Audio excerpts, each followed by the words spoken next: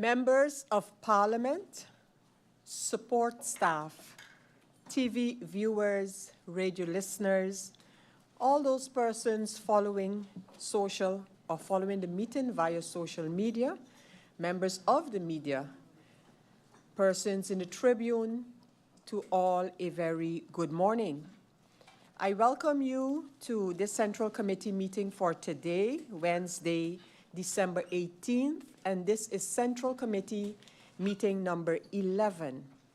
At this time, I want to give a special welcome to Parliament, the Council of Ministers, the Prime Minister, Minister of General Affairs, Dr. Luc Mercelina, the Minister of Finance, Ms. Marinka Gums, the Minister of Tourism, Economic Affairs, Transport and Telecommunication, Mrs. Grisha Heilige-Martin, the Minister of Justice, Ms. Natalie Tacklin, the Minister of Education, Culture, Youth and Sport, Ms. Melissa Gums, the Minister of Public Health, Social Development and Labor, Mr. Richnel Brug, the Minister of Public Housing, Spatial Planning, Environment and Infrastructure, Mr. Patrice Gums Jr., and their respective support staff.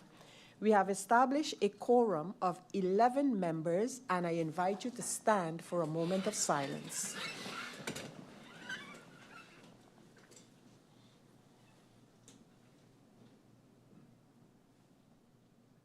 Thank you.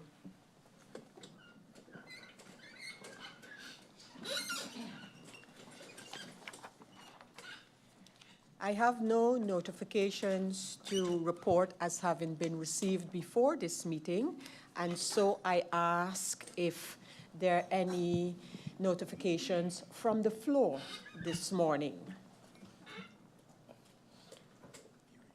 I see MP Irian has requested the floor. MP Irian, you have the floor. Good morning, Madam Chair, SG, the Honorable Ministers, the Council of Ministers, Members of Parliament, seasoned greetings to all. Madam President, I sent a letter, I believe, this week concerning the operations or how the Presidium is operating in terms of handling Parliament, and I expressed my disappointment in that. I also saw that a letter that you sent actually before my letter, I believe it was December 5th, basically having the same sentiment as me to the Honorable Prime Minister regarding the cooperation and communication from the Council of Ministers side to Parliament side. And I could understand the position that you're in, having to defend things that you don't want to defend. Today we're here in Parliament, come to the end of the year. We have the Prime Minister. I saw that MP La Cruz also sent an article out regarding the lack of responses coming from the government, in particular, or especially that of the Office of the Prime Minister. There are letters that have been sent since, I believe, September, and they just go unanswered. We've had meetings in the last few months, CC meetings, where we give the opportunity for answers to be given in writing, we get no answers in writing, and now today, we have the budget debate, where more than likely we have to ask the same questions again, because for the last 4 months, the Council of Ministers just don't reply, they just don't respond to nothing that we send. And it's very interesting because when some of these same individuals sat on this side of the floor, just a few months ago, or even last year, we couldn't wait a month before complaints came in of non-responses, but now it seems as though the Presidium does not care that we as Parliament don't get responses, we don't get updates on letters that we send, we don't get updates on meetings that we call. So I would really like to even let the public know that, yes, we are calling meetings, we are sending questions to the government, but we just don't get the proper communication. Thank you, Madam Chair. Thank you, MP Irian. Any other members wish to make use of notifications at this time? I don't see that indication, and so we do have. I see MP Doran. MP Doran, you have the floor. Thank you, Madam Chair Lady. Good morning to you, my colleagues, the Honorable Council of Ministers, those in the Tribune, and everyone tuned in. I just want to wish everyone a seasoned greetings, the people of St. Maarten, as well as welcome my new colleagues to the floor of Parliament, that those that are newly sworn in. I look forward to good dialogue, because I know that now that some of them for the first time are in this house, I think that that is a great thing. St. Maarten has seen a change in terms of the demographic that are now elected and are appointed. And I just want to see good things coming out of these deliberations. And as my colleague Irian mentioned, it is indeed unfortunate that we cannot get responses for things that are long overdue. And I look forward to receiving these, because if not, then we'll just have to continue pushing and be more open with the public as to how things are going. Thank you very much. Thank you, MP Duran. I see that MP Labega is requesting the floor. MP Labega, you have the floor for notifications. Good morning, Madam Chair. Good morning to the SCAFIR staff. Good morning to the Honorable Prime Minister and everyone in the Council of Ministers. Good morning to my colleagues. I'd just like to take this opportunity to thank the people of St. Maarten, as this is the first parliamentary meeting since I have been sworn in. I'd like to thank everyone that supported me and also has supported the Democratic Party. To my colleagues, I look forward to working alongside of you to pushing St. Maarten forward. And also to my colleagues to the right, even though we may be opposition, remember we are still Team St. Maarten, and I look forward to all of us working together. Thank you. Thank you, MP Labega. I see, okay, what has happened is that we haven't yet changed the names. So on this side, so I would see, like, for example, MP Brug. So let me follow what the secretary is indicating. So thank you, MP Labega. And now we have MP MP Waver. MP Waver, you have the floor. Good morning to all. Good morning to Secretariat, to the ministers present here today, to the listening public that are viewing online or via radio. Thank you for the opportunity. I also would like to thank the people of St. Maarten for giving me this opportunity as well and supporting the party. What we have seen as well is that the people of St. Maarten have decided to cancel their Netflix subscription to Parliament. So we want a serious change in Parliament. So based on that, I hope and look forward to working together with the MPs on the right and together with the MPs here sitting in front of me and next to me to continue to move the country of St. Maarten forward. So thank you. Thank you, MP Waver. I now give the floor to MP La Cruz. MP La Cruz, you have the floor. Thank you, Madam Chair Lady. A blessed morning to one and all, the Council of Ministers. Welcome to the House of Parliament, and hope we have a fruitful discussion when it comes to the budget and the people's business today. A blessed morning to my fellow colleagues, those that were lately sworn in, those in the Tribune, and the population that is listening or watching via social media. Madam Chair Lady, my colleague, MP Otley, asked to be excused. He'll be a couple minutes late today, but he will be present to this very important meeting. Thank you, Madam Chair Lady. Thank you, MP La Cruz. I continue now and I give the floor to MP Jansen Webster. MP Jansen, you have the floor. Good morning, Madam Chair, colleague members of Parliament, SCAFIR, the ministers. Welcome you today to Parliament. This is my maiden speech today in Parliament. It's my first time. I want to thank the URSM party for the platform that allowed me to be elected to Parliament. And also, I would like to especially thank the people of St. Maarten for their support and for my core supporters who have been with me for all of these years. I really thank you for enabling me to be here today. I would like to assure the people of St. Maarten that I take this role seriously, just like I have taken all of my roles seriously in my long tenure, 24 years serving the people of St. Maarten. And you can always reach out to me. Ask me the questions that you would like me to represent you with, and I am here for you. Thank you. Thank you, MP Jansen. MP Lewis, you have the floor. Good morning, Honorable Chair Lady. Good morning to my honorable members of Parliament. Good morning to the Council of Ministers. As today embarked my first day without having the dual caps, today I sit here solely as your Member of Parliament in service to the country of St. Martin. However, being the short stint minister in the former coalition, where I also had hands in what is to take place today going forward, I still will share my sentiments as the former Minister of Justice and the former Acting Minister of ECYS to all ministers sitting here today. I would also like to welcome the newly appointed colleagues to this honorable House, and that we keep this House honorable, and that every statement and every question that we ask be answered, because it's not on our behalf, it's upon those who entrusted their vote in us to ask these questions to the honorable ministers. Thank you. Thank you, MP Lewis. I now give the floor to MP Peterson. MP Peterson, you have the floor. Thank you, Madam Chair. Good morning to yourself, to my colleagues, to the Honorable Council of Ministers, and everybody else tuned in. I also, given that all of my colleagues did it, I also want to take the opportunity to thank everybody, the people of St. Maarten for their support. And, just to echo what some of my colleagues said, I think that this new term is going to be one of reflection, it's going to be one of youth. And I think it should be, most of all, one of accountability. And I intend to be the embodiment of that, exactly that, Madam Chair. And it is my hopes that this Parliament actually becomes, the legislator that we are supposed to be. And yeah, I think that's about it for me. Thank you for the opportunity, Madam Chair.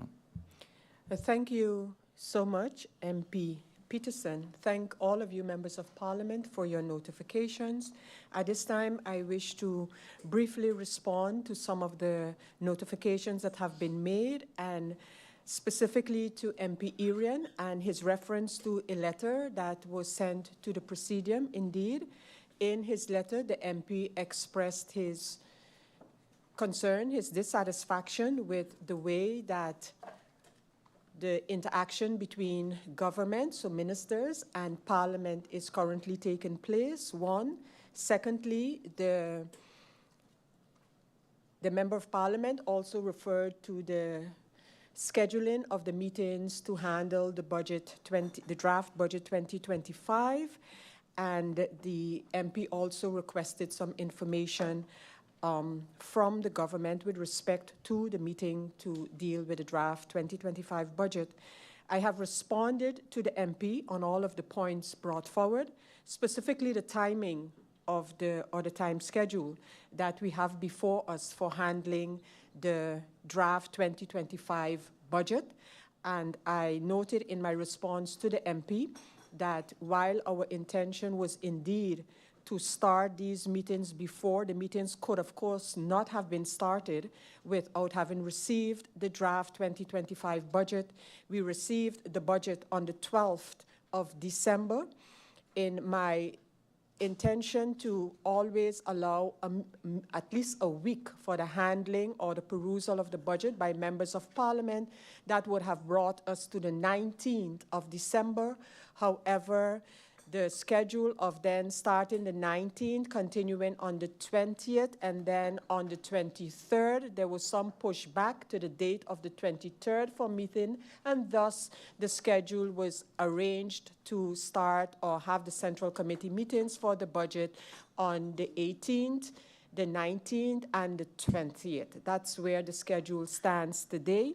In addition to that, the matter of responses, timely responses by ministers of government has also been referred to or by me in terms of my intention, which has already been communicated with the Prime Minister, to sit with the Prime Minister and come to a sort of a working understanding with respect to the interaction between Parliament and the ministers. This would include things like, for example, the timely responding to questions by members of Parliament. As you know, this is regulated, for the lack of a better word, in the rules of order of Parliament, and requires responses by government ministers within a period of 3 weeks, and if not possible, that this be communicated to Parliament. And thus I have understood from both sides the Parliament as well as the government that there is some snags in that process that we need to iron out and make sure that the government receives the questions in a timely fashion and can respond. And if not, that we will be informed as Parliament that the answers cannot be given in the time that we have agreed to. Another point that I have asked, and I will be further discussing with the Prime Minister, his attention for, and the attention of all ministers, is the question hour of Parliament. Like that, we can get a lot of the current issues out of the way by providing responses to the members of Parliament. And I expect that the talk between the Prime Minister and myself will result in a sort of a working understanding that will benefit all members of Parliament as well as the ministers of government. In addition to that, I can inform, because the specific questions by MP La Cruz were also referred to, and I can inform the MP and his colleagues, our colleagues, that those answers with respect to the latest issue raised by MP La Cruz, that those answers have been received by Parliament and will be forwarded as soon as possible to the MP and all members of Parliament. So that letter, my letter to the Prime Minister, has been communicated with all members of Parliament, and you have received that letter for your information. It would be amiss of me if I did not use this meeting or the notifications in this meeting to express my sincere condolences to the Richardson family with the loss of another young St. Martiner in the Netherlands, and to his mom in particular, teacher Candy Richardson. Our sincerest condolences as you deal with this very, very difficult and sad situation. May God give you strength and the peace that only He can give in these circumstances. And I don't want to say it in the same breath, but I do know that I have already started discussions with some of my colleagues here in Parliament about the need for us to look a little closer at the issue of mental health, not only in terms of facilities and buildings and personnel, but at the individuals, at the persons who are going through and have gone through serious mental health challenges, not only abroad, not only St. Martiners abroad, but here on St. Martin as well. So to teacher Candy and her family, my sincerest condolences and wishing you strength. Again, members of Parliament, thank you for your notifications, and I now will proceed with the agenda points actually for this meeting. And that is the first agenda point, which is the advice regarding the installation and composition of the permanent and ad hoc committees of Parliament. Secondly, the advice regarding the installation and composition of the committees of the Latin American Parliament, the so-called Parlatino. Thirdly, de Ontwerplandsverordening tot vaststelling van de begroting van het Land Sint Maarten voor het dienstjaar 2025. And that is the National Ordinance number 182, as registered at Parliament, or the incoming document 371, dated the 11th of December 2024. So that's the national ordinance stipulating the budget for country St. Martin for the year 2025. As I mentioned, it is IS 371 and national ordinance number 182 of this parliamentary year. Let's go over to agenda point 1, and that is the advice regarding the installation and composition of the permanent and ad hoc committees of Parliament. By a letter of September the 20th, 2024, the faction leaders were requested to submit the desired composition of the permanent and ad hoc committees of Parliament for their factions to the Secretary General of Parliament. And based on the received proposals, an advice was made, and the composition of the committees were established in a public meeting of Parliament on October the 10th, as a result of the recently held elections on August 19th. And the new Parliament, of course, that sat as a result of that election, and that took place on September the 20th, 2024. So, due to the resignation of former members of Parliament Brug, Gums, Heiliger Martin, Mercelina, and the installation of 4 new members of Parliament, Janssen Webster, La Vega, Peterson, and Waver, and in accordance with Article 21, Paragraph 3 of the Rules of Order, by email of December the 3rd, the faction leaders were requested to submit the desired composition of the permanent and ad hoc committees of Parliament for these 4 new MPs to the Secretary General of Parliament in order for them to be able to function as full-fledged members of these committees.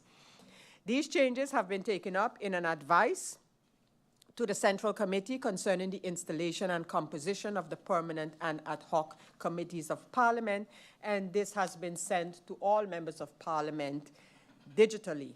Does any member require the floor on this topic?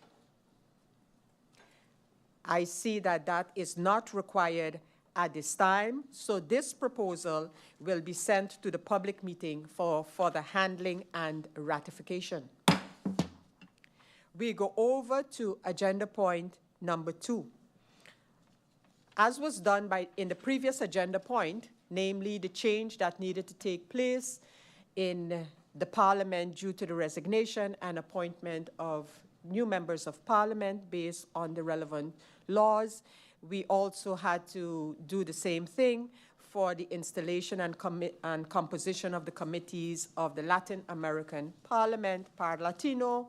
The faction leaders of those newly appointed members have also submitted their proposal for participation of the new members in the committee or the committees of Parlatino, and this too has been sent to all members of Parliament, and I ask if there is the need for any member to speak on this topic of the new composition of the committees of Parlatino based on the changes that took place. I don't see that being necessary at this time, that any member wishes the floor, and thus, without any comments further, this advice as proposed will be sent to the public meeting for further handling and ratification. We go over now to agenda point number 3. The national ordinance stipulating the budget for country St. Maarten for the year 2025.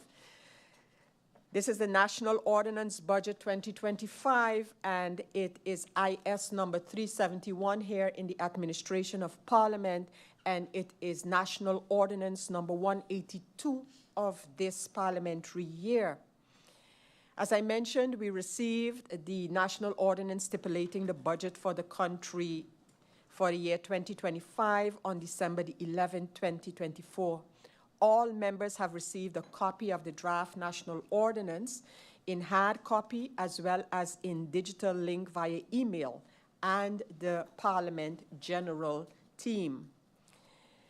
I want to firstly make the suggestion as to how we will handle this Central Committee meeting for the budget.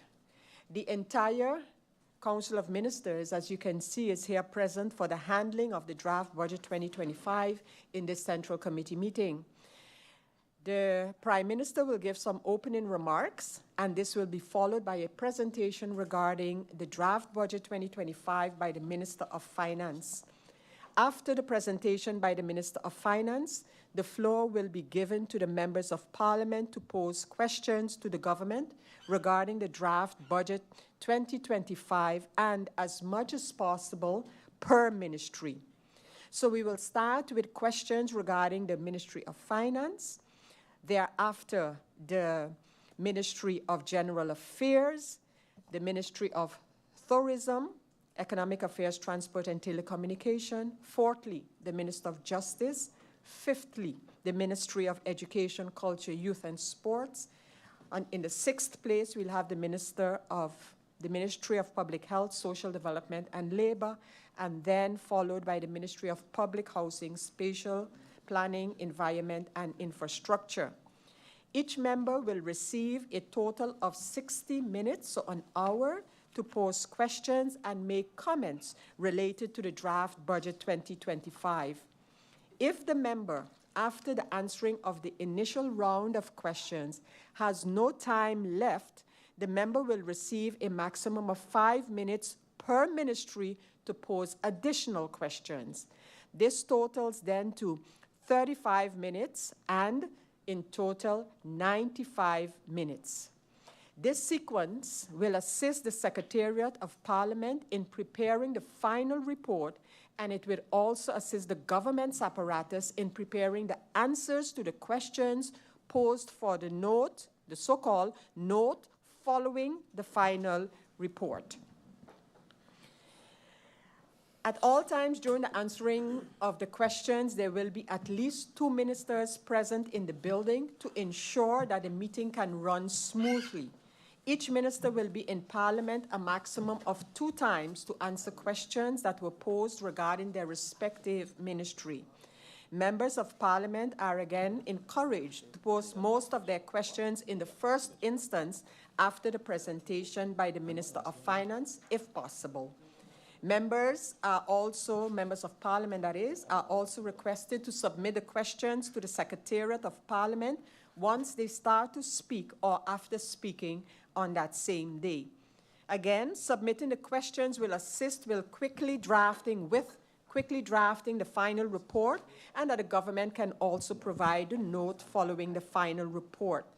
These final notes and note following the final report are reports that are a necessary part of the legislative trajectory, also the one for the draft budget.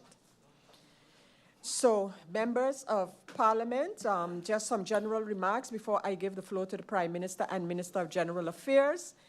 We have, as much as possible, encouraged the factions of Parliament to prepare and do their research together.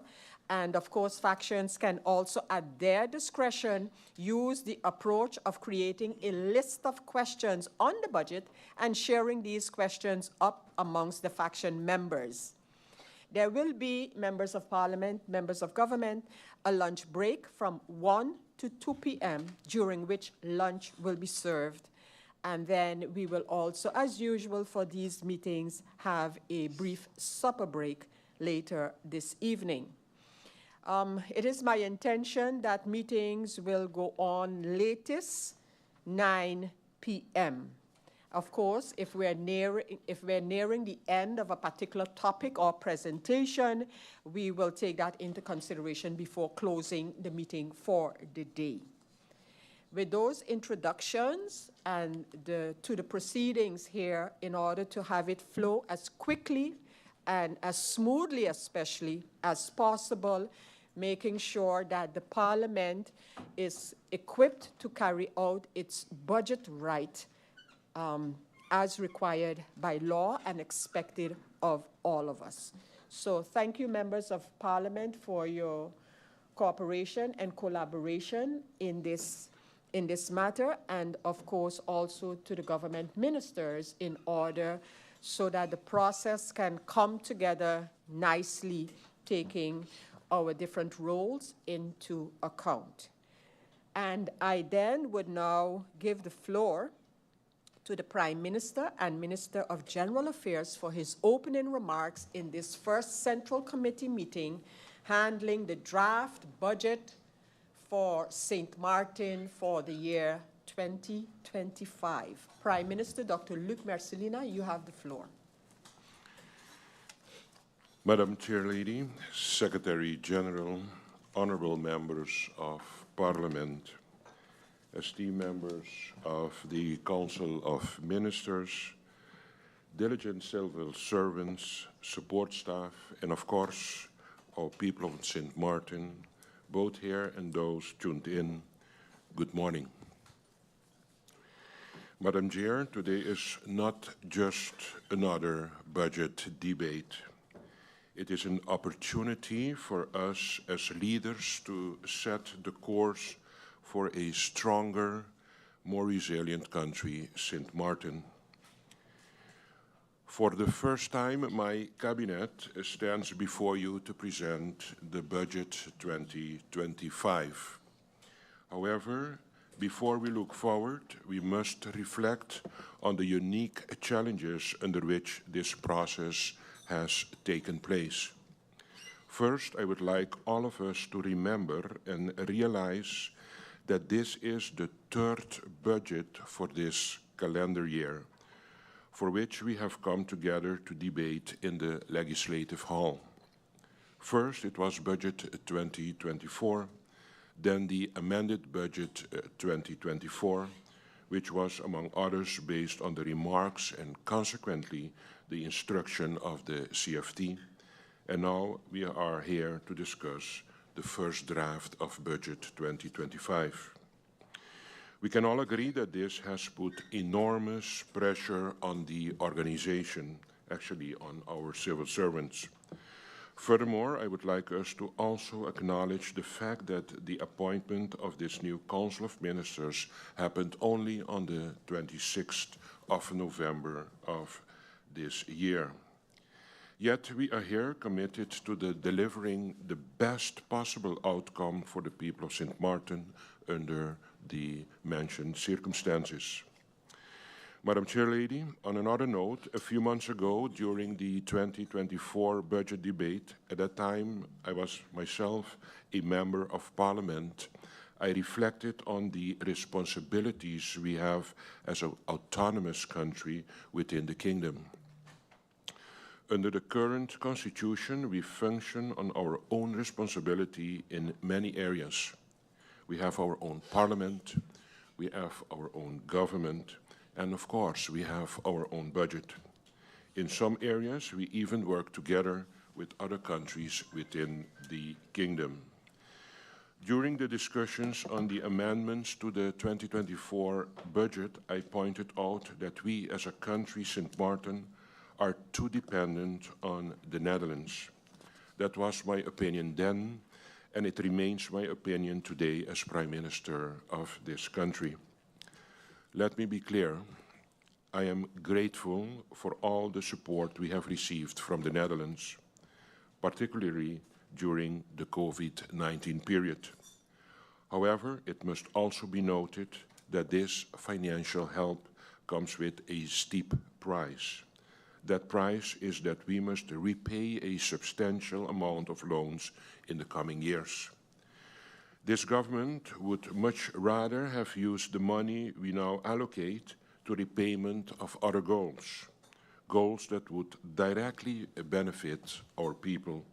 For example, to renovate our schools, to support vulnerable groups, to stimulate culture and sport, and to invest in our infrastructure. My point is this: as an autonomous country within the Kingdom, we must ensure that we establish financial buffers to take these hits in times of need. The bigger our financial buffers, the less dependent we are on others, and the better we can run our own country, ourselves, in times of crisis. That is why this government is also working towards the establishment of, for example, a disaster reserve fund for country Sint Maarten.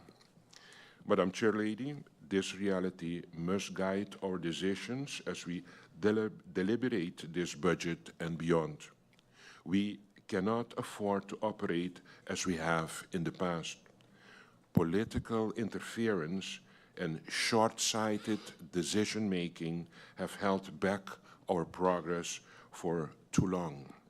It is time for us to work together, united in purpose, to move Sint Maarten forward.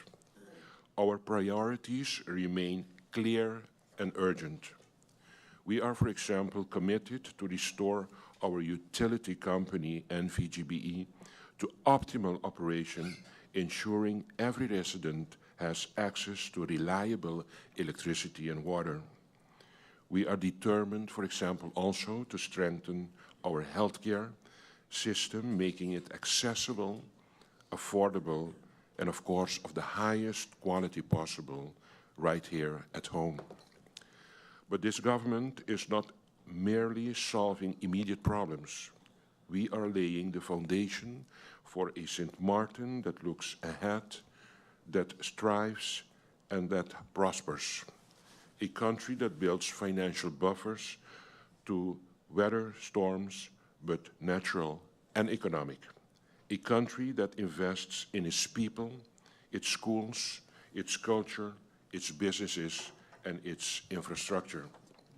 A country that reduces its dependency on external aid by increasing its capacity for growth, innovation, and fiscal responsibility. Madam Chairlady, this budget is not just about numbers, it's about vision and especially faith. Faith in our collective ability to overcome challenges, to make sacrifices today for a better tomorrow, and to secure the trust of the people we are here to serve. To the people of Sint Maarten, we hear you, we see you, and with your support, we will deliver to you. Members of Parliament, the road ahead will not be easy, but together we can make the decisions necessary to shape the Sint Maarten that we all envision. Prosperous, self-sufficient, and resilient. Madam Chair, with your indulgence, I would like to give the floor to my colleague, the Honourable Minister of Finance, that will elaborate on the draft budget 2025. I thank you, Madam Chair. Thank you, Prime Minister and Minister of General Affairs, Dr. Luc Mercelina, for those introductory remarks to the draft budget 2025 for St. Maarten. At this time, I now give the floor to the Minister of Finance, Ms. Marinka J. Gums. Minister Gums, you have the floor. Fellow colleague ministers, honorable members of Parliament, persons in the tribune, viewing and listening audience, support staff, and to the people of St. Maarten under the sound of my voice, good morning and blessed day to all. I am here to present to you the draft budget for the year 2025. It is an honor to be here today presenting the draft budget 2025 prior to the start of the upcoming year. This marks a significant milestone as it has been years since St. Maarten was able to commence a budget debate before the year of the budget itself. In accordance with the Kingdom Financial Supervision Act, RFTA, the government is required to submit the budget for the subsequent year to the CFT, Committee for Financial Supervision, by December 15th of the preceding year. Article 14 of the RFT states, if the CFT has not received an approved budget by December 15th, and it is of the opinion that there is no prospect of a draft budget or an approved budget being submitted within a reasonable period, the CFT shall notify the Council of Ministers of the Kingdom. Fortunately, there is no need for such a notification this year. The government of St. Maarten, supported by the diligent and tireless efforts of the civil servants, has ensured that the budget was completed in a timely manner. Today, we have commenced the Central Committee meeting, and the subsequent public meetings are scheduled to take place in January 2025. This positions St. Maarten to approve the budget 2025 within a reasonable time frame. Such an achievement represents a significant improvement compared to previous years as it brings us closer to achieving financial stability and timely governance. This draft national ordinance for the budget 2025 outlines the financial position of country St. Maarten for the year 2025. It is based on the Q2 report, which also formed the foundation for the 2024 budget amendment. For the economic outlook, the most recent projections from the IMF and the Central Bank have been used. The IMF and the Central Bank estimates St. Maarten's GDP for 2025 at approximately 3.1 billion guilders. The debt to GDP ratio is expected to reach 34%, which is considered sustainable and manageable.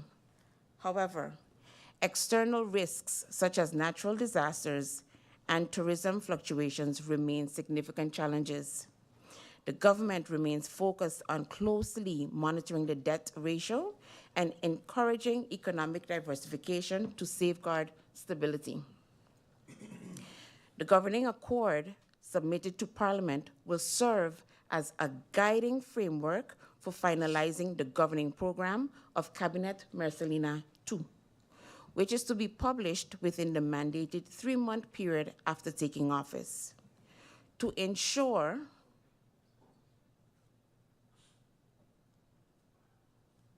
my apologies.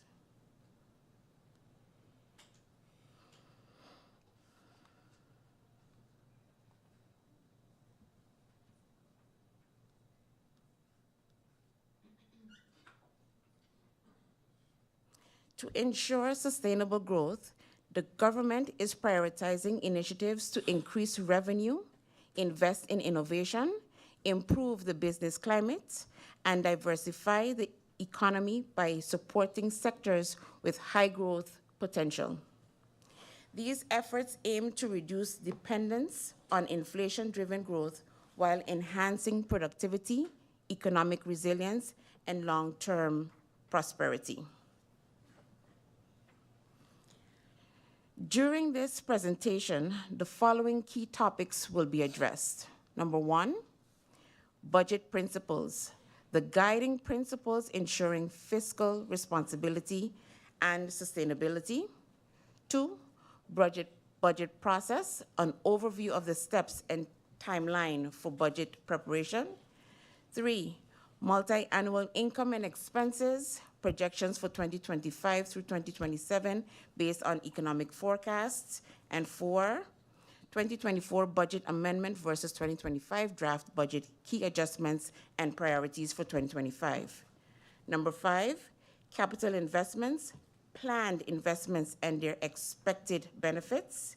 6, potential benefits, anticipated outcomes, including improved services and economic growth.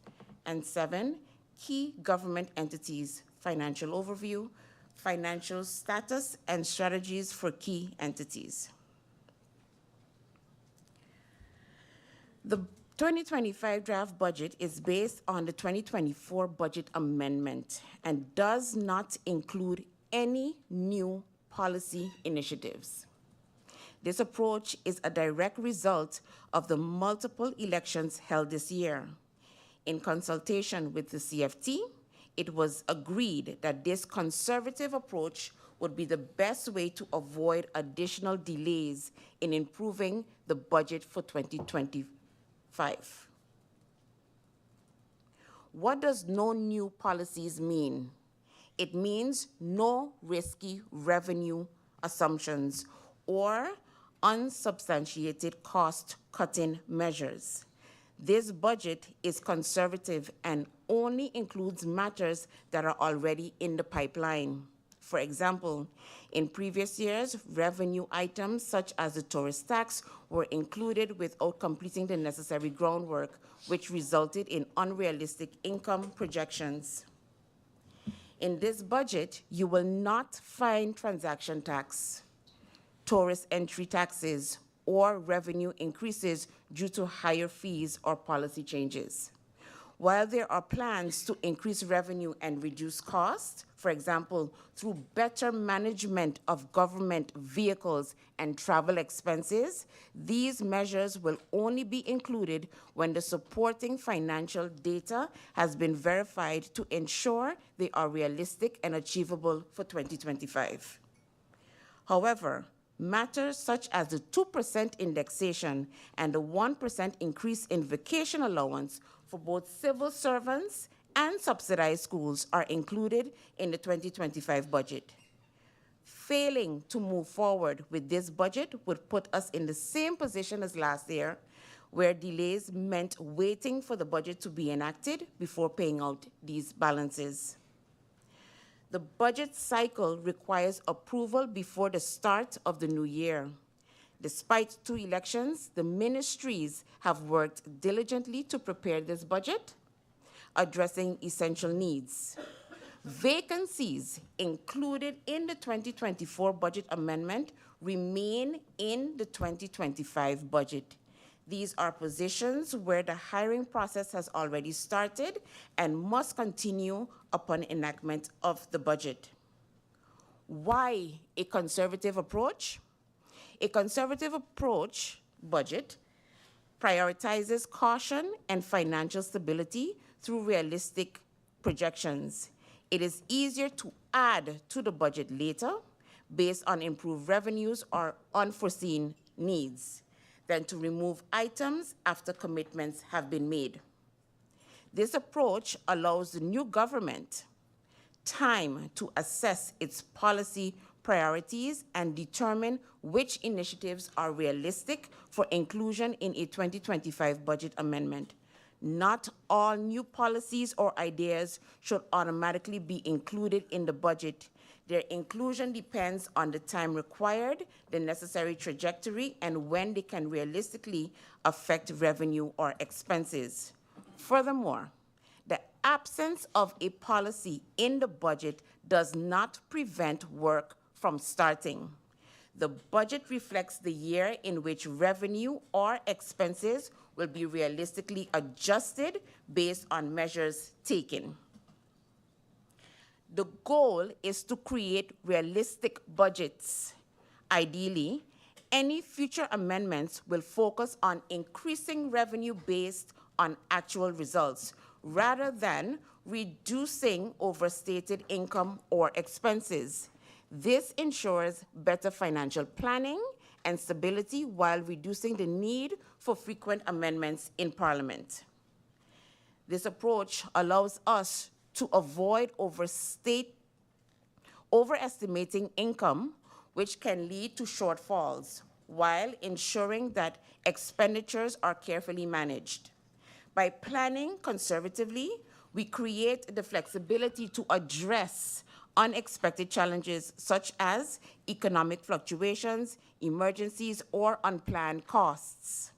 This method reflects responsible financial management, prioritizing sustainability and adaptability to ensure we are prepared to seize opportunities and mitigate risks as they arise.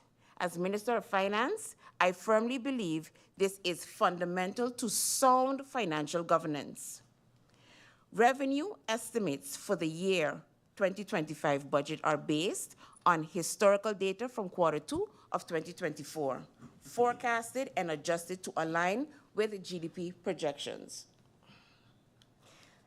Similarly, expenditure estimates are grounded in Q2 data with necessary adjustments for inflation, union agreements, and existing obligations.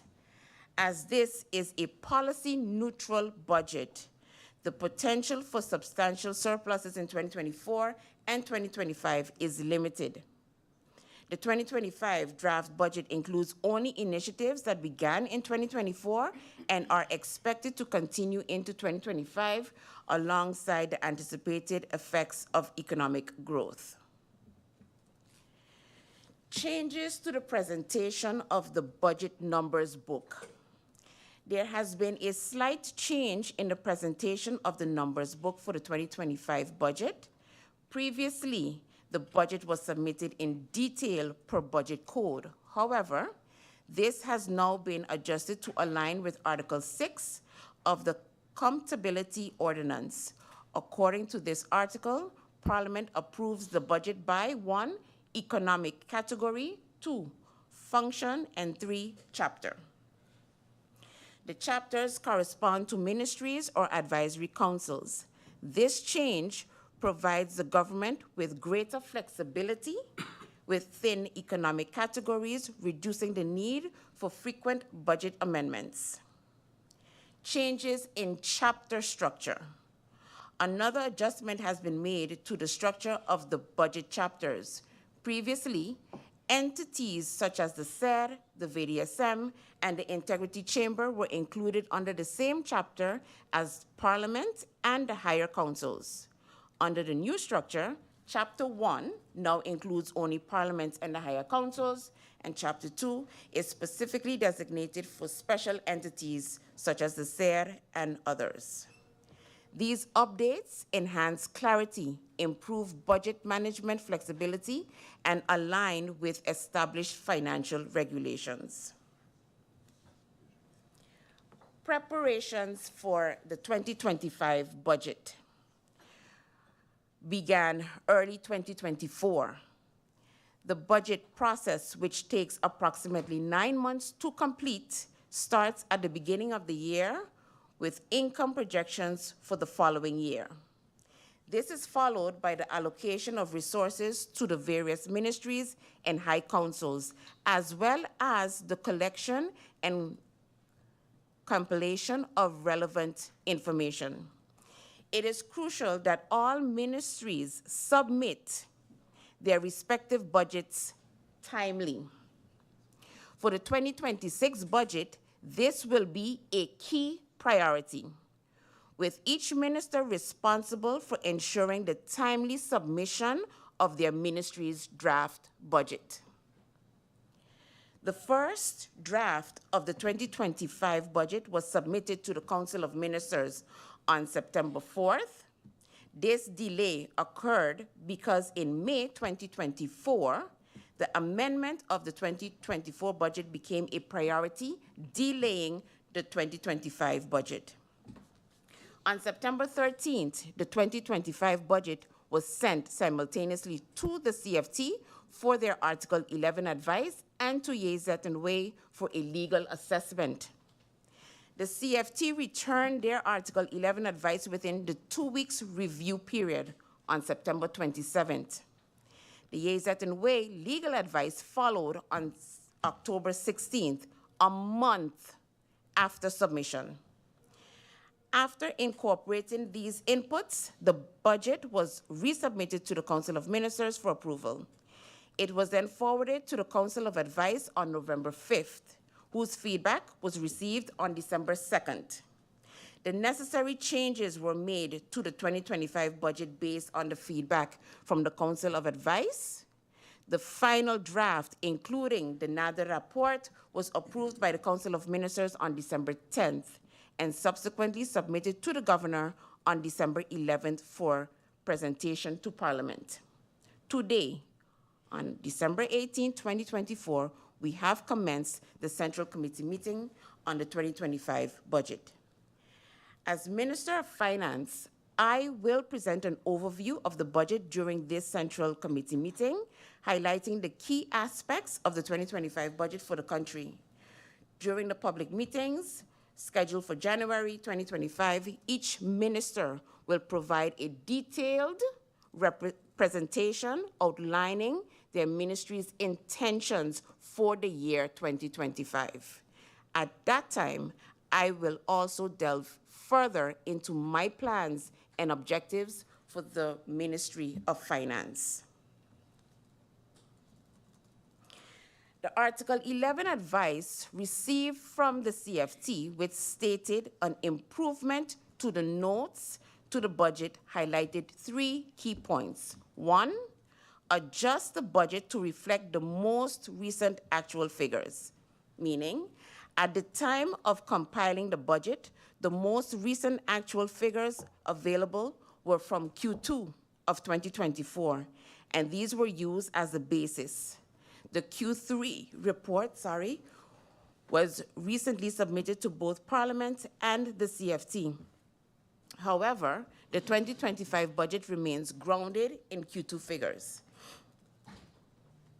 Number 2, properly incorporate the repayment of liquidity support loans. This relates to the liquidity loans of 316 million guilders, which were linked to the ENIA solution. Initially, the interest rate was 6.8%, but following Parliament's approval of the solution, the rate has now been reduced to 2.9%. At the time of the Article 11 advice, this matter was unresolved, and the advice was precautionary. The current interest rate for those loans now reflects the agreed 2.9%. There are no repayments listed in this budget with regard to the liquidity loans, as the first repayment will be in the year 2038.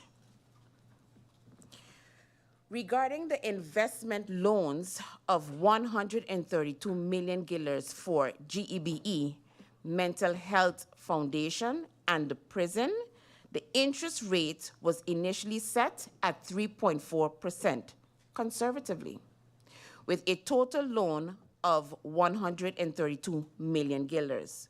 However, based on the bond issuance results, the final interest rate is 2.43%, leading to a positive outcome.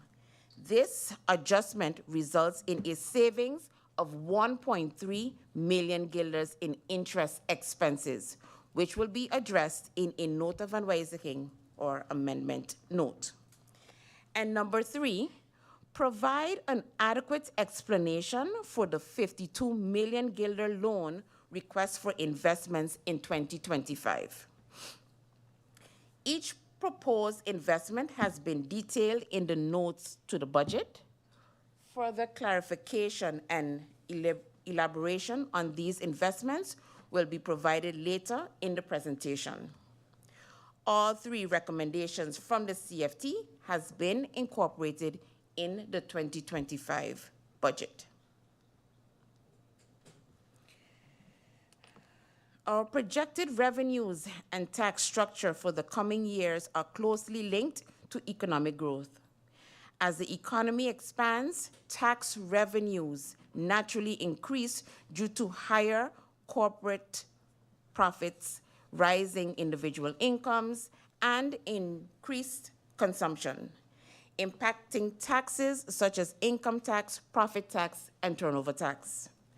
Conversely, economic slowdowns typically lead to reduced revenues.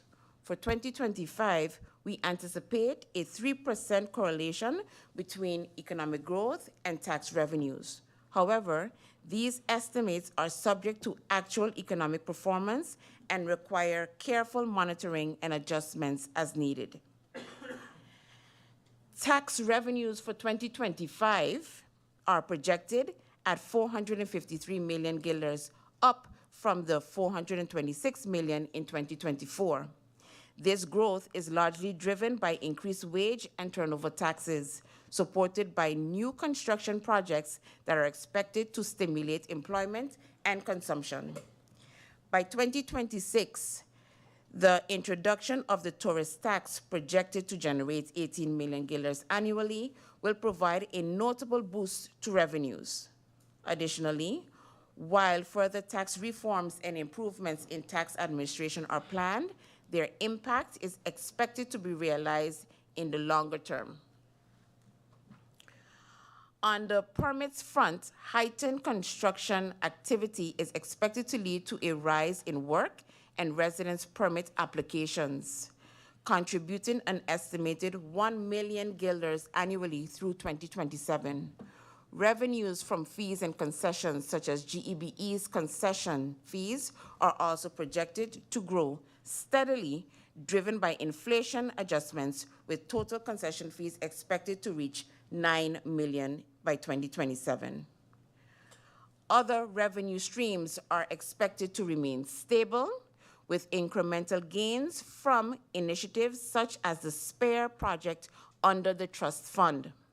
This project focused on enhancing institutional capacity and operational effectiveness is set to contribute $23 million between 2025 and 2028.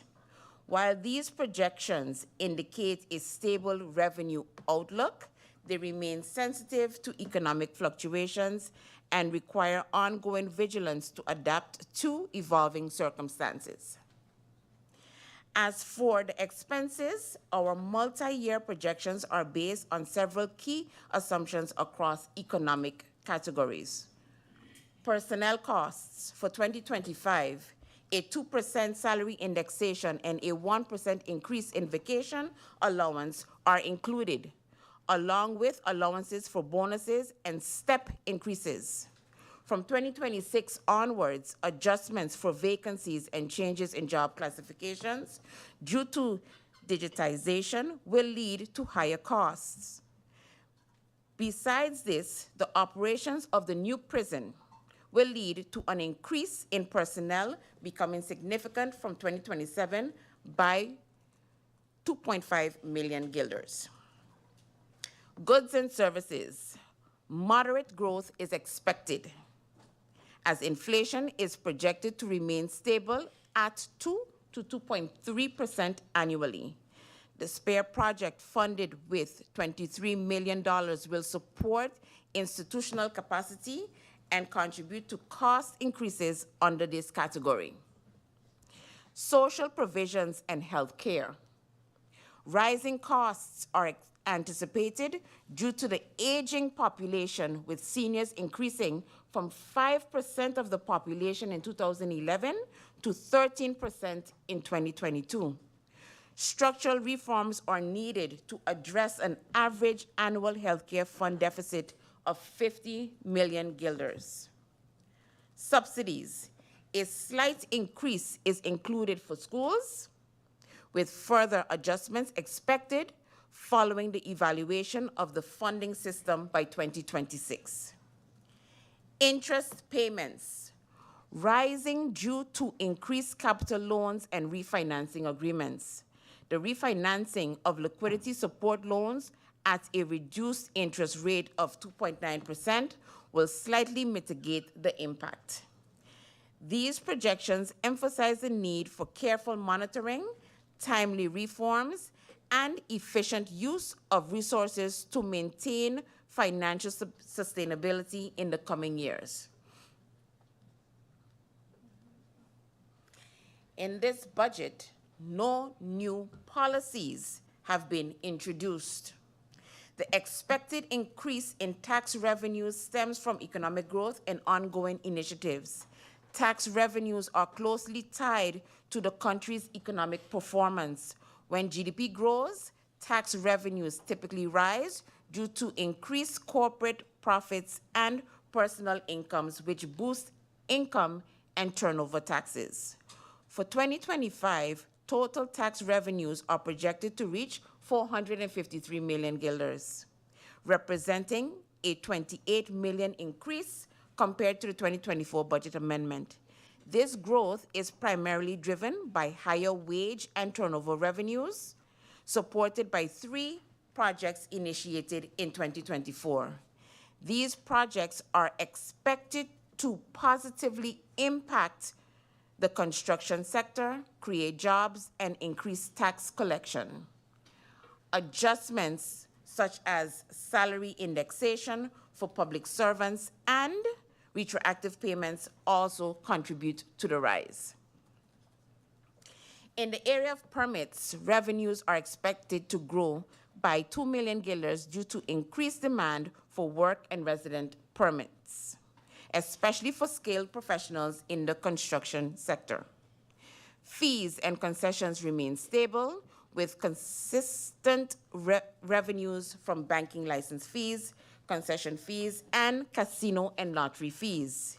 These categories show no significant changes compared to the 2024 budget amendment. Other revenues, however, are projected to decrease from 46 million in 2024 to 41 million in 2025, primarily due to the absence of one-off items included in the 2024 amendment, such as retroactive land lease payments. Project funds are adjusted annually based on approved plans, with 17 million guilders allocated for 2025, including contributions for border control and tax reform. The SPARE project, funded by the trust fund, adds 10.8 million guilders in new funding under the Ministry of Finance.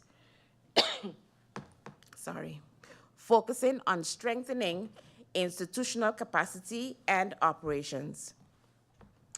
This initiative, along with other planned projects, reflects the government's efforts to align revenues with realistic projections and strategic priorities for sustainable growth.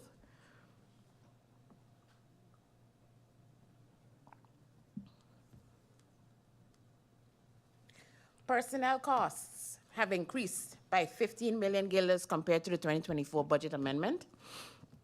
This increase is primarily due to the reclassification of certain expenses such as outsourced labor, meals, and uniforms from material costs to personnel expenses.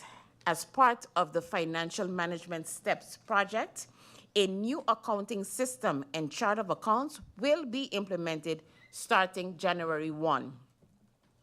This reclassification aligns these costs under personnel expenses as they pertain to secondary benefits and outsourced labor, serving as an extension of the workforce. The increase in personnel costs is attributed to the following. Sorry.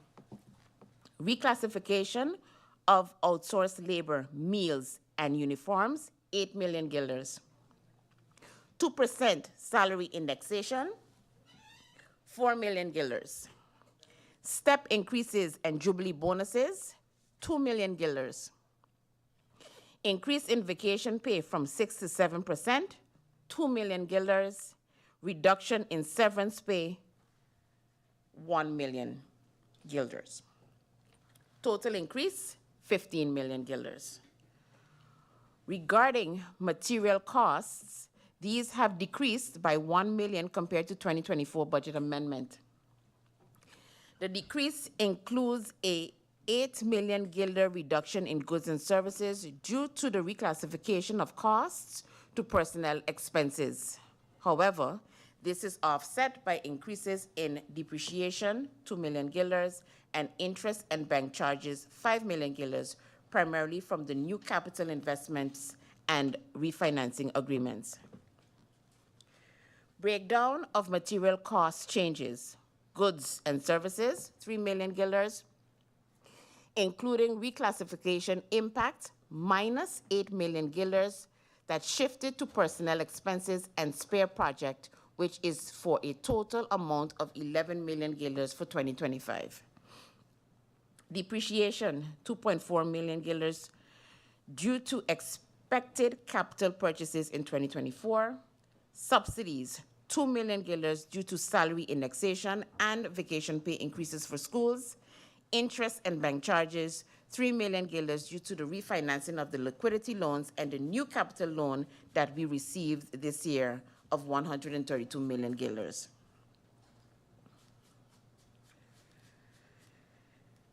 The 2025 budget includes a total of 359 million guilders allocated to the capital account. Of this, 271.5 million is reserved for investments in capital goods, and 87.7 million is allocated for debt repayments and student loans. Of the total 271.5 million guilders for capital goods, 171.9 million guilders is for projects carried over from the 2024 budget amendment, and 47.7 million guilders is for projects from the 2023 budget amendment. These projects were delayed and shifted to 2025 due to execution setbacks. The 2024 capital goods projects are funded through 132 million in loans, 33 million in contributions from Bezeka for the prison, and 6 million from Teweyo Tema A1 for the second phase of the ERP system. Additionally, 26 million from a 60.9 million loan received in 2023 remains unused and has been reallocated to the 2025 budget to support ongoing execution. Further contributions from Teweyo include 22 million, of which 6 million is allocated to strengthening financial management, Tema A1, and 16 million is designated for implementing a new tax system, Tema C5. Together with the unused loan amount of 26 million, this totals 48 million in the 2025 2025 budget. The 87.7 million guilder allocated for debt repayments and student loans comprises of 73.5 million guilders from loans taken prior to October 10th, 2010. 5.2 million for student loans and 7.2 million for regular repayments. The 73.5 million will likely need refinancing through a new loan, while student loans and regular repayments will be covered by existing resources. The remaining 52 million from the 271.5 million is for new capital investments requiring additional financing through a new loan in 2025. This loan incorporates several significant investments, including 1, Ministry of Justice, 10 million guilders for the prison. This is part of a staged approach with the majority of funding incorporated in the amendment budget 2024. 2, Ministry of Education, 12.1 million guilders for a new high school. 3, Ministry of TIAT, 9.5 million guilders for a new building for the Met Department. 4, Ministry of Public Housing, Spatial Planning, Environment and Infrastructure, VROMI, 18 million guilders for land acquisition. The total of these specific significant investments sums up to 49.6 million guilders, aligning closely with the overall CapEx loan allocation.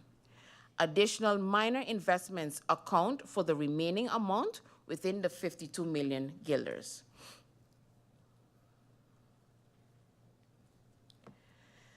The opening balance of loans stands at 1 billion guilders to fund the capital account.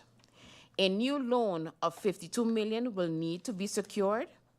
Additionally, in 2025, the repayment of a 73.5 million guilder loan, as mentioned earlier, refinancing this loan is critical to maintaining financial stability. Alongside the full repayment of the 73.5 million guilder loan, an additional 9 million guilders in regular loan repayments is required. This brings the total loan balance as of December 2025 to 1 billion. These repayment obligations highlight the importance of careful planning and decision-making to safeguard the country's financial stability.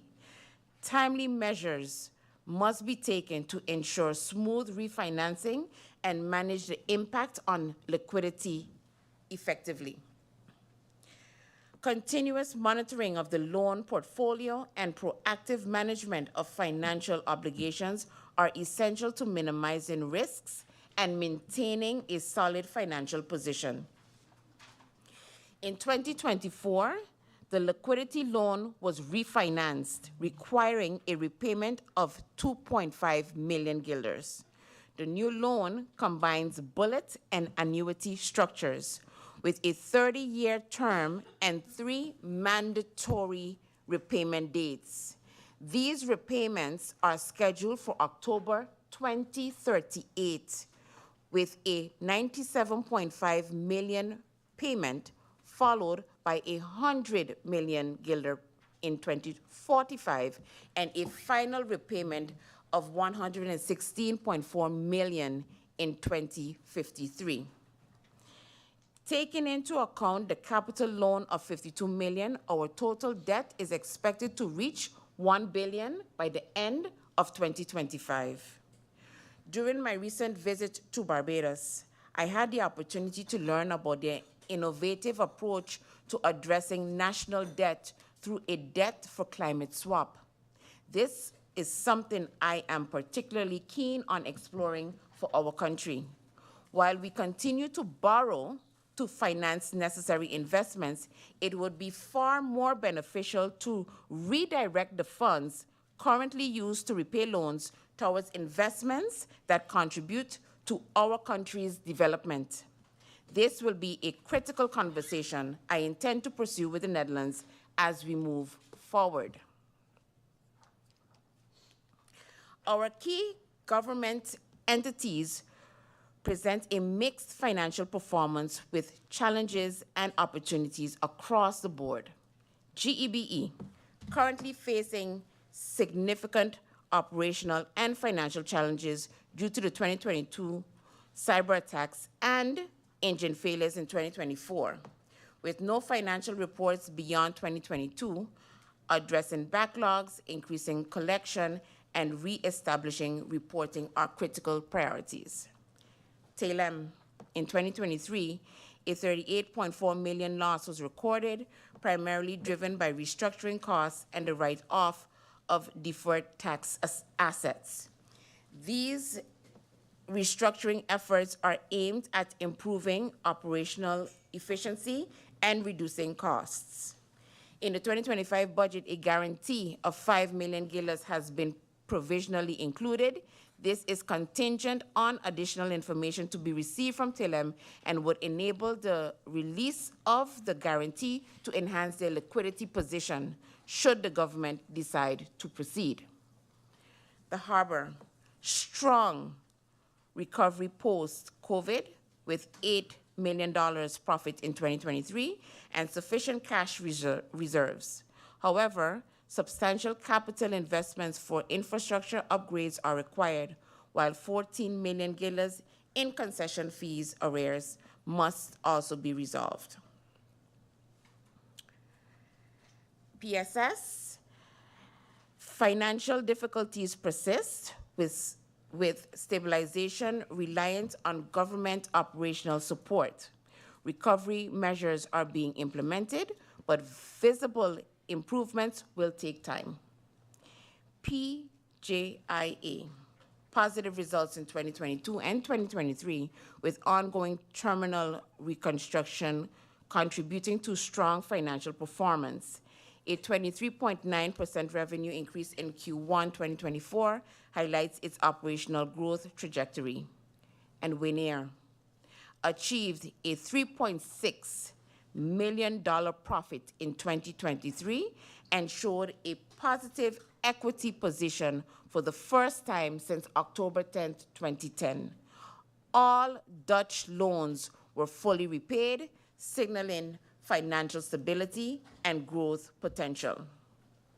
The government remains committed to monitoring these entities, ensuring financial transparency, and supporting strategic initiatives to strengthen their performance and contributions to the country. In closing, I would like to emphasize that through this budget, we seek to address the immediate challenges facing our economy while laying the groundwork for long-term prosperity. My ultimate goal as Minister of Finance is to ensure fiscal discipline. I remain steadfast in my commitment to prudent financial management, ensuring that every guilder spent delivers tangible value to our people while maintaining the stability and sustainability of our national finances. Madam Chair, this brings me to the end of my presentation. Thank you for the opportunity to present this budget and for your attention throughout this important debate. I look forward to engaging with members of Parliament and addressing your questions as we collectively work toward the betterment of our country. Minister of Finance, Minister Marinka J. Gums, thank you for your presentation and introduction to the topic that is going to be the topic of discussion for at least the 3 coming days in Central Committee, and then hopefully in the new year we will continue with the public discussions, or at least discussions in a public setting of Parliament on the draft budget 2025. Thank you once again, Minister, for your presentation. At this time, members of Parliament, I will just have a brief adjournment, no more than 3 minutes, and then we continue with now the members of Parliament having the opportunity to ask questions and make your comments regarding the budget 2025. Meeting adjourned for, I'll make it 5 minutes.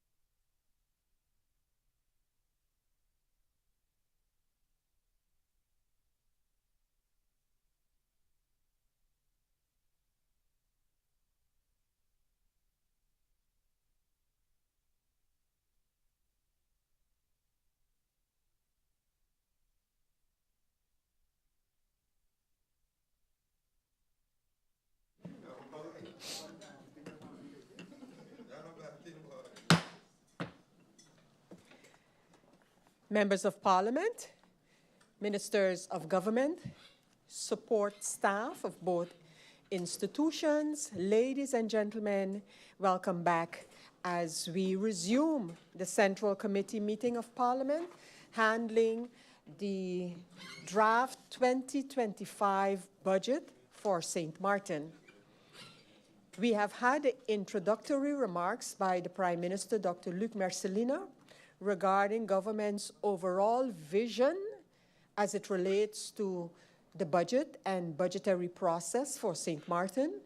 And we then had an in-depth presentation by the Minister of Finance regarding the draft budget before us as presented to Parliament by the government of St. Martin. At this time, it is the opportunity for members of Parliament to react to the presentation, ask questions regarding the draft budget 2025, or make comments with respect to the topic at hand, the agenda point, draft national budget 2025. To which member of Parliament can I give the floor at this time? I request of the, and yes, thank you very much. We start with questions, comments, etc. regarding the Ministry of Finance. So if members of Parliament can indicate their desire to speak at this time, we will then focus on the Ministry of Finance in the questions and comments. I have MP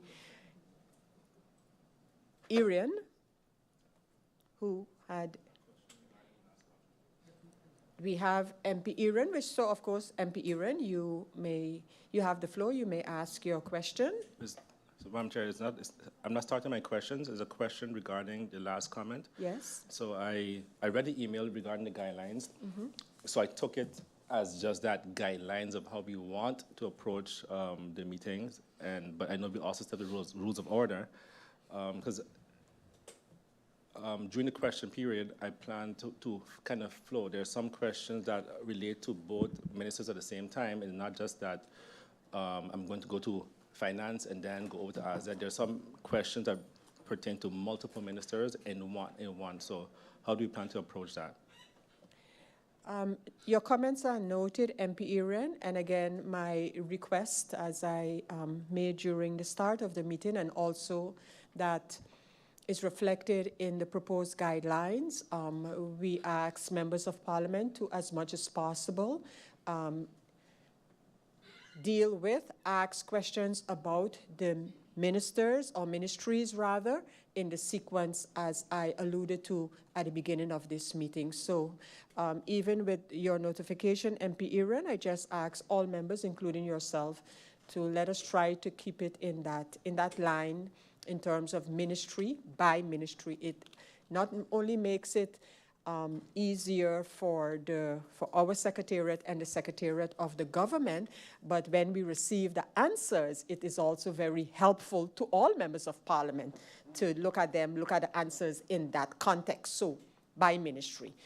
And with that, again, members of Parliament, to whom can I give the floor at this time?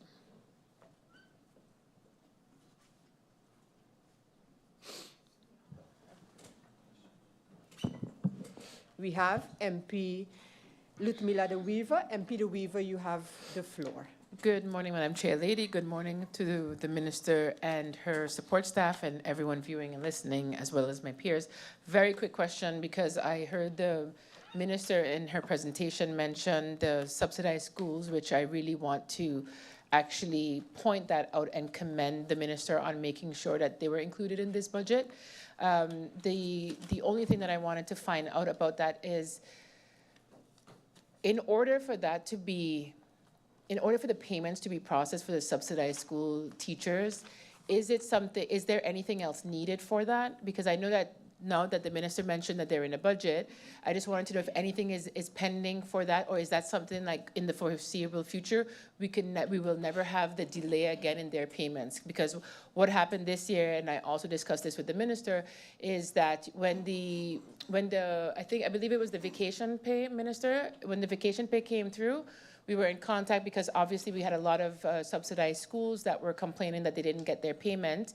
And I remember specifically discussing this where, you know, because it wasn't included in the budget, it had to be an adjustment that had to be done. But I did not get if it's a permanent fixture in the budgets going forward, or if there's still work pending, or like, let's say from the ministry side, in order to make that a permanent fixture in the budget. That is literally all I have for now. I also take note in the fact that in the presentation, the minister mentioned that there is a 15 million arrears of the harbor. And just to put it out there, that the harbor was actually going to be one of the government-related entities that I was going to focus on, because of the fact that you do have, if we're talking honestly about our government related entities, our government-owned entities, they are all really in a dire state. And so the last one that no one, that kind of like went under the radar was the harbor, because no one was really paying attention to it. But when you listen to the Minister of Finance, and she says that it's in 50 million in arrears in the concession fee, agreement, you know, again, red flags are going to start going off in my head, in the sense of, okay, are we going to be worrying about another one? Because we were trying to put out the fire with one, we got to worry about another one. So it's just something for us to keep in mind, to make sure that everything that we're doing from this part, like from the side of Parliament as well as from the side of government, is making sure that we're not going to have any issues with these government-owned companies going forward. Just like what happened with Telem. Same situation where, you know, we're struggling along with or hobbling along with GB. I just want to make sure that the harbor is, you know, can continue as a going concern. Yes, we need investments in the harbor, but we really need to make sure that we're focused on the viability of it, the going concern of the harbor. So I appreciate the minister being very forthcoming of the information of we're in arrears, we're behind in collecting concessions from the harbor. And specifically, I would like to know if, while the discussions are going on, is it something that is in arrears because, let's say, a ratio wasn't met, or is it just in arrears because they weren't in a position to pay the concession agreement? Because you do see that they have a profit, but of course, the first things you want to do when you have a profit in a company is make sure reinvest it in your company before, you know, but you also have to follow through on your obligations to government, which comes in the form of a concession fee to all government-related entities. So just two questions: subsidized schools, and why are they in arrears if it's a ratio that wasn't met? Thank you very much, Madam Chairlady. Thank you, MP De Weaver. I look for any other MP who wishes to address the Ministry of Finance in this first round of, first round of the Central Committee discussions. While we do have that would be MP Labega. We really have to make sure the mics are in accordance with the MP, but yes, we have MP Labega at this time. MP Labega, you have the floor. Good afternoon once again to the Minister of Finance and her staff, Ms. Kafir, as well as colleagues. First, I'd like to commend you and your staff for an excellent budget. It's very clear and concise. My question is, how much of the 2025 budget will be used for payments in 2024? And how much of the 2024 budget is exhausted? That will be it for now. Thank you. Thank you, MP Labega. Any other member of Parliament who wishes to speak at this time? We have MP Lewis. MP Lewis, you have the floor. Good morning again to the Minister of Finance, and through you, Madam Chair, I would like to ask the Minister of Finance what specific measures are being implemented in the 2024-2025 to improve the tax policy in St. Maarten. How will the ministry's focus on improving tax policy contribute to strengthening the country's economic position? How does the ministry plan to reduce backlogs in debt collection and improve tax revenues? What types of training are being provided to the tax authority staff to improve their skills in tax collection and assessments. I would like to also make note on when one files their taxes, for example, after some years we receive the assessments of these taxes. What is being done to improve that this can be done on a more generic manner, that we can get these things faster than having to wait 2-3 years for an assessment from 2020 or 2021 going further? What is the ministry doing to accelerate this process?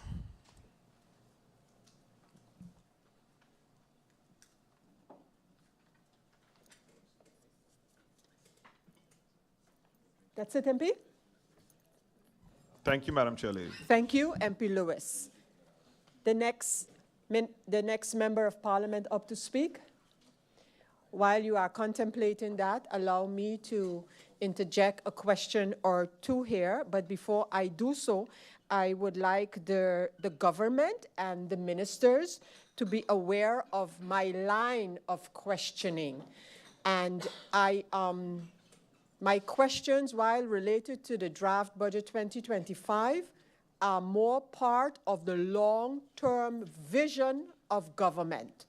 And so I would like to have a response on the different topics as government moving forward in its vision on the different topics.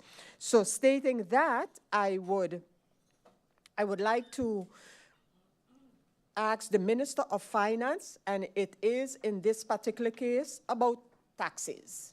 Taxes, tax system, tax projects, etc. And I would like the ministry to respond in its answers on the topic of tax reform, what basis is currently being used for any reform measures, considering an approved framework for tax reform that the Council of Ministers approved in, I believe it was 2022. That's one thing.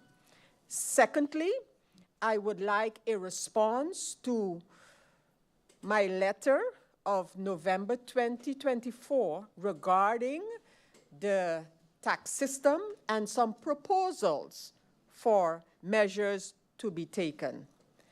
A lot has been said about a transaction or transactionable tax.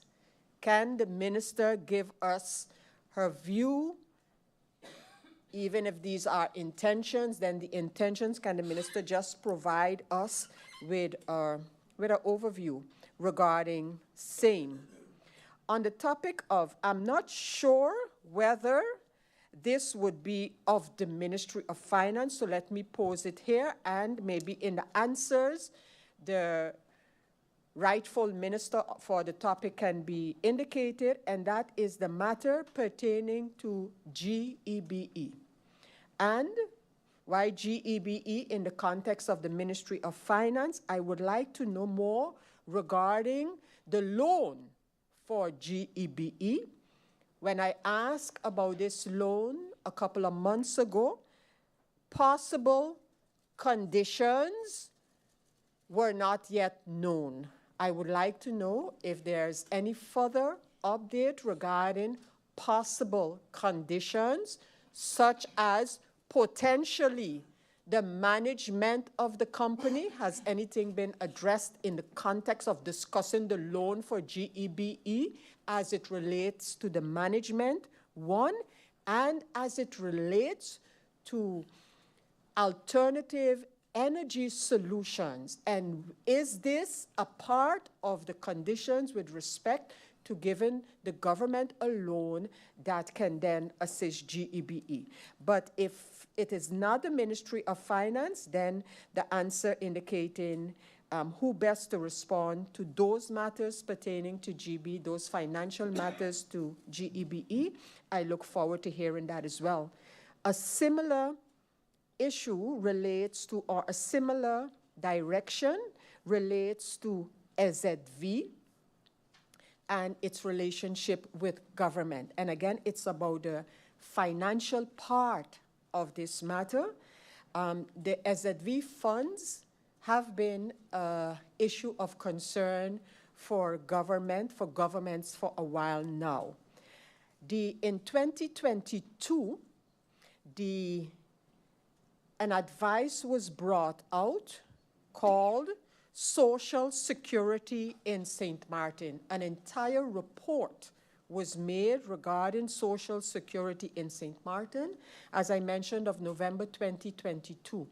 And as an interjection here, and I believe it has to do with the country package, that the government has been accumulating quite some reports and advices on the different topics.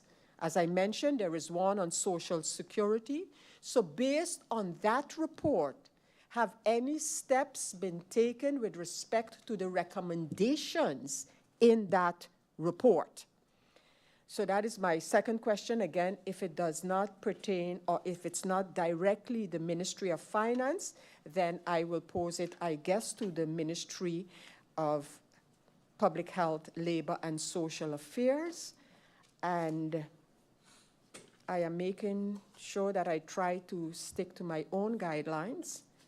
And that would be the taxes being one thing, GEBE, but Minister, for me, primarily, a good overview on where we're going with this whole tax reform and this government's coalition point of establishing a cutoff date.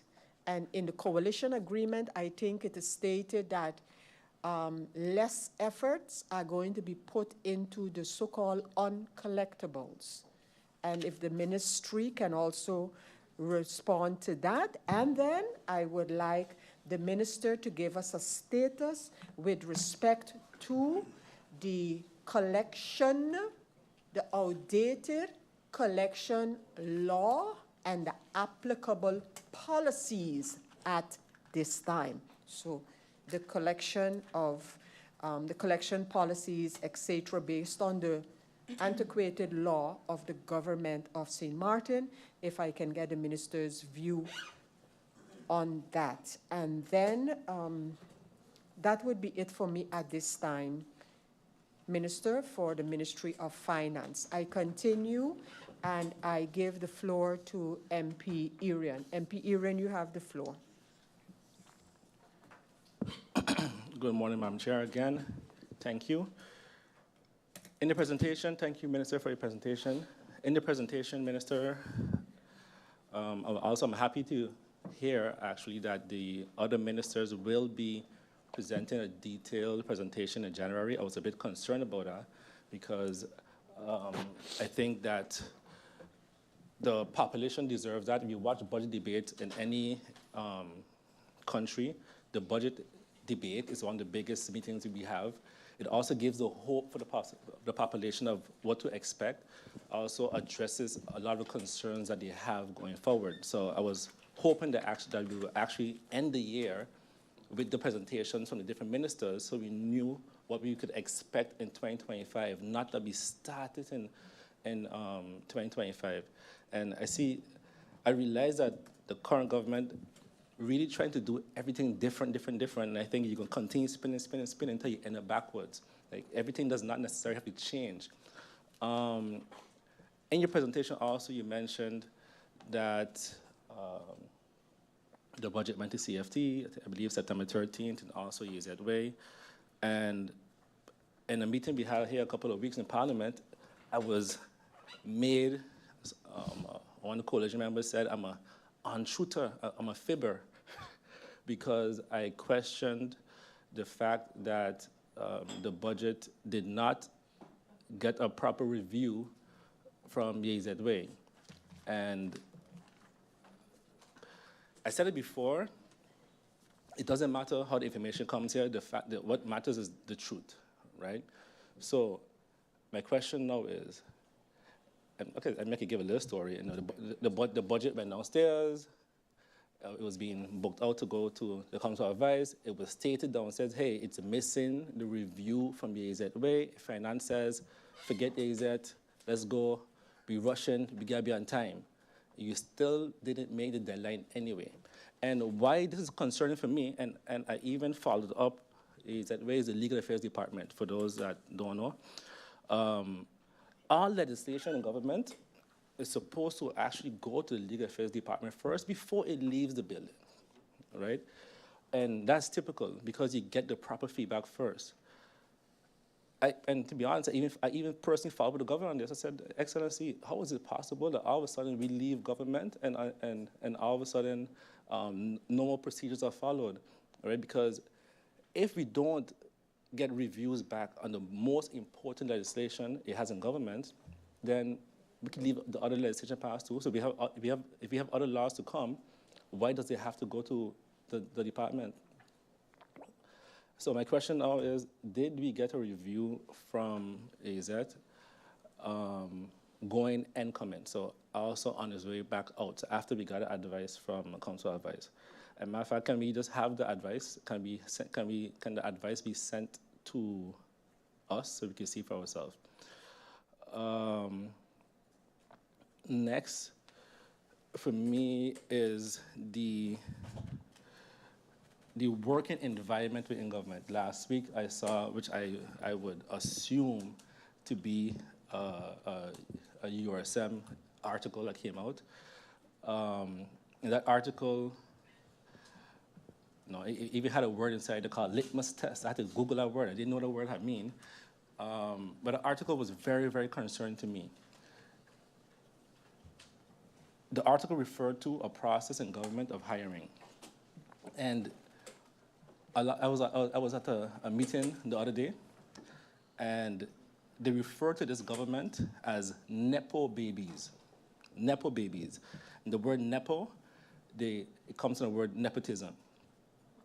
So, and the Nepo baby, the Gen Zs use this, millennials use this, refers to a political figure whose rise and success are rooted in nepotistic practices, relying on inherited network from wealth or opportunities available to them from their parties, or a politician whose career is largely attributed to their familiar ties rather than merit, riding the coattails of a well-known political family or dynasty without proven independent qualifications or achievements. So when we have, so I would like to know, is there any truth related to that article that came out, that advice that, regarding the hiring process within the tax office? And the reason why, because we had a lot of civil servants that approached me about that, and they had a lot of grave concerns saying, hey, how do I know next time when I am applying for a job that I would be fairly given a similar opportunity? And a minister wouldn't come and say, hey, I want my family or a friend to get a job. And I have no issue with any of the individuals that applied, but I would also like to see that advice. So I would also like for that advice to be sent to Parliament also, so we could also, and you could send it in a confidential manner also. Sorry. Not really, Mike. So I need 10 seconds from MP York. So I would also like that document be sent to Parliament also, so we could review, because I think that we have to be able to set the integrity and build back the trust within the civil service regarding the hiring process. So like I said before, the comments at the end of the article seem very real, because some of even some supporters came and said, hey, I am losing confidence in this because of what happened here. So I think it's very unfortunate if it's true, but I would like to see advice for myself to determine that.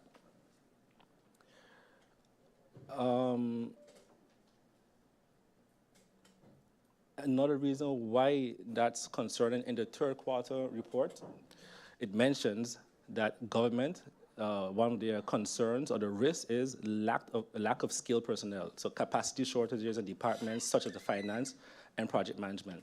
So we don't want to continue to deter persons from applying to positions and not expecting a fair chance to be employed. Minister, in a couple of interviews you've had, you mentioned that persons don't even need to file. And I would like some clarity on that. And you, in one interview, you even doubled down on it when the interviewer asked for clarity.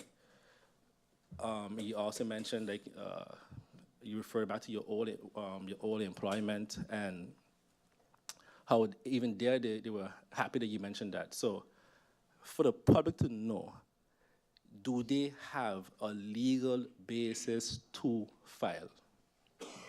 Because I would like to know, based on your 2 interviews, has that position changed or is that still so? Do persons have to file their taxes? And as I mentioned before, in Budget 2024, especially with seeing the parliament that we have now, I do believe that we as MPs need to hold not just each other accountable, but also government accountable on the things that we say on the campaign trail. We can't just say things to get the vote of persons. We've had a lot of new MPs in here that said today, I'm happy for the trust you put in me, right? That trust comes with accountability and responsibility. So we can't just say things on the campaign trail and think that now that's over with. At least on my end, I plan to hold all of us accountable, including the ministers, on things that he said. So I would like to clarify on that. You mentioned that we don't have to file. It's not a requirement. So I would like that we get it clear to the public, especially going to 2025, is that a requirement of the public? Is there a legal basis for them to file? In that same interview, you also mentioned about tax returns, and that you would like persons to be able to get their tax returns faster. Nobody should be waiting 2, 3, 4 years on the tax returns, and I agree with that. So has there been any improvement in terms of payments of tax returns? And show me the measurement tool that you're using for that. So I think one way you could do that is, what has been the budgeted amount for the last 6 months in terms of tax return payments? And then I would like the budgeted amounts of the year 2023 and 2022. So the budgeted amounts of the last 6 months in tax returns, and then the years 2023 and 2022. Let me check. I saw the article from the Prime Minister regarding the Christmas voucher, and I thought it was very interesting. Again, you know, we increased the Christmas voucher, I believe in 2023, to $250. And then we had to go through a process. We had to go to different entities to get quotations, to get the best, basically a procurement process. I saw a survey come out from the government stating, where would you like to get your Christmas voucher? So that means you're bypassing the procurement process, because you're telling us, hey, you choose where you want to get your Christmas voucher. It could be Penha, this and this person, this and this place. And then in the end, the government decided to put the money, according to the letter of the government or the Prime Minister, put the money directly on the accounts of the civil servants, which I think could be a good move. It also states that that would be tax-free. It would be untaxed, which I thought even more interesting, because we have the workers of Telem that are complaining about their payouts that they are getting, and they are fighting to get it tax-free, and they are being denied. So there's a couple articles about this. So how is it possible that the government could decide for itself, 2,000 employees, which I have no issue with, getting it tax-free, but that ability or availability to the staff of Telem is not possible? Can we have as Parliament, can we receive the national decree that was used to be able to execute this? Also, has the governor signed this LBA already? I'm assuming it was an LB that was used to be able to send the 250 guilders to our accounts. And I'm assuming before it hits our account that the governor already approved and signed it off. I would hope that we didn't use an MB to circumvent the legal process that we typically follow, right, to circumvent the governor to be able to execute this. Again, the reason why, then let's follow that consistency. Don't on one end say we need LBAs, and on the other end, we're gonna use an MBA to avoid the governor to get processes done so we can look good. So can we have the national decree, please, as members of parliament, that the government use to be able to execute this payment of 250 guilders?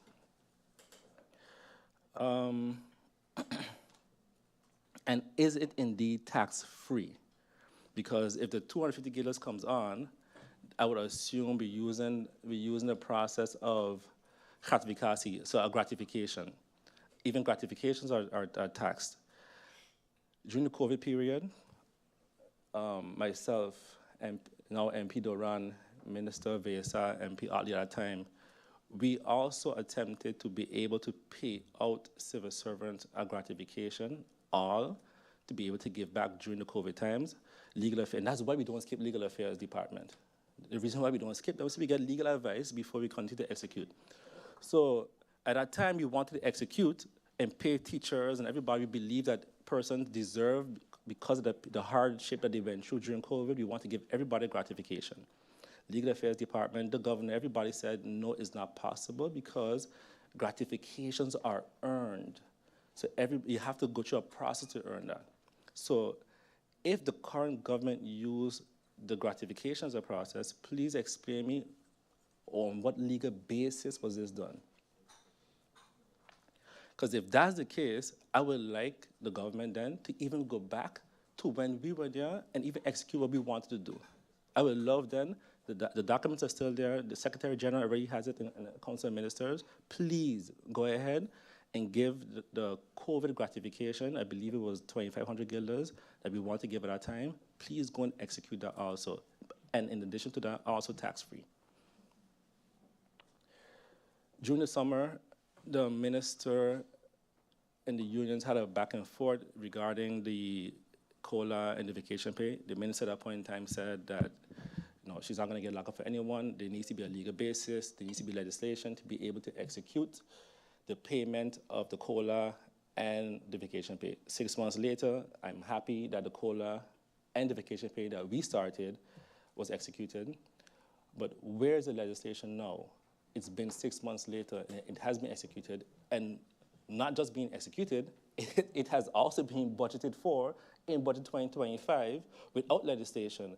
The minister indicated that the past government, we put the tourist tax in the budget, and there was no legislation to back it up. But you have also made the same, I would say, mistake by putting the COLA and the vacation pay in the budget 2025, and there's no legislation there. So how are we paying it out?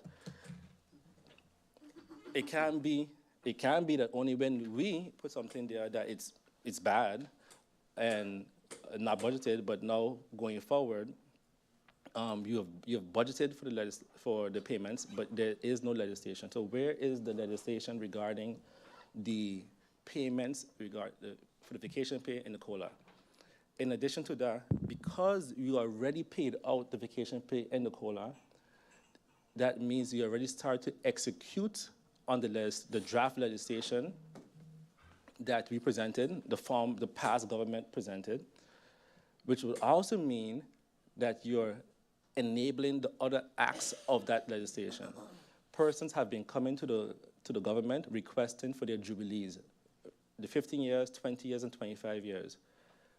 I'm asking the government to please execute that also. I'm also letting the civil servants know that you are also now entitled to your jubilees because the government executed majority of the law already.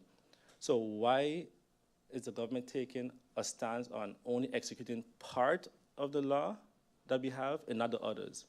So the question is to the Prime Minister and the Minister of Finance, will you be paying out the jubilees for 2024? how many jubilees do we have based on the legislation? So the 15, 20, 25, 30, 35, 40, I believe, and 45 years.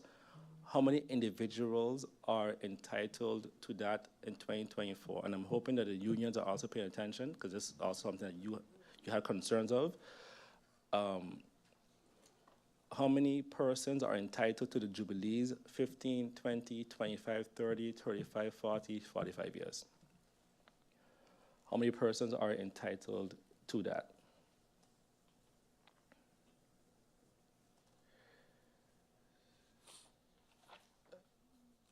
When it comes to continue with the Ministry of Finance, in the quarter 3 report, it stated that the debt to GDP ratio is approaching or exceeding recommended thresholds, raising alarms about fiscal sustainability. And that was the quarter 3 of 2024, yet still we took on another loan, which is a GB loan. That was not part of that time, the quarter 3 report. So what is our position now? If in quarter 3, we already thought there was a risk, what is our position since then? And can we break down this risk? Can we add a percentage of the risk level? It also mentioned that there is limited fiscal space for additional borrowing without jeopardizing the country's creditworthiness. Again, this is quarter 3. We have since then taken on the loan of GB. So how much more has this risk increased, the creditworthiness? And what is our current creditworthiness?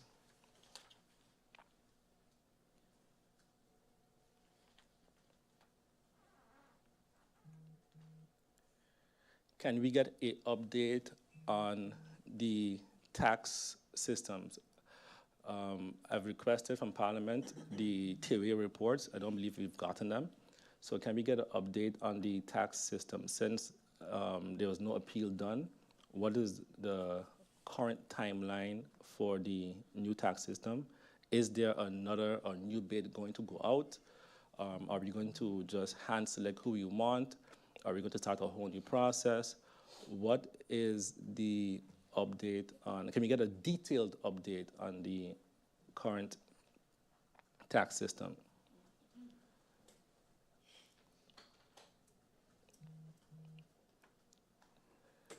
The budget 2025 has a significant increase in revenues in comparison to 2024. In the presentation of the minister, though, it stated that no new policies, and specifically, let's say, tourist tax, among others, were mentioned. So where does this millions of revenue come from? Where does this millions of additional revenue comes from? If there's no new policies, where are we generating this revenue from? Because in the same, again, and if you look at the quarterly reports, the risk for the government is the capacity to be able to collect funds. So, and it also states that government needs to, let me go back. Government needs to be able to basically put pressure on individuals to pay their taxes and hold them accountable. So there's no new policies. So how is government increasing millions of guilders in revenue with all these new policies? What new additional pressures, what additional controls, how much additional controls are we planning to execute within the next few months to be able to generate this revenue?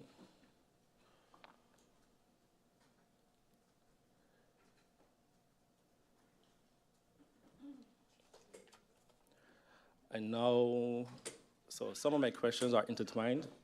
This question, I believe, goes to the Ministry of TIAT and the Ministry of the Prime Minister.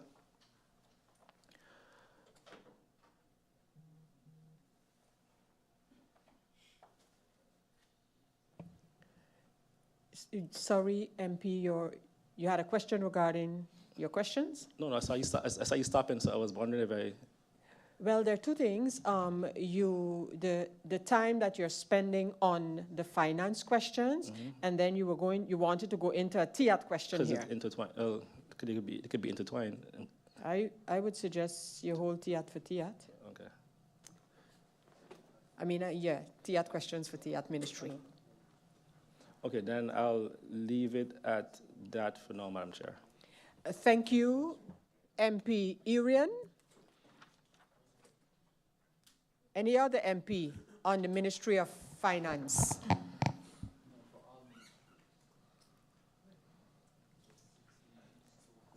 I see we have MP York at this time. MP York, your questions.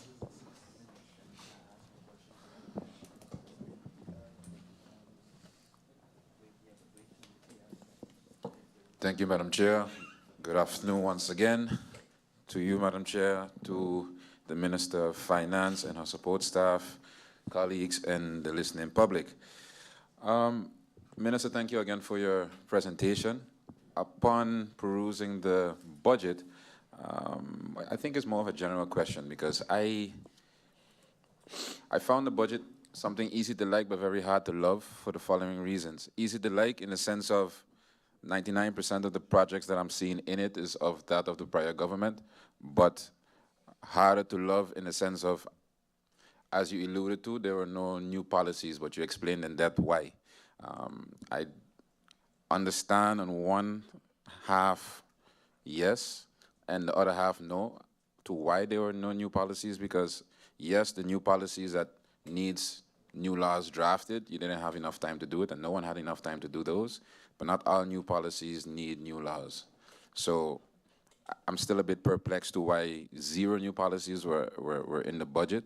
And if I saw you had you spent a lot of time explaining why no new policies were in the budget. But if that's the case, then I'm also of the opinion that the manner in which this CC is being handled should have been done otherwise as well.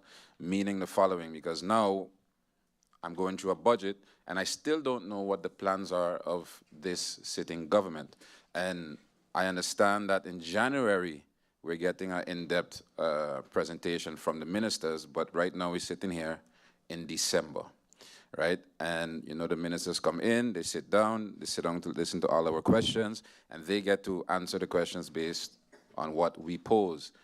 But we don't know exactly what to pose because we don't know what's going on in the ministry. So all the questions, even I look back, Madam President had very good questions, some of them I had as well, but she didn't need to read the budget to have those questions. Those questions didn't come directly out of the budget.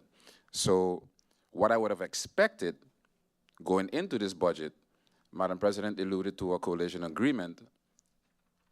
Is this coalition agreement confidential or something? Because we don't have it as yet. So the governing program, the governing accord, at least if we had that, we would have something to compare this budget to hold the government some kind of how accountable for something. Because now we're asking questions not based on your plans, we're asking questions just based on general knowledge. And I don't think that's the idea of this CC. So in order for us to go in depth on things that we're gonna get in December, I think we're working backwards. So that's my feedback on that one point. Considering, also, I get more information on what this government in particular, also Ministry of Finance wants to do moving forward in newspaper articles than I get in this budget. So I think we could have done things a bit differently, and that's not a shot at in no way, shape, or towards the minister in particular, but I just feel we should have handled this CC differently. Concerning my questions, I have a few questions for the minister in particular. The debt to GDP ratio and the interest to GDP ratio. May I have those from the years 2010, 2015, 2018, 2020, and 2024. As it pertains to the tax to GDP percentage, I would like to know what's the minister's plan. because I'm seeing a lot of,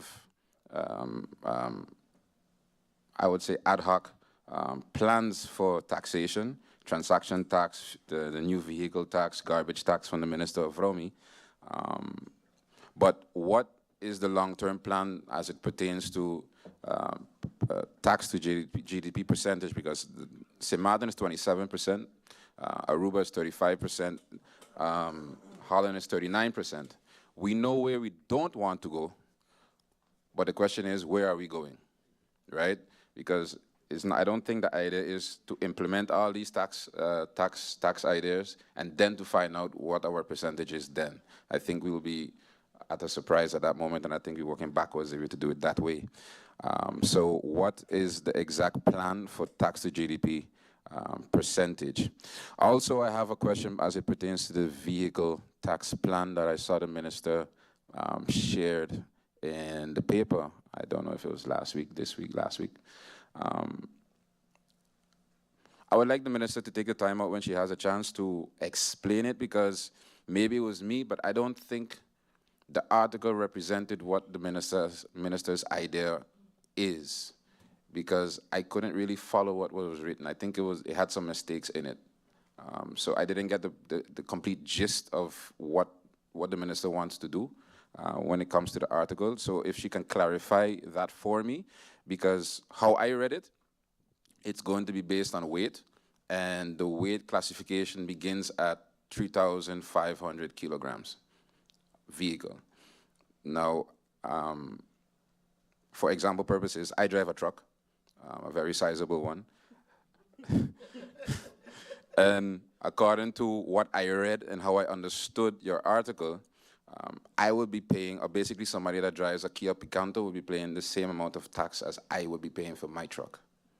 Because my truck is 2,600 kilograms. And the current idea, as I read it, I don't know if I understood it properly, as I read it, the category begins, the difference in price comes at 3,500 kilograms. So if the minister could explain or clarify, maybe I understood it wrong, I don't know if I'm the only one that read it that way, but if she could clarify that, I would appreciate it very much. Additionally, I would like to know who did the minister consult with, which external experts did the minister consult upon coming up with this vehicle taxing based on weight? And also, was the Minister of Romy consulted in the matter? Also, the President alluded to transaction tax. The Minister has alluded to different, changing the vehicle tax. I've seen the, also a publication from the Minister of Romy as it pertains to the garbage tax. Now, all good initiatives, if done the right way, when done the right way. But where I'm confused is I'm not seeing anything as it, the President also alluded to it, reforms, maybe that comes in her answer, when it comes to reforms in taxes, when it comes to wage tax.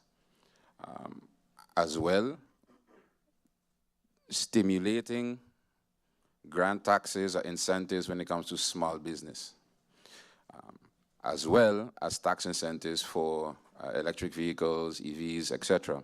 Now, all these things, these three, and sin taxes as well. So what is the minister's stance on sin tax? The reason why I'm naming these four different forms of taxation, these are in the manifestos of the majority of the parties that are in the coalition.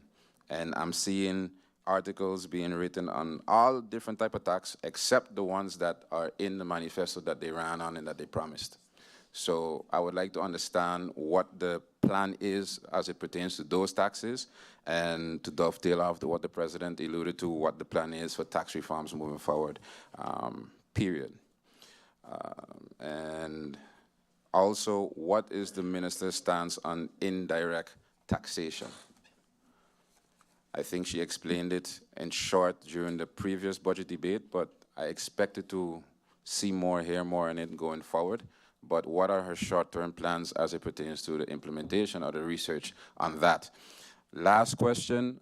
I know the minister is a fan of projections, so I would like to know what is the projected expectation for the change in the vehicle tax.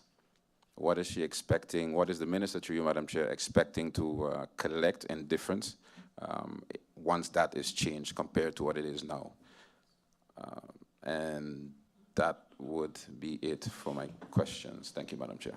Thank you, MP York.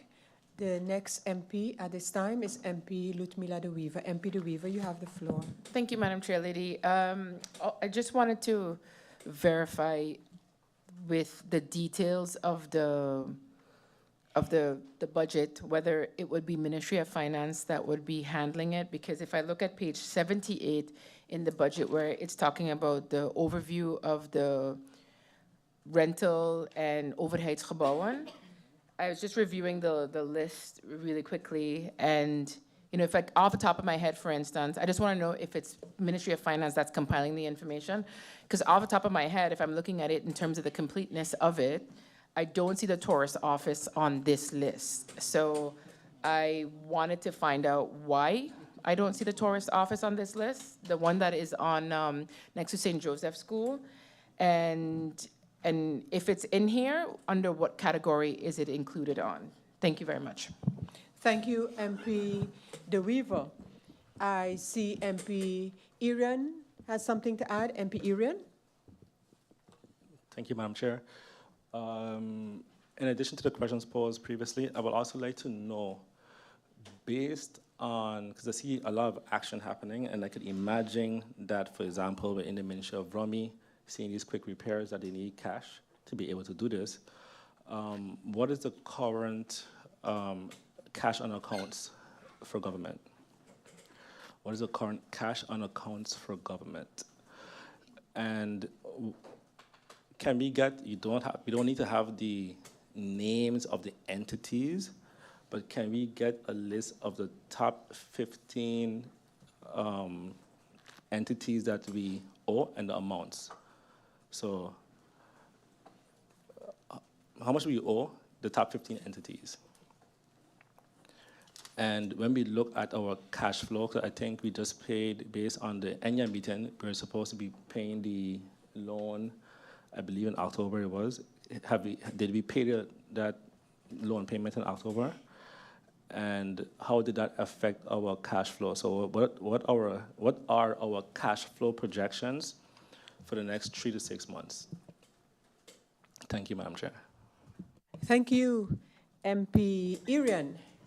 The person who is sitting in MP Marcelina's seat would be now MP Janssen. MP Janssen, you have the floor. No pun intended there, but it shows up still under I understand. MP Marcelina's name. MP Janssen, you have the floor. Yes, good morning, Minister. Through you, Madam Chair, I would just like to ask, and again, I'm not sure if this is exactly for the Minister of Finance, but because I think that when you look at vacancies, it's normally a general policy that is regulated via the Ministry of Finance, whether or not we have space for vacancies. So I went through the budget, and I saw that there were some possibilities for filling of vacancies. However, I did not see any possibility for filling of vacancies in justice, and in particular in the prison. I had the opportunity together with the Justice Committee to visit the prison, and one of the main concerns there was the lack of staffing, and so that was one of the things that I looked for in the budget, and I know that there are budget restraints, but I did not see anywhere mention critical vacancies, and that was something that in previous budgets you would hear about critical vacancies, and I think that vacancies in the prison, for instance, and some other areas in government, that there are critical vacancies there, and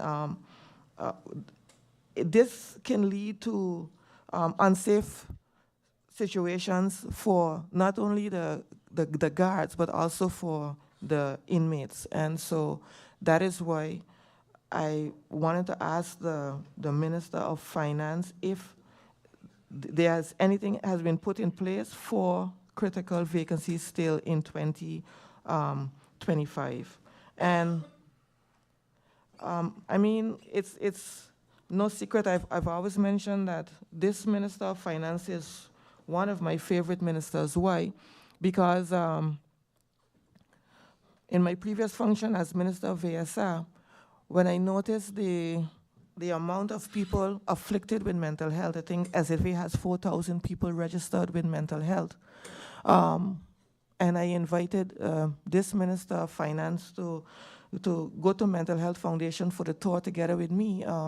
It resulted in hard results where we did something where now today you can see where a mental health institute will be built. You can see where programs are being put in place for mental health. Similarly, I would like to take this opportunity, via you, Madam Chair, is a bit unorthodox, but I'd like to take this opportunity to invite the Minister of Finance to go with me, go with the Justice Committee, with the Chair of the Justice Committee, to see the prison, to see the current state of the prison, because I think that firsthand, if once we see some of what is going on, we will be moved to at least make some small changes and to make money available. When I hear also the minister mention 26 million loan unused, etc., I am looking at where can we tap in, and because we cannot wait until 2 years when the phase 2 is finished in the prison to give change, because we are bordering on human rights violations. And so, I mean, people have advised me, don't come up too much for prisoners, because there are probably more victims than prisoners, but they are human beings as well. And I vouch to sit here and to defend everyone. And so today I bring forward the plight of the prisoners.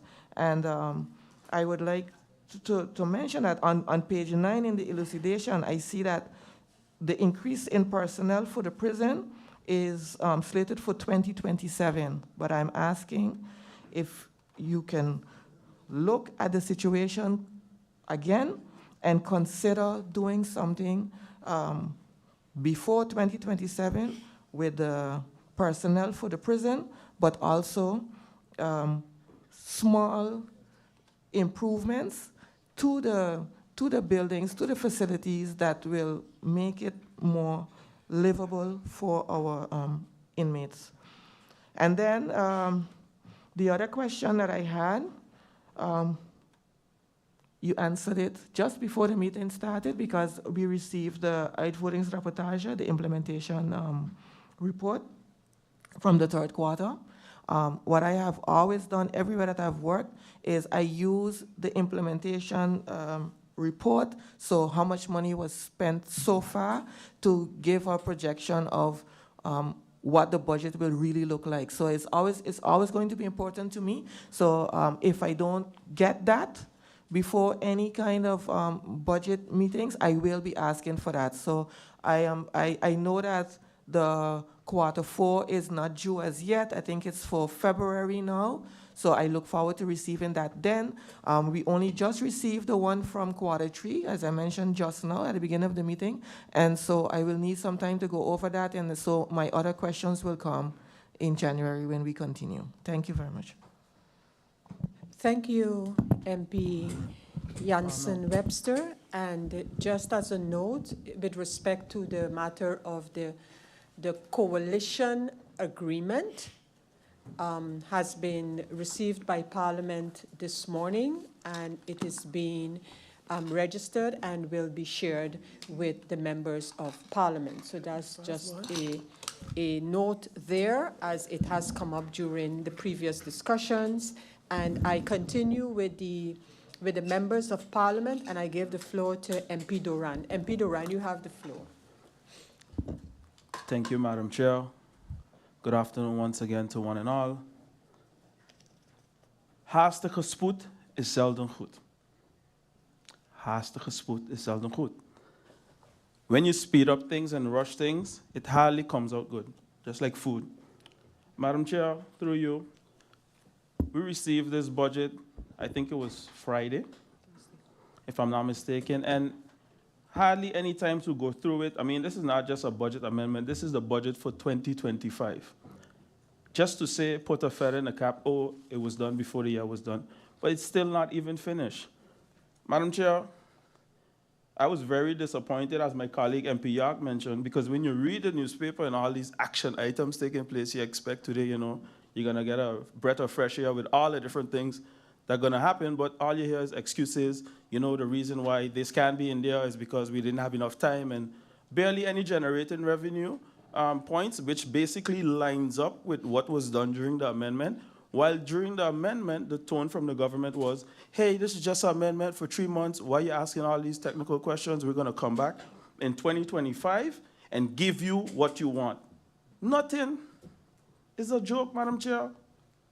Yet we're here debating the 2025 budget, barely any time to go over it thoroughly, to be able to add where need be and subtract where need be as members of parliament. Just go now and do it now. Madam Chair, when I see all the different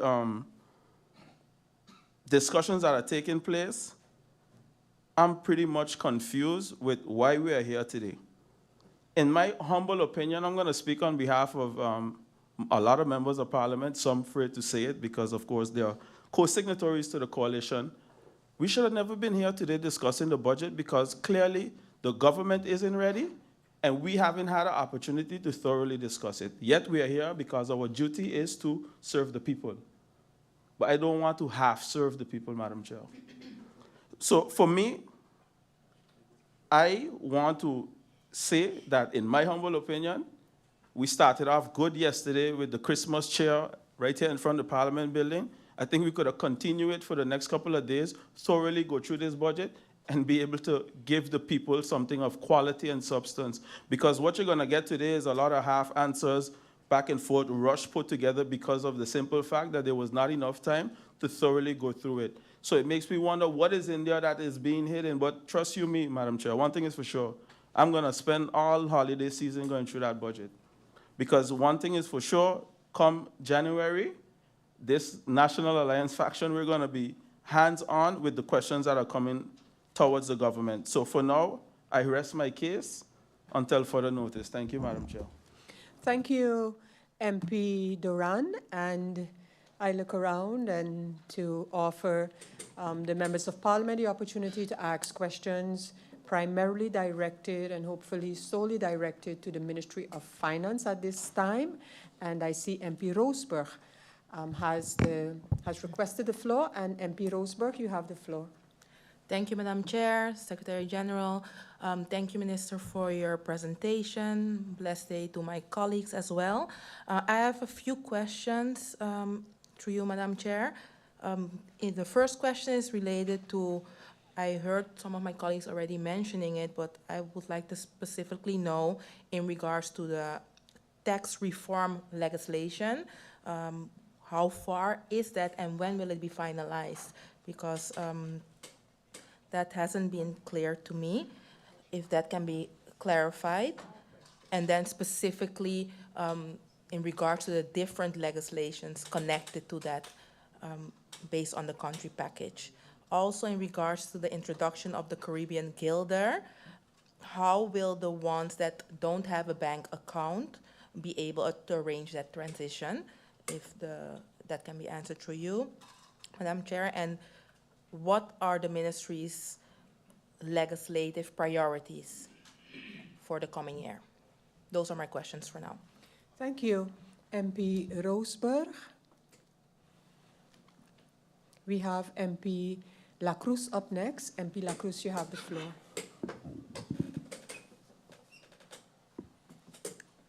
A blessed afternoon, Madam Chair, Lady SG, Minister of Finance, your support staff, colleagues, those watching in the Tribune and listening. Madam Chair, Lady, I have a couple questions for the Minister of Finance, and I will echo somewhat the comments made by the previous Member of Parliament, MP Duran, when it comes to what took place during the budget amendment and what is taking place now. Madam Chair Lady, through you to the Minister of Finance, during the amendment, I echoed numerous times that a meeting should be held and an idea, a brainstorming session should be held between the Council of Ministers and the members of Parliament on revenue generating ideas. There were a couple of them that were mentioned. I saw that the Minister of Finance herself mentioned, the number plates, personalized number plates, I truly believe the idea about the weight for road tax is also a good idea, as it is also used in the Netherlands. And I'm sorry, MP York, for your big truck. So, Madam Chair Lady, but in the meantime, I've heard nothing, absolutely nothing from none of the ministers, and either from the Presidium when it comes to putting that meeting together, which would help the whole country. And in a meeting like that, you will definitely have not just a coalition, but also the minority bringing ideas. So seeing that that didn't take place, I could not expect anything else than a budget that will have almost nothing when it comes to extra monies coming into the coffers. The projects or any projects that are now in place, can the Minister of Finance give us an idea on what and why these projects were chosen or prioritized above the others? And when we're talking about money-wise, return on investment on any project that is pending now. Then, Madam Chair Lady, a next question, and I think this is a question that would actually go for every minister, but also for the Minister of Finance. When a project is actually paid for by government, whose responsibility it is that that project is properly executed? And I would urge that the government goes back between today and 2010. Every government that has been in place since Country St. Maarten, and review all projects, and if they were properly executed or even executed at all. There's one or two that I am aware of that need revising. Madam Chair Lady, let me see. I'd like to know the Ministers of Finance stance on the idea of purchasing one or two buildings in the Netherlands to house our students. Would that be possible? Can something like that come out of CapEx? Seeing that the students that are living in the building themselves, they are the ones that will be paying it through studiefinanciering. So the collection of those funds won't be too difficult.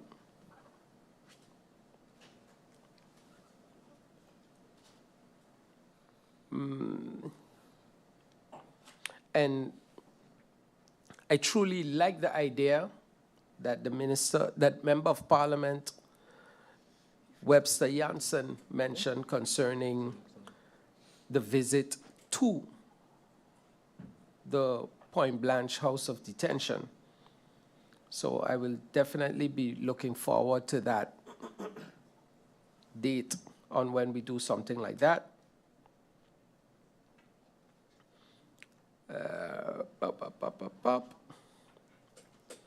And Madam Chair Lady, a question to the Minister of Finance. If the Minister of Finance will be for or against the idea of sin tax on St. Maarten, the taxation of alcohol, tobacco, gambling, winnings, the proceedings of that, prostitution, and sugar products, as these are all revenue generating to the country.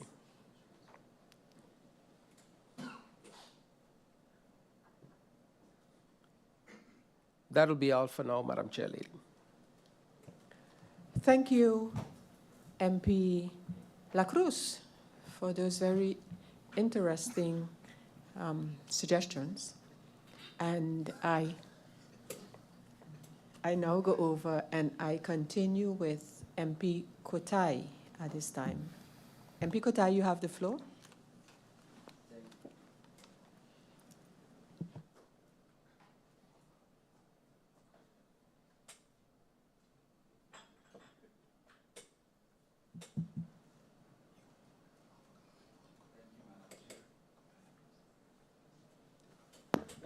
We good to go.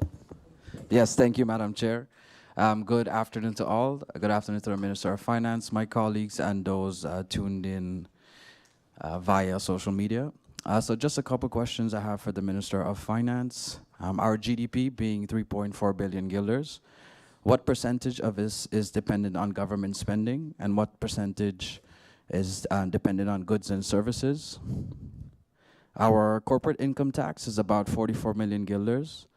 Am I to translate this as corporate profit declared is about 145 million guilders approximately for 2023? And during the same period, we collected a TOT of 156 million guilders about, which would translate to the business reported about to be 3.1 billion guilders. My line of talk is that on a business revenue of 3 million, we saw a profit of 145 million.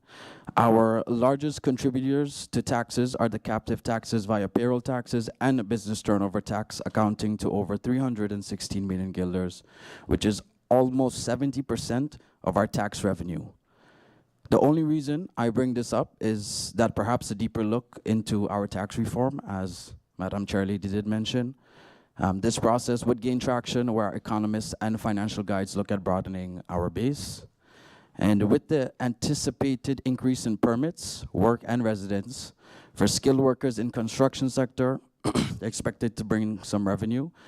Due to the aforementioned construction projects, I do hope that GEBE is sufficiently prepared to supply the increased load capacity.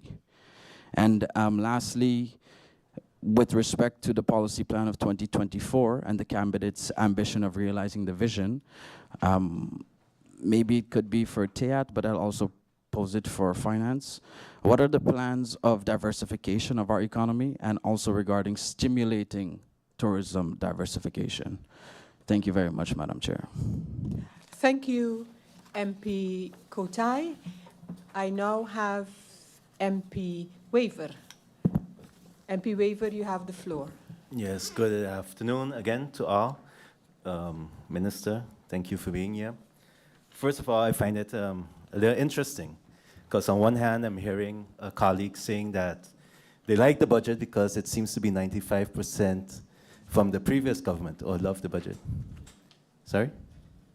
97?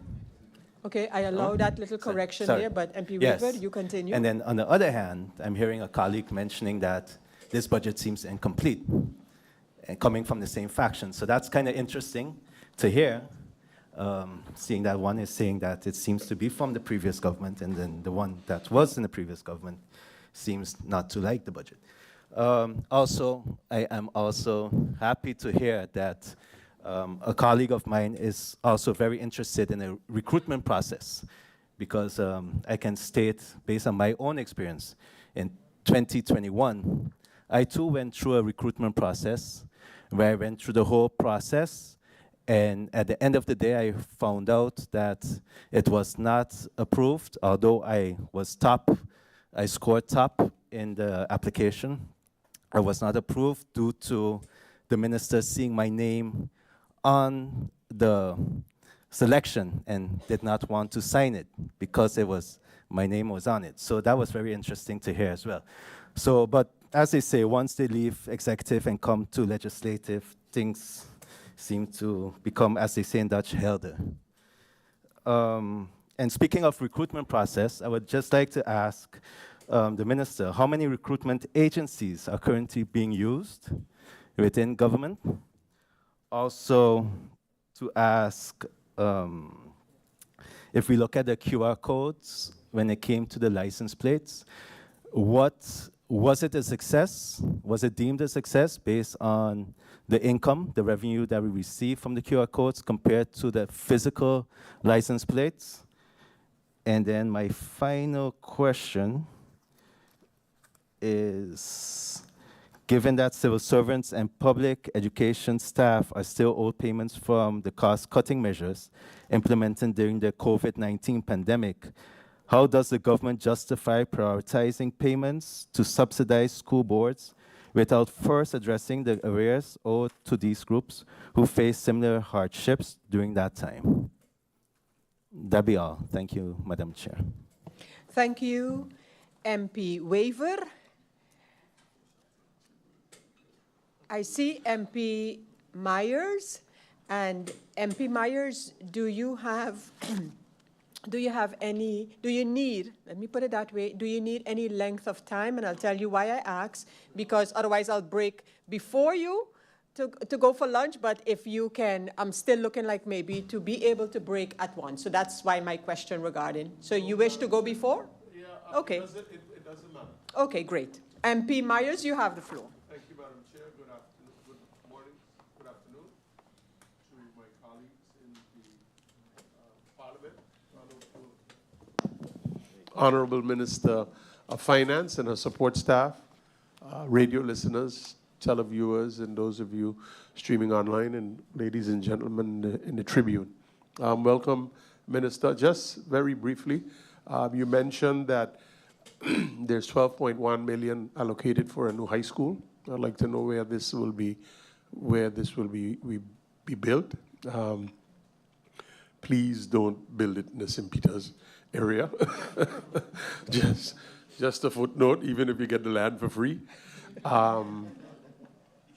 The next thing is, you know, I want to know, in the last 4 years,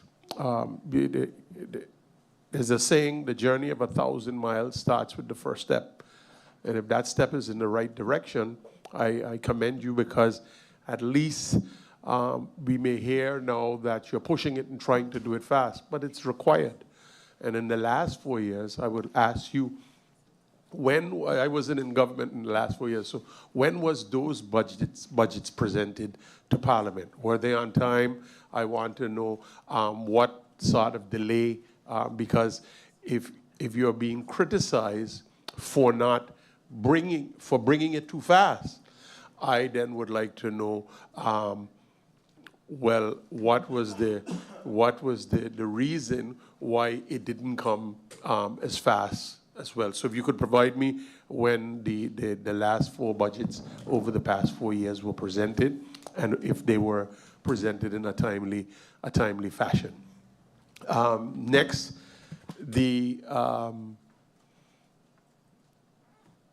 Minister of and I want to dovetail on what my colleague, Mr.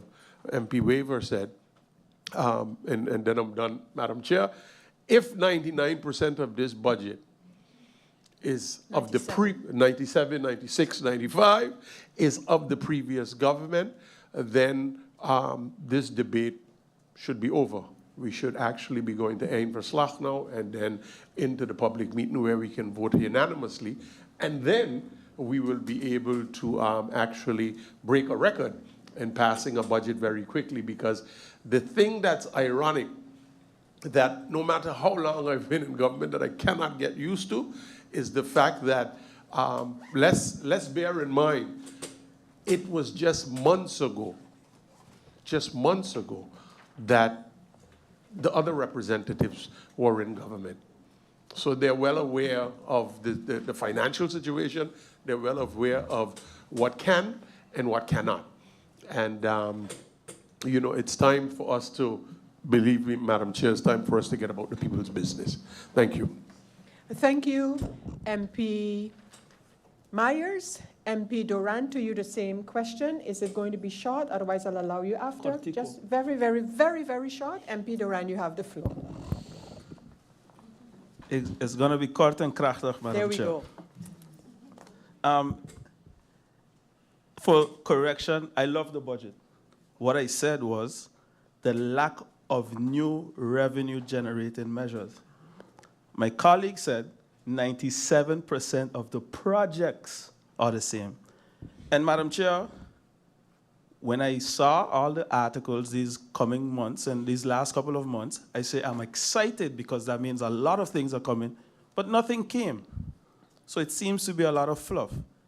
And to my colleague, MP Waver, he's trying to point out inconsistencies in our faction, but there's a lot of issues in your faction as well. Thank you, Madam Chair. Thank you, MP Duran. On that note, I am going I just need 2 minutes. 2 minutes. You need 2 minutes? 2 minutes. Okay, MP, that will still bring me exactly to one on my time piece. So we will give MP Otley the opportunity. After that, members of parliament, ministers, we will be breaking for lunch. MP Otley. Thank you, Madam Chair. Good day to the Honorable Minister of Finance and her support staff. Minister of Finance, I'll be very brief and short. I just want to know your sentiments, your true sentiments of this budget. Does this budget reflect Marinka J. Gums? Through you, Madam Chair. Also, can the Minister of Finance calculate what would be the financial impact for 2025 and 2026 incoming projections if the profit tax was reduced to 15% and it was implemented January 1st? And what would it mean for implementation at the tax office? Besides legislation, what else needs to be done? Also, Honorable Minister of Finance, through you, Madam Chair, I moved back to the Inya saga. It was stated that no agreement would be signed unless a prior agreement is signed with Central Bank guaranteeing St. Maarten first right of refusal. Can this agreement with Central Bank that guaranteed us first right of refusal be provided or even be provided privately? That's all that I have to ask, Madam Chair. Thank you. Thank you very much, MP Otley. I'm just going to echo in less than a minute your last question, which was an additional one for me, and that would have been an update with respect to the negotiations, discussions, etc., with the CBCS. Also in terms of the profit-making going forward of the CBCS, as well as the matter to which I did not receive a response, which had to do with the excise taxes. And I had asked about giving an explanation, and at the time, that was in our previous discussions regarding the amended budget 2024, and that it required some technical information. According to me, that hasn't yet been received by Parliament, so I just want to put that here. And with that, members of Parliament, Minister, and support staffs, we are going to adjourn for 1 hour. And we will resume at 2 p.m. Meeting adjourned.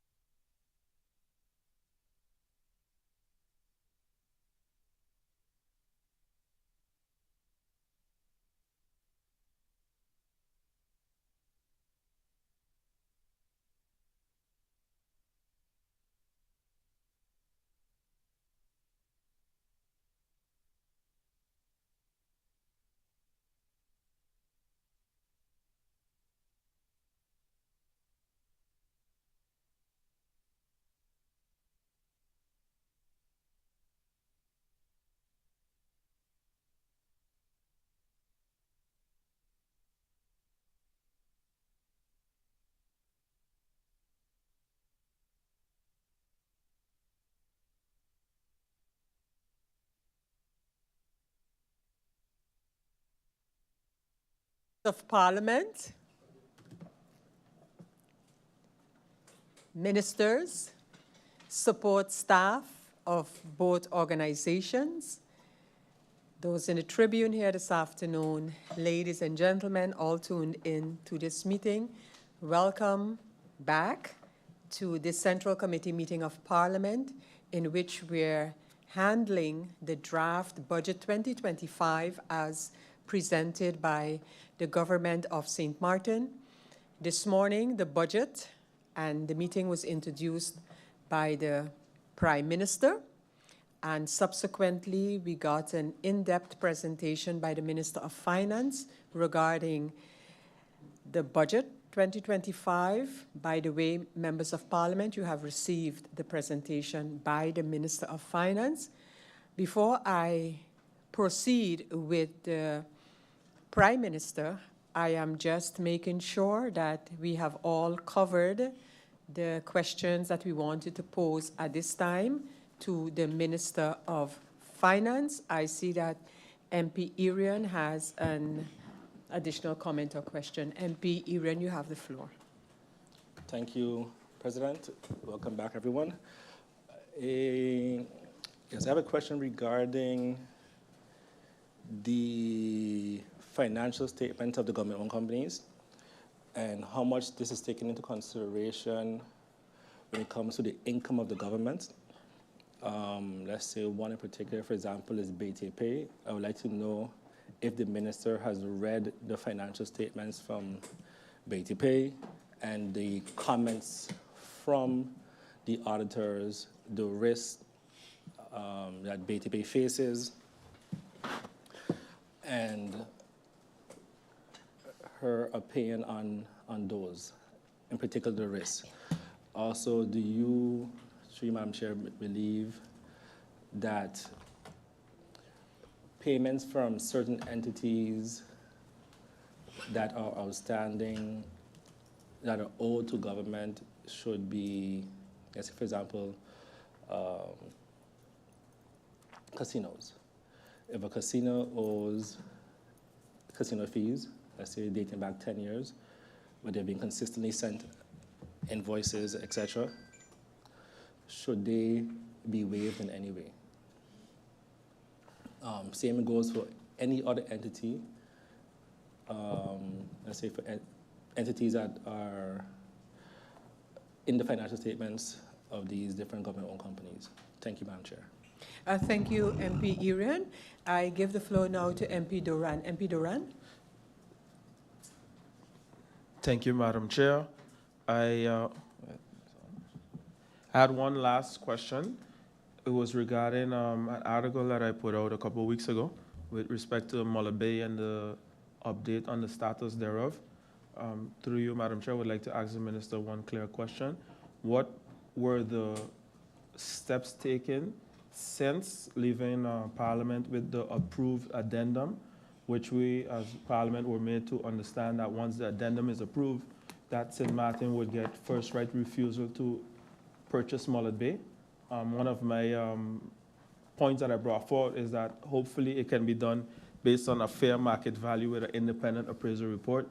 How far are we in those discussions? Because I realize that since then, there have been different discussions from the Prime Minister, from the Minister of Finance, where those sentiments sort of wavered a bit in terms of not being in line with what was said before. I know last time I wrote an article, the Minister got a little upset with me in terms of the response. I hope she doesn't get upset this time and that I can just get an answer so that I can share with my constituents what the update is. Thank you very much. Thank you, MP Duran. I don't see any further questions for the Minister of Finance at this time. I would want to thank the Minister of Finance for setting out your questions.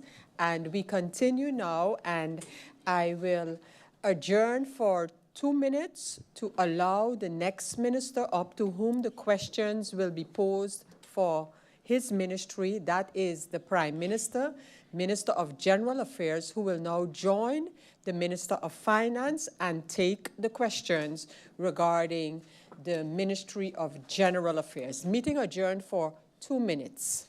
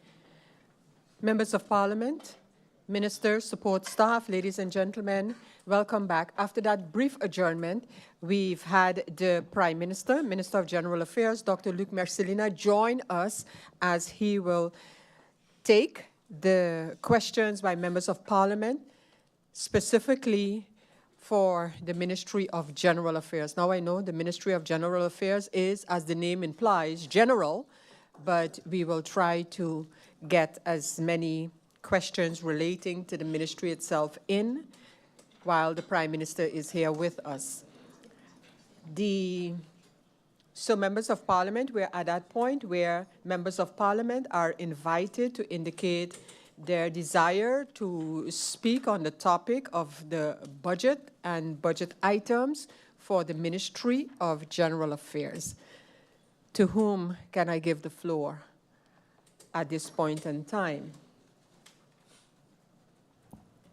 We have let me see who, okay, I get it. The person sitting in the seat is MP Veronica Janssen. MP Janssen, you have the floor. Yes. Good afternoon, Prime Minister, and welcome. On page 6 of the budget, I noticed that there is concession fee for 2024 budgeted at 8.2 million, and in 2025, 8.4 million, because I read the paragraph above that there is indexation that happens with GEBE. But when I look in the budget for other government-owned companies at concession, and again, this is one of those questions that between Ministries of Finance and General Affairs, but I saved it for General Affairs because it's government-owned companies. I see that the other concessions, for instance, for 2024, for the harbor is at 4 million, and Borough Telecom and Post is at 1.5 million. They have fixed amounts, whereas GB is constantly increasing. If we continue like this, I mean, is there a maximum that GB's concession will be pinned to, or will it continue in forever like this? Which I don't think is healthy for the company. And also in the proportions, it's almost, well, it's more than double the highest other company. And you also have government-owned companies who do not pay concessions. So can a cap be placed on how much GB pays in concession? Thank you. MP Janssen, any other member of Parliament with respect to the budget for General Affairs here in the presence of the Prime Minister? That does not seem to be the case at this moment, and thus it is the case at this moment as we have MP Lewis. MP Lewis, I invite you to take the floor. Good afternoon, Honorable Prime Minister and support staff. Through you, Madam Chair, to the Minister of General Affairs, how many fire officers are currently being trained through the Netherlands Institute for Physical Safety, the NIPV, and how will this strengthen the incident management capacity? Could the Minister clarify, through you, Madam Chair, the expected impact of the commander training for non-commissioned officers on improving leadership within the fire department? What criteria are being used to prioritize which government systems will be migrated to the cloud first? What are the steps that are being taken to test and validate the migrated system before they go live in the production environment?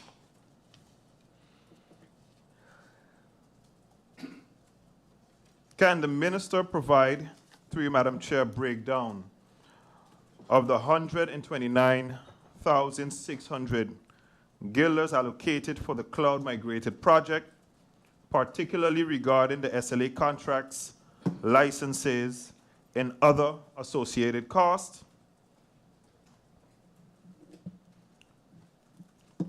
What are the time frame when documents are being vetted for the turnaround at YZ and Way.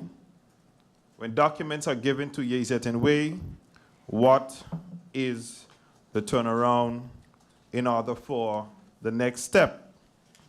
Seeing that it is a bestuursorgaan, people are requesting things via the ministry on a daily basis. So when can the people get answers when the Minister of General Affairs send documents to be vetted? What is the turnaround time? That will be all for now, Madam Chair. Thank you, MP Lewis. I now give the floor to MP Roseberg. MP Roseberg, you have the floor. Thank you, Madam Chair. Good afternoon to the Prime Minister and his support staff. The questions I have are pretty straightforward. First question is, what is the ministry's legislative priority for the coming year? So which laws? And then in regards to the budget, if I look at the legal advice and services, I would like to know how much legals are currently employed by government and how much of those legals are legislative lawyers. And is there current, I understood there's not enough, so what is the plan for the ministry to recruit legislative lawyers? Has the ministry looked at, for example, BZK and in connection with Article 43 of the staatsregeling, basically the kingdom affairs? If you look at Article 43, has there been any communication with BZK to recruit legislative lawyers? Those are my questions for now. Thank you, MP Roseberg. I continue and I give the floor to MP Doran. MP Doran, you have the floor. Thank you, Madam Chair Lady. Welcome to the Honorable Prime Minister and his support team and everyone that is tuned in at this point. Madam Chair, I'm going to be pretty brief. I would like to start by, of course, thanking the Prime Minister and the government for continuing the disaster fund that was started under the previous administration. I think that this is a great thing, and I see that we will definitely be more resilient and better prepared to deal with catastrophes if ever faced. I hope we never have to use it again. I would like to go over, Madam Chair, through one of the questions that I heard earlier, but just to get some clarification and expound it a bit more. I know that the GB loan is right now on the table. It was approved in the 2024 amendment. But I would also like to know what conditions are tied to that with respect to the operations of GB. I know that we see in the airport, I would call it a kind of a disaster that took place there with years of a CFO and an agreement being made and all these different things. Is that the case here? What is taking so long with the hiring of the 3 O's or 2 O's or 1 O? Because I know that that process was concluded quite a while back. So I would like to get an update on that. Or is it being held off until the money comes and then we have to appoint someone? Is that a discussion that is taking place? Madam Chair, through you, I find it a bit contradictory, or maybe the Prime Minister would just have to give some clarity on it, because every time the Prime Minister speaks, he talks about being less dependent on the Netherlands, but the actions prove otherwise with respect to the different loans, and every sentence that comes out the mouth is we need to seek help from the Netherlands. So what is the stance of this current cabinet with assistance? Because we all know how the CFT and all these things are set up, but I find it a bit misleading to the general public. At one point, you're saying we're too dependent, we need to move away, yet you're putting us in more debt with the same party. Thank you very much, Madam Chair, and I look forward to the answers. Thank you, MP Doran. MP Roseberg, are you still requesting? Oh, no. Okay. So, okay. Members of Parliament, any other member to speak on the topic of general affairs to the Prime Minister? We have MP Iran. MP Iran, you have the floor. Thank you, President. In line with what I mentioned earlier on with the Minister of Finance regarding nepotism, and I mentioned that the millennials, Gen Zs refer to the current government as nepo babies. Another term that comes to mind, another term that comes to mind is the word cronyism, which means It refers to the practice of favoring friends, associates, or close acquaintances when appointing individuals to positions of power, employment, or granting privileges regardless of their qualifications or merit. And what happens, it undermines the fairness, transparency, and efficiency as decisions are based on a personal relationship or the party. And I want to preface what I'm going to say next, first by stating, I love the lights on the lampposts. They are beautiful. I love the Christmas atmosphere and the feeling that it brought. But it doesn't change the fact that it's cronyism and nepotism. No matter how good of a feeling that I get, it doesn't change that fact. The Prime Minister has a letter that endorses a particular foundation entity to be able to operate and decorate the light poles. My question to the Prime Minister is, and are you going to do this endorsement letter for every entity? The Aquatic Foundation, they just came from Budapest the other day here. They needed a lot of donations to be able to travel. Are you going to write an endorsement letter for them so they can also get funding for their sports? You know, having an endorsement letter from the highest body and the highest person in the country in terms of power, that's a lot of weight. That carries a lot of weight. So is the Prime Minister going to write an endorsement letter for the Football Federation, the Soccer Federation, the flag football? Which other entity is allowed to come to the Prime Minister to get an endorsement letter to be able to get funding from the community? Because I guarantee you writing that letter is a lot stronger than the average person out there writing that letter, Prime Minister. To you, Madam Chair. And actually I'm going to look in the camera, I'm going to tell every foundation in St. Maarten, everybody that needs money, please, you come to my office. I will help you write a letter, and I will personally deliver it to the Prime Minister's office for you, so I can ensure that you get that strong endorsement from our government going forward. Secondly, when you do write this endorsement letter, and they are applying for subsidy for government, the power is in your hands. The power is then in your hands, or the relevant minister's hand. So how do you now, as Prime Minister, write an endorsement letter to the government, for example, and then deny their subsidy request or their support? And please, I'm really hoping that these questions are being taken. I don't want to have to come back here and have to hear, because again, the track record, the current Prime Minister of answering questions on time is not good. It's subpar. So I'm really hoping that somebody is taking these questions and will have these answers given today. How do you separate, right, the entity that got the permission? Why couldn't it be, let's say, the girl who does all of the people who walk on the stilts? Who determines? Funtopia, for example, yes. Why couldn't Funtopia do it, for example? Or any foundation, or the Home Foundation? Why this particular entity? Because, for example, maybe another entity could have done it even cheaper. So maybe the donations that they got could have been triple or double in terms of value, in terms of maybe Funtopia already has a certain amount of light. Maybe they could have added more flair to it. So how did you determine that this one entity can do it best? Secondly, or thirdly, I would like to know if the council ministers approve. I know, the difference, and I think MP Doran mentioned in the past, and MP Otley, that the difference with this parliament and parliaments prior is you have at least 4 city ministers, former city ministers here. So we have a little idea of how things go, right? Or things supposed to go, yes. Also, I understood, I saw in the letter, a previous letter, even with the way the Work Foundation, why didn't they get it?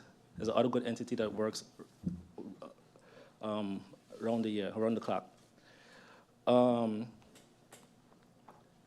When you send this endorsement letter, I know when MP Duran wanted certain letters to go out, we also brought to the Council of Ministers. We approved it as a COM. I would like to know, did the Council of Ministers approve his letter before it goes out, before it went out? because, I know I didn't forget that, don't worry. Because that'd be very interesting, because then I want to also hold the other ministers accountable going forward. I didn't get to ask the Minister of Finance, because I decided I'll wait until the Prime Minister comes. But what I would like to know is, did this letter go to the Council of Ministers? Because this letter that I have here has the government's letterhead on it. This is not your personal, this is not Dr. Luke Messina letter. This is the Prime Minister of St. Maarten letter. With the government Prime Minister stamp on it, the governor's signature, the number, everything here. I know, and you have the former SG of AZ with you. You have a very powerful man next to you, all right? Did this go to the Council of Ministers, and did they approve? Because then I want to hold them accountable also. Or was this just your initiative to prove me right that this is just purely cronyism? On top of that, and it's weird I don't even say this, because me and the former, well, when I was a minister and the former MP, we have a back and forth, but she's becoming my favorite minister, because this isn't just my opinion, that's also the opinion of your colleague, Minister MP Helga Martin. That was her words to you. That was her words to you. Not just the public, in the public that feels so, ain't just my opinion, but your own colleague minister. The letter that I have here in front of me states, right? I can paraphrase, I don't want to take too long because I ain't got much minutes left. Paraphrase. Prime Minister, I feel duped. You fooled me. You did not indicate to me that the entity that we are supporting now is a president of your party. You know the public going to start saying again that this is cronyism, that we again, we here busy in cronyism and nepotism. That's what your colleague said to you. And you know what you decided? I'm not going to go to the Council of Ministers, right? I'm still going to push through with what I want. Okay, it makes my party look good. And you know something? When you do something, right, the fact that your colleague minister could tell you that and you still execute it says a lot about his current government and nepotism and cronyism. And we had members of Parliament inside of here from PFP and some others that, was all about, be careful with this, don't be careful with this. Good corporate governance, right? Even for your party, even yourself. Madam Chair. So again, Prime Minister, do you feel in any way responsible? Do you feel in any way that this was cronyism? Do you feel the fact that your colleague ministers call you out on this and say, hey, before you continue down this line, because Minister Grisha Helena Martin, she's also doing the Christmas lights, right? Why is it so much competition? Why can't she execute what she has to execute? Why can't we support her in getting the lights done? I keep telling people, right, this is not a MP, and not a Prime Minister Dr. Luke Messina-led government. This is a DP-led government. And when the other ministers come and explain why, I'm not really feeling how we have this thing set up now of ministers one by one. We don't get to speak freely, but I would say this, I really respect the Minister of TIAT for making her position clear. And even after doing that, right, because most people, I thought first that she did all the lights. I thought so first. And even after doing that, still being a team player and saying that we did this together. I watched a press briefing the other day, she said, it's an initiative we did together. That's a real team player. A real team player, knowing that she got to go and defend your wrongdoing. Prime Minister, I also asked the Minister of Finance, but because I know that the minister is in charge of the finances of the country, but you actually brought up the letters for the civil servants. And I appreciate you giving civil servant days. I appreciate the 250 guilders. But what I didn't appreciate, and we had about, you had a survey, the government had a survey gone out requesting, hey, do you want days? Do you want Christmas vouchers? Do you want this? Do you want that? And the majority of persons actually wanted the 2 weeks days that you offered. But little they did know that they were never going to get the 2 weeks because we were going to have budget debate. So the 2 weeks, because we already knew, because I already asked when we had the budget debate, when the budget was coming. So the government states 2 weeks off. But you knew already that was impossible to happen, knowing that we're going to be here for budget debate. So why offer things, right, to make the civil servants feel as if, knowing that it was never going to happen, and we knew it never was going to happen. And like I asked the Minister of Finance, please indicate to me, how is it possible that the 250 guilders becomes tax-free if it's a gratification? I would like to know if this LB went to the Council of Ministers. I would like to know if the governor signed it off, if he did an MB. And again, I would like to see, is there any advice from legal affairs? I realize we like to skip legal affairs. Is there any advice from legal affairs? Because I love when precedence is set. Because when the other institution comes and says, I would like to be paid out tax-free, when they say, when Telem comes and when Telem staff comes and says, oh, I'm being paid out, right? Please let it be tax-free for me also. How do you separate who gets what and who not? Why not just do what we always do? Give them the voucher instead of putting the voucher at risk. I'd also like to state that all the questions regarding the vacation pay and so forth, the legislation, the bra'ach, the questions that I posed to the Minister of Finance also relate back to the Prime Minister, because I know they have to work on it together. So please raise that legislation, and how is it possible that we're going to execute half of it, for example, the vacation pay, COLA, but not execute the part of the jubilees? And are you going to pay out the jubilees in 2024, since they are also entitled to those? There is a contract for as a V and maintenance of the building. Is the government continuing with that? Because I don't see that reflected in the budget 2025. There were 3 options, A, B, C. One was 2 million guilders, one was a little above. I think one was even higher than that. And because the government had a history of not maintaining, etc., as if it was taking over the total maintenance, so forth, is the government going to continue with that? Or is the government saying, no, we're going to handle everything ourselves? If they are planning to continue with it, where is that reflected in the budget?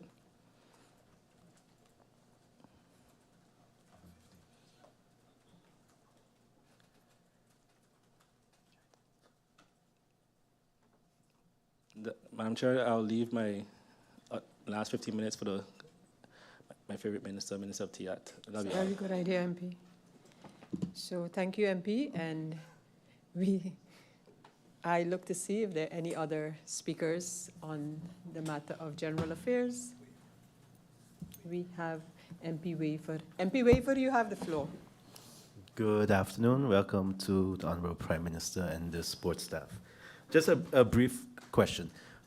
We often look at the budget and having to cut certain things, but I'm also asking the Prime Minister if he's looking at the waste that is happening within government, such as, for example, government workers taking the government vehicles in the weekends to Super U and those kind of instances that we can save on gas, you know? So are we researching those kind of ways that's happening within our government apparatus? Thank you. Thank you, MP Waver. Prime Minister, while I see before I add a brief question or two, I give the floor to MP York. MP York, you have the floor. Thank you, Madam President. Once again, good afternoon to the Prime Minister and his support staff and the viewing public. Prime Minister, just to dovetail off of what my colleague just alluded to, MP Irion. also preface my remarks by saying I also appreciate the idea behind the initiative. I appreciate the idea. What I don't like is basically the manner in which the Prime Minister went about it. Because on the document signed, on the letter written, it was written in August, the last week in August, which means the minister had enough time, the Prime Minister had enough time to do a small little tender and do it the right way. Include the minister TIAT, do a cross-ministerial something. You know, I would say my colleague MP Myers always likes to, his little quotes. In his name, gonna take a quote too. There's no limit to the amount of good you can do if you don't care who gets the credit.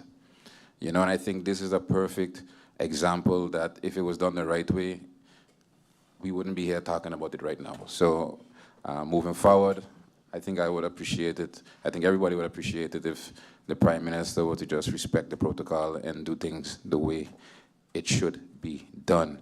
Moving on, also, you could listen to what people say, but you'd be more effective if you listen to what people do. A couple months ago, I sat right there in the Tribune. I think it was in February to be exact.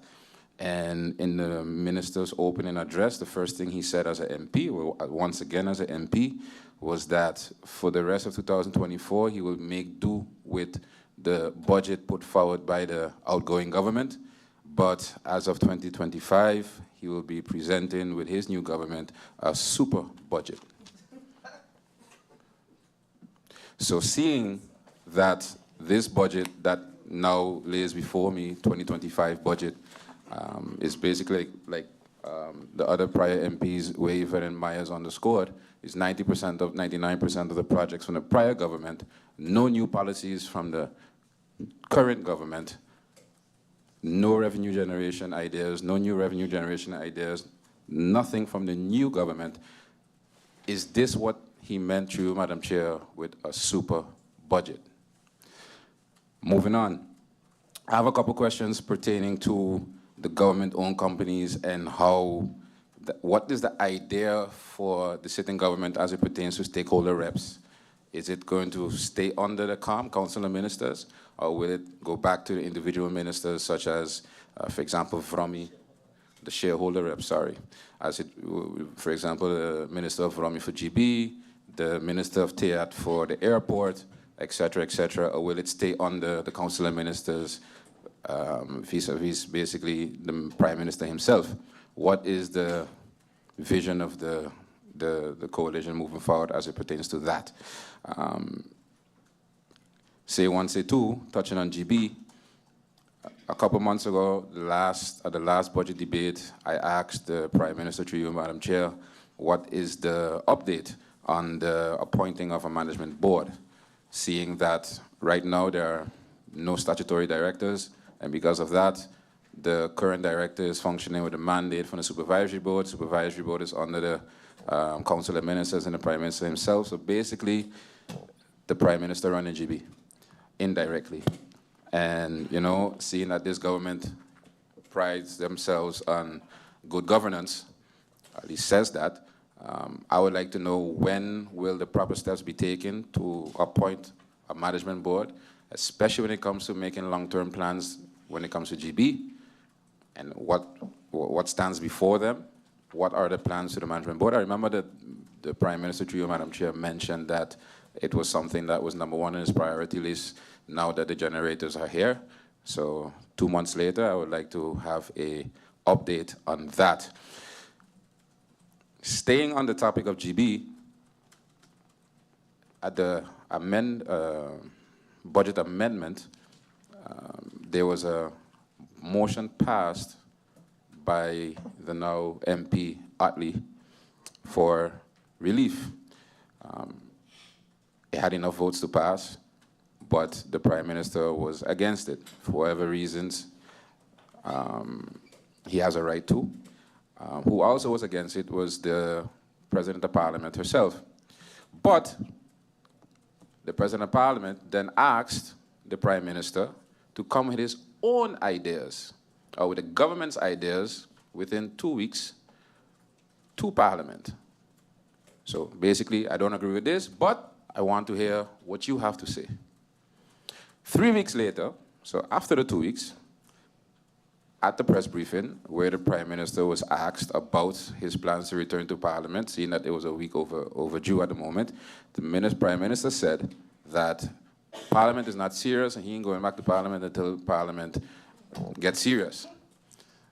Now, I don't know what the Minister considers serious, but for one, I see that, you know, 2 ways. I see that as a disrespect to Parliament, but I see that namely as a disrespect to the President of Parliament, who, you know, say one, say two, had your back.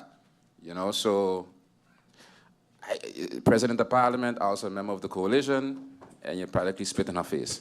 I don't know if that is standard practice moving forward, or if you think that's normal, the Prime Minister think that's normal, but I still would like to know, okay, you're not for the GB relief, even though the motion was passed. I would like to know what from the motion has been executed or is in the works.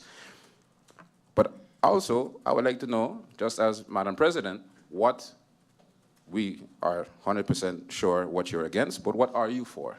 What's your idea, or what is the government's idea as it comes to GB relief? Because at the end of the day, the bill's still coming. At the end of the day, the people are still suffering. And at the end of the day, even though we differ with opinions, we're here for the people. So, as well, I have here, I know what it is right now. Here it is. Yes, I have here my little notes. I old school sometimes. I have here one of the main things on the URSM's manifesto is GB relief. So, you know, I heard the Prime Minister mention just now that his new cabinet has been sitting since the 26th of November, but I may like to remind the Prime Minister he has been sitting since May. So 7 months later, I would like to know what the update is as it pertains to the GB relief. I understand maybe everything is not executed yet, but what is your idea, seeing that this is something fundamentally that you ran on, as well as, I'm sorry to say it, but the SAM ran on it as well. So I would like to know, and the DP promised relief to the seniors. So I would like to know, since everybody ran on relief, what we're doing for relief. I don't care what it is, what is the plan? Moving on. The Christmas voucher. It's a good idea. My question is, although I know that subsidized school teachers are not 100% civil servants, what about the subsidized school teachers? Are they not due something? I know they fall under the school board, but what are the plans for the subsidized school teachers? Next question, although it doesn't fall directly under the minister, the Prime Minister himself, but you know, the cabinet named Algemene Zaken for a reason. It does fall within his council of ministers. So what is the Prime Minister's vision for national health insurance on St. Maarten? I know what he's against. He was against it in 2018. Seemingly the SAHA has not been executed. He's against the SAHA, or aspects of the SAHA, in fairness to him. I would like to know, okay, what are you against exactly pertaining to the SAHA? What would you like to change pertaining to the SAHA? Or basically, if you don't like it, no problem. What is the alternative? Because we kicking this can down the road further and further and further, and the state of SZV is not getting better. So I would like to know what is a concrete vision.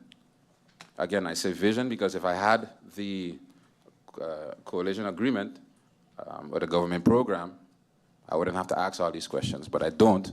And to dovetail off of what the Madam President said earlier, it being submitted the day before we have a CC like this is basically, yeah, I don't know, that it could have also been sent to us privately that we could at least saw it before the CC. So submitting something the day before CC, knowing that it takes a week, a couple of days before we get it, is basically not submitting it on time.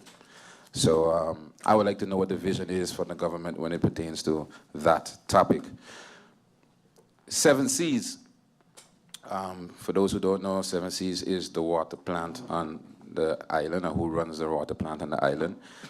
GB is over the maintenance and operational side of things, and 7 Cs is the management and the finance side of things. I would like to know, what is the frequency of the maintenance schedule? So basically, how often are the plans maintained? And does GB have an overview of these costs?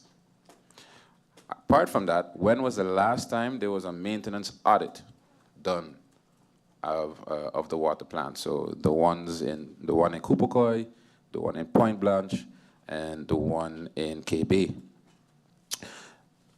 The reason I ask this is, how can GB make long-term plans if they don't know the financial state of the water plant every year?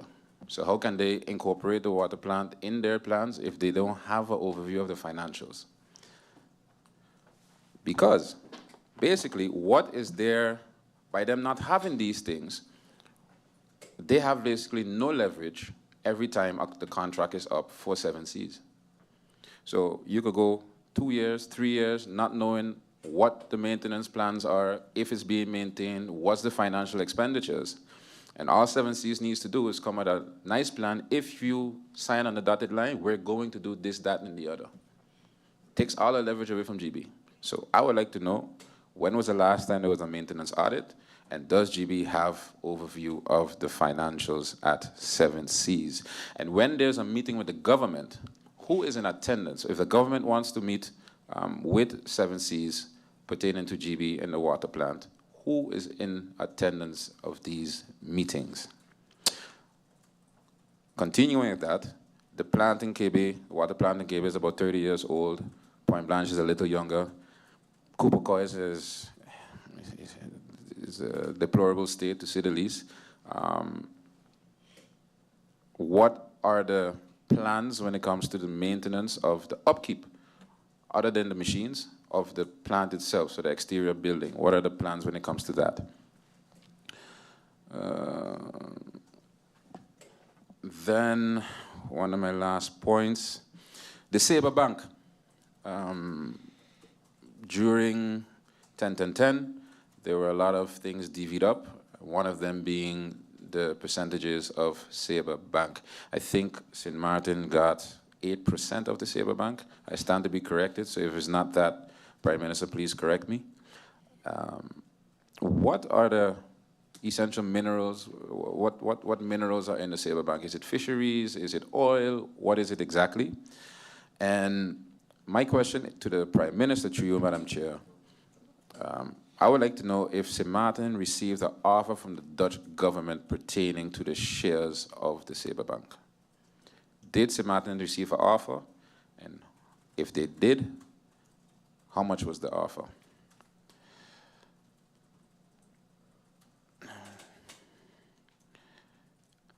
And last but not least, I would like to know what the plans are of the Prime Minister as it pertains to the road network on St. Maarten. The road network. I know it doesn't fall under your purview, but at one of your recent speeches, you spoke about plans you have for the road. The speech you gave at the groundbreaking of the repairs for the Carnival Village. So I would like to, if you can elaborate more on that, I would appreciate it. So that being said, if I'm missing anything.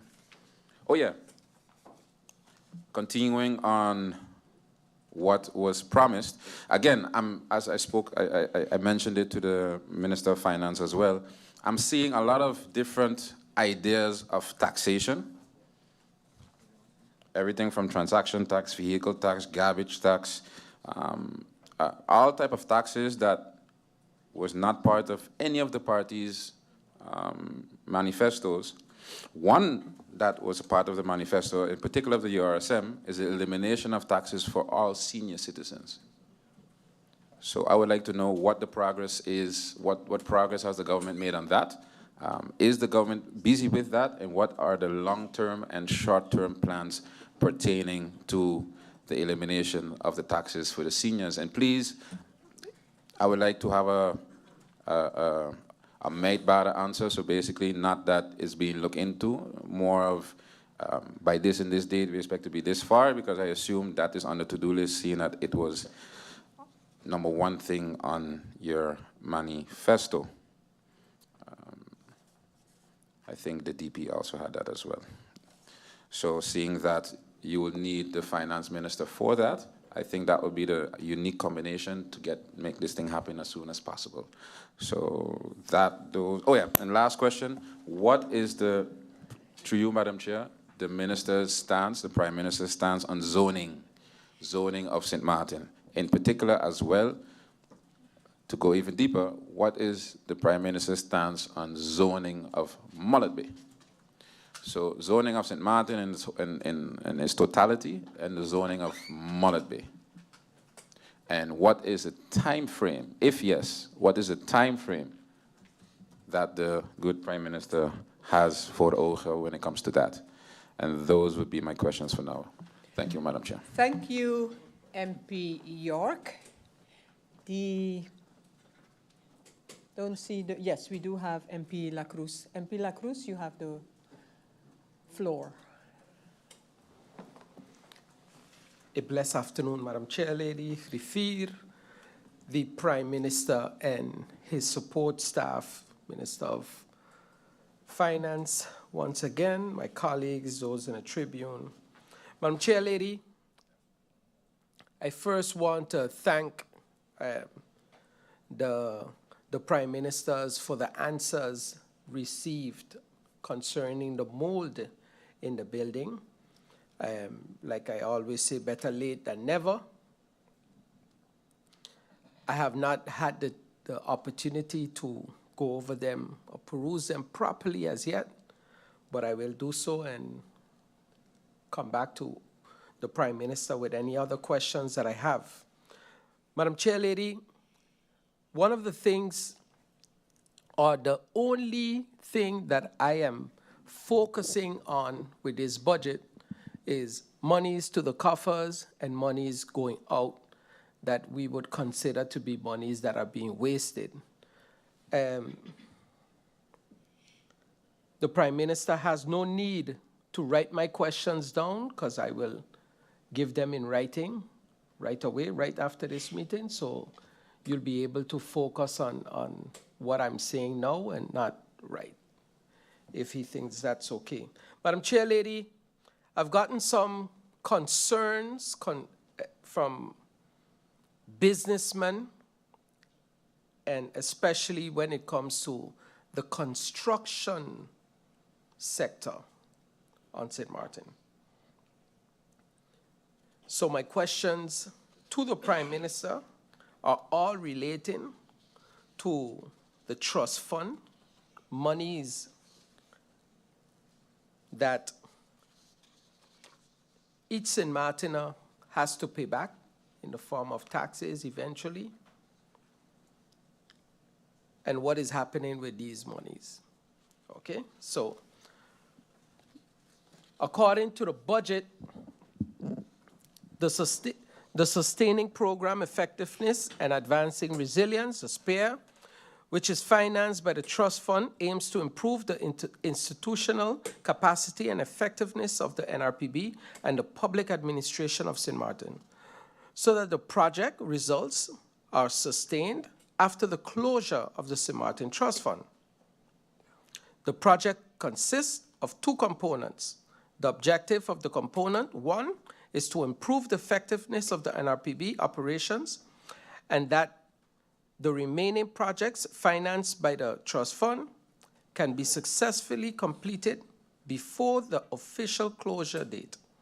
This component finances agreed operational expenditures for the implementation, management, and monitoring of the Trust Fund projects. Component 2 focuses on the strengthening government institutions and systems.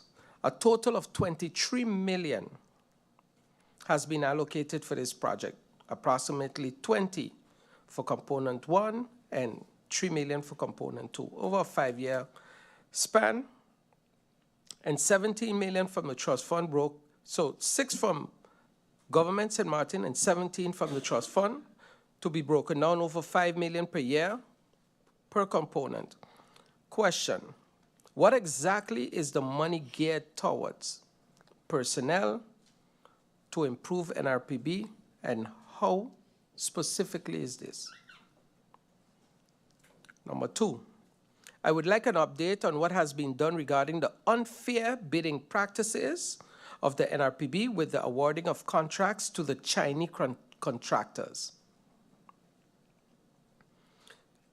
Has this company been exempted from TOT, from payments to SZV? Because as far as I understood, these companies are coming with their own insurance. How many work permits were granted for this company? Did this contractor contribute to the NEPA via the SOS policy established under my fellow colleague MP Otley? How does the NRPB ensure alignment with the National Recovery and Resilience Plan, the NRRP, particularly the focus on supporting the local workforce and the economy? And Madam Chair Lady, I hope it is understood what is actually happening.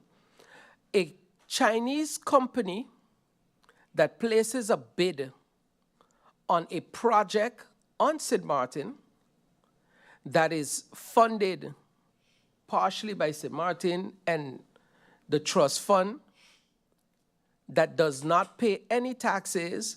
Most probably this company will also bring the materials from China, so the vendors here, our local vendors of materials, will definitely not get a piece of that pie, which in return means that we are not going to collect the TOT on those, is a problem to me.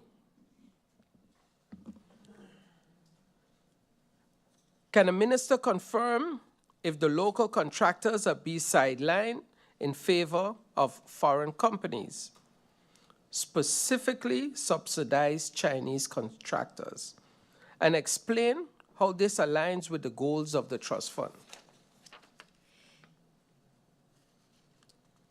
Why was there a second bidding round for the Smart Shelter project initiated by PAHO, when local contractors had already submitted their bids since January 2024? What measures are in place to ensure transparency and fairness in the bidding process, particularly when foreign contractors are involved? Why were local contractors not informed about the status of the initial bids for the Smart Shelter project despite repeated inquiries?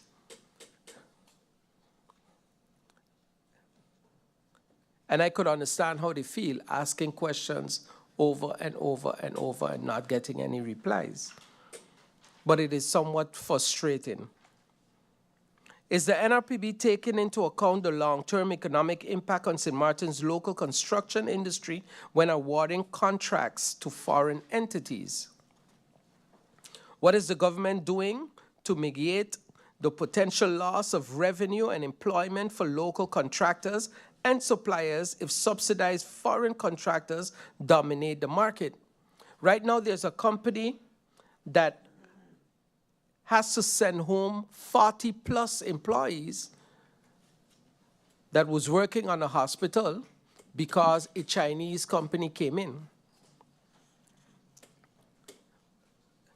That sounds like problems to me, Madam Chair Lady. Like how we say it here, something wrong. Has the economic impact assessment been conducted regarding the use of foreign contractors like Zhengyang No. 2 Construction Engineer Co., Ltd., and these projects?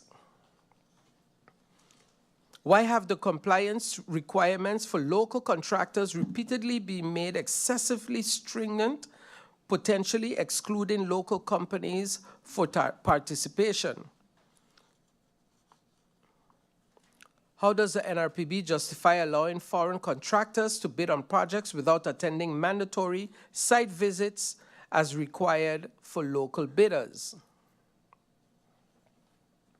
Is it consistent with the intentions of the Netherlands as a donor for funds from the trust funds to be channeled to foreign contractors, potentially undermining St. Maarten's local economy? How does the government ensure that funds provided by the Netherlands for rebuilding the resilience efforts remain within the local economy? Madam Chair Lady, I just got a message from a close friend, and he asked me, why don't we add a 2% taxes to all monies that leave the country, like Rapidito, you know, and MoneyGram, and, you know, those types of companies. And while sitting thinking about it, I said to myself, you know what? I got a job here. My mom lives away. After I've paid all my taxes, now I have to pay $2 to send it out also, okay? So that is somewhat dubbelzinnig to me. It you know, kind of makes me wonder, hey, you know, how will that work? But when it comes to a contractor that comes from away into St. Maarten, takes the jobs of the locals, then yes, something is wrong there. And get all kinds of exemptions.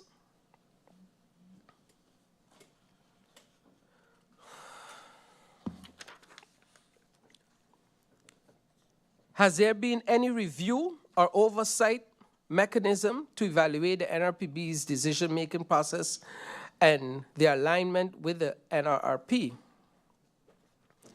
What is the government's position on the involvement of foreign contractors subsidized by their home government in projects funded by the trust fund?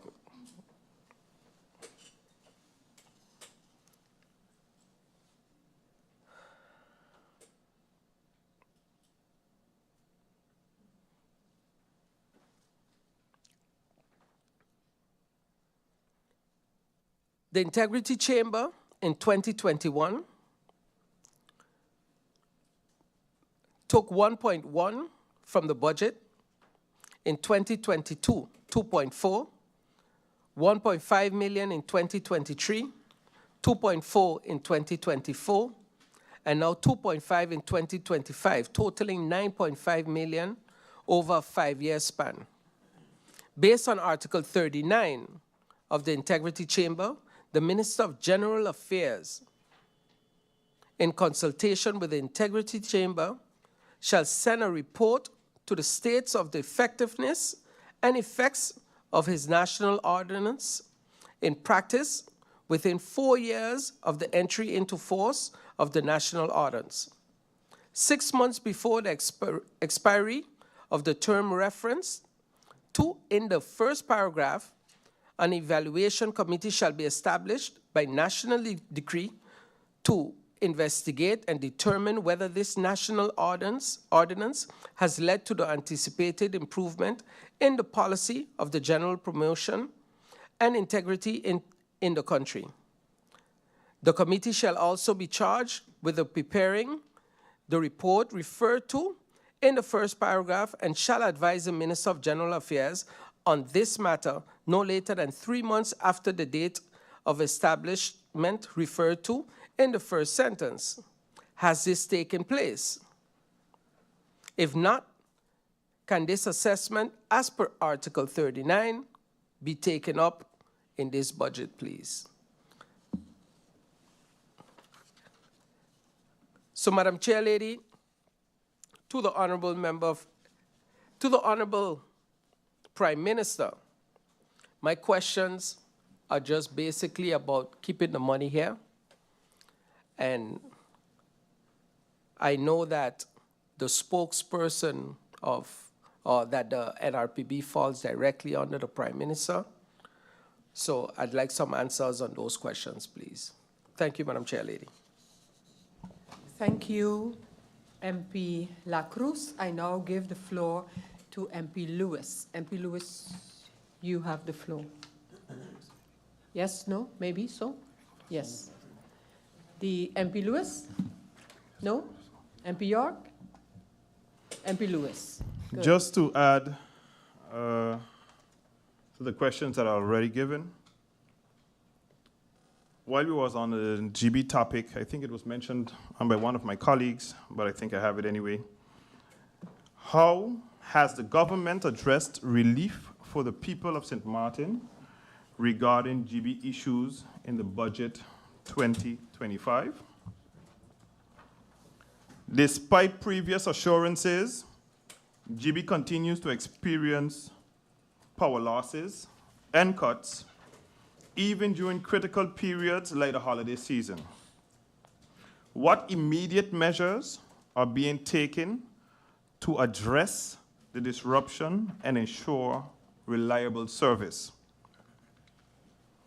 What long-term strategies are being implemented to improve GB's infrastructure and financial stability?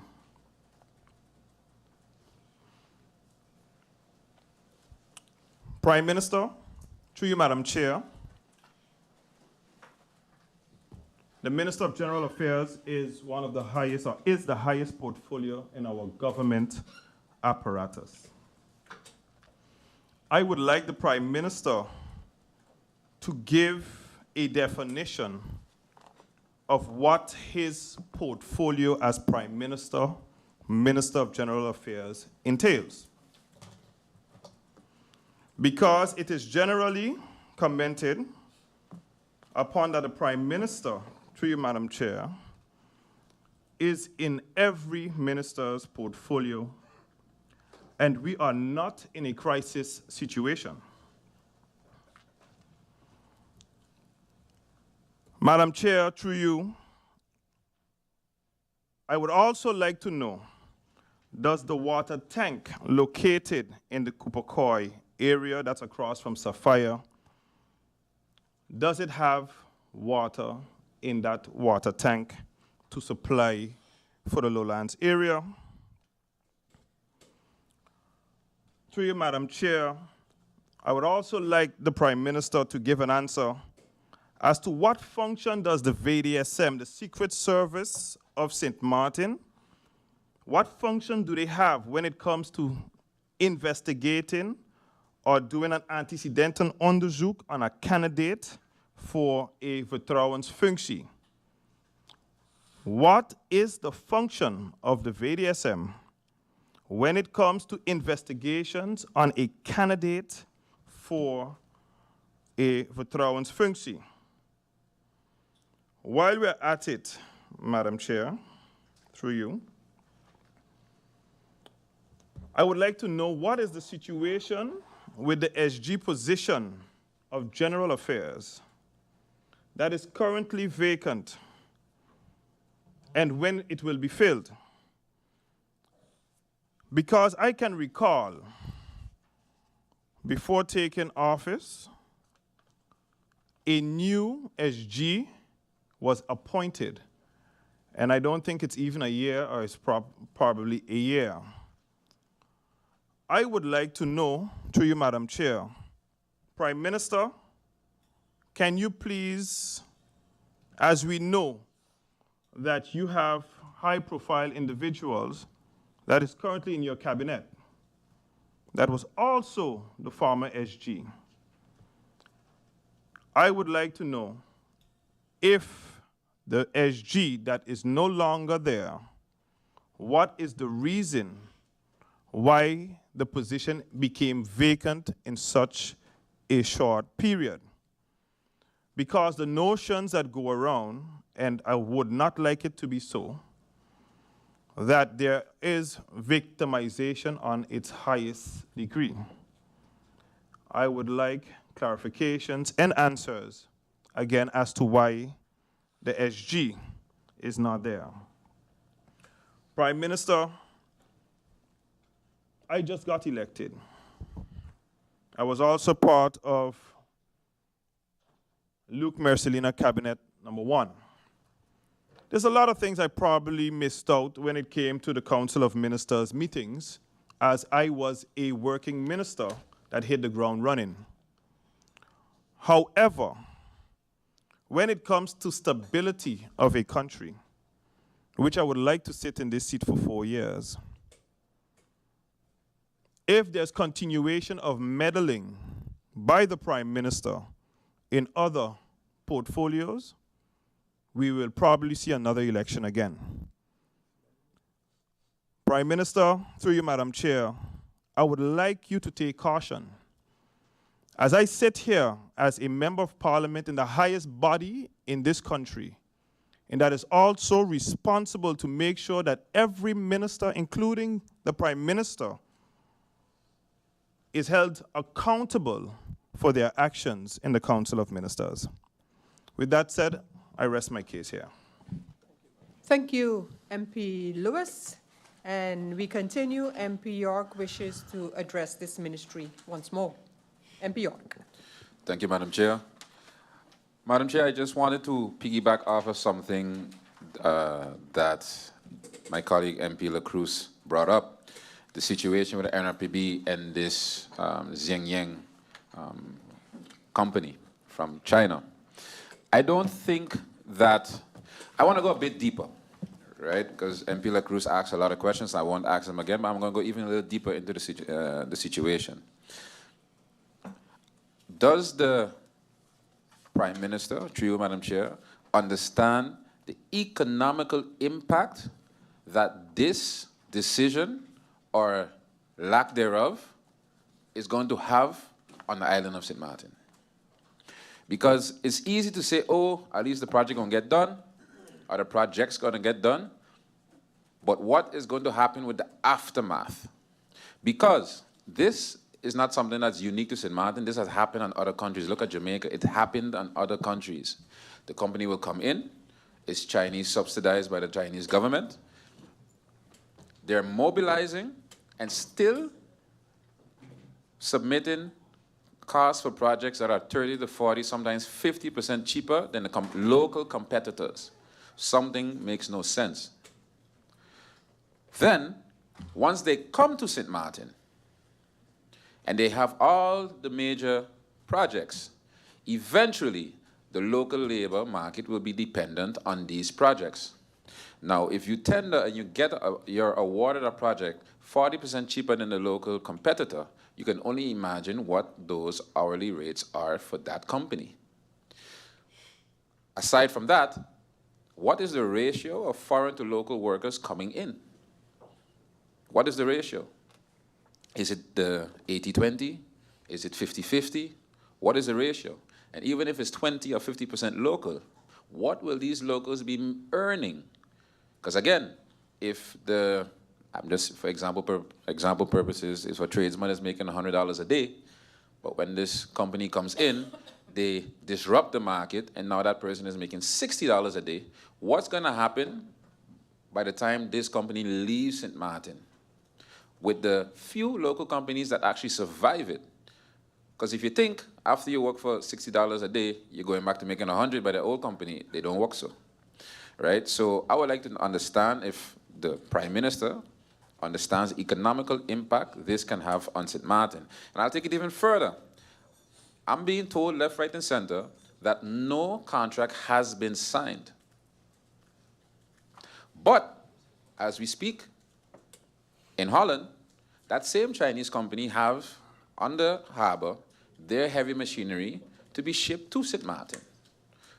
Right now, as we speak, that same company has materials in Holland waiting to be shipped to St. Maarten. So my question is, how is it that I'm constantly hearing nothing is awarded but not signed? I don't understand that one, but okay. Nothing is signed, and this company is already mobilizing to come to St. Maarten. Something don't add up there. So I would like to know what the exact situation is when it comes to that. And I know the Prime Minister is aware of this since June. I remember he came out, I think, a month or two ago with a letter, and once you read the letter, you would assume that it was recently brought to his attention. Prime Minister, you're aware of this since June. We're now in December. What are you going to do about this particular situation that threatens the economy of St. Maarten? And to go back on a point that I was speaking on earlier, as it pertains to the water plant, MP Lewis touched briefly on it. What is the plans to expand on the buffer period that we currently have? Because right now, if something were to happen to the plants, let's say worst case scenario, everything break down, basically a GB crisis happens with the water plant, the current buffer capacity that we have right now, St. Maarten can last 8 hours with the tanks that we have. Comparable example, St. Thomas can last 2 weeks. They have a buffer capacity of 2 weeks. So I would like to know, what are the plans, are there plans, and if they're not, what will be the plans moving forward to increase the buffer capacity? Because if we're talking about resilience and long-term planning, the buffer capacity of our water is a very integral part of that. So I would like to know, right now we have 8 hours, St. Thomas is 2 weeks. What are the plans to increase the buffer capacity? Thank you, Madam Chair. Oh, before I press the button. The last question was, and what is the status on the function book for the firefighters? Seeing that they are at their wits' end right now, they've been waiting forever. What is the current status on their function book? Thank you. That will be all. Thank you, MP York. I now go over to MP Otley. Thank you, Madam Chair. Good day to the Honorable Prime Minister, his support staff, and the viewing and listening public. Madam Chair, I'd like to first off publicly thank you for a letter that was sent on behalf of Parliament requesting the government to basically take our questioning serious. I told you yesterday in private, and I'll tell you here in public, Madam Chair, that was a true representation of not just coalition, but of Parliament. Thank you. And I thank you for that, due to the fact that many of my colleagues are complaining about lack of responses. And when I hear comments from my previous MP stating that a comment was made in press briefing when Parliament gets serious, it kind of adds up together as to why we don't get response, because we are not taken seriously. But maybe a motion of no confidence would change that. Madam Chair,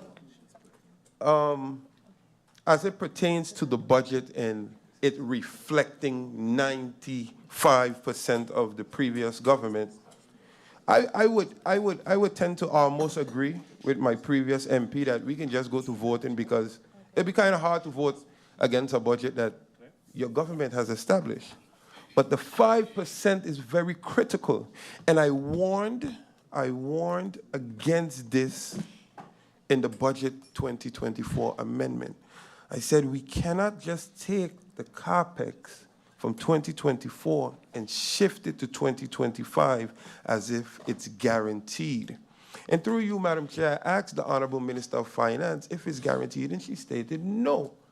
And this is what I'm saying. So when you reflect now in the 2024 amendment, it was stated, for instance, Charlotte Brookson, the high school, would move to 2025 CAPEX. The new phase 1 of K-Bay project, finally addressing K-Bay, would move to 2025 CAPEX.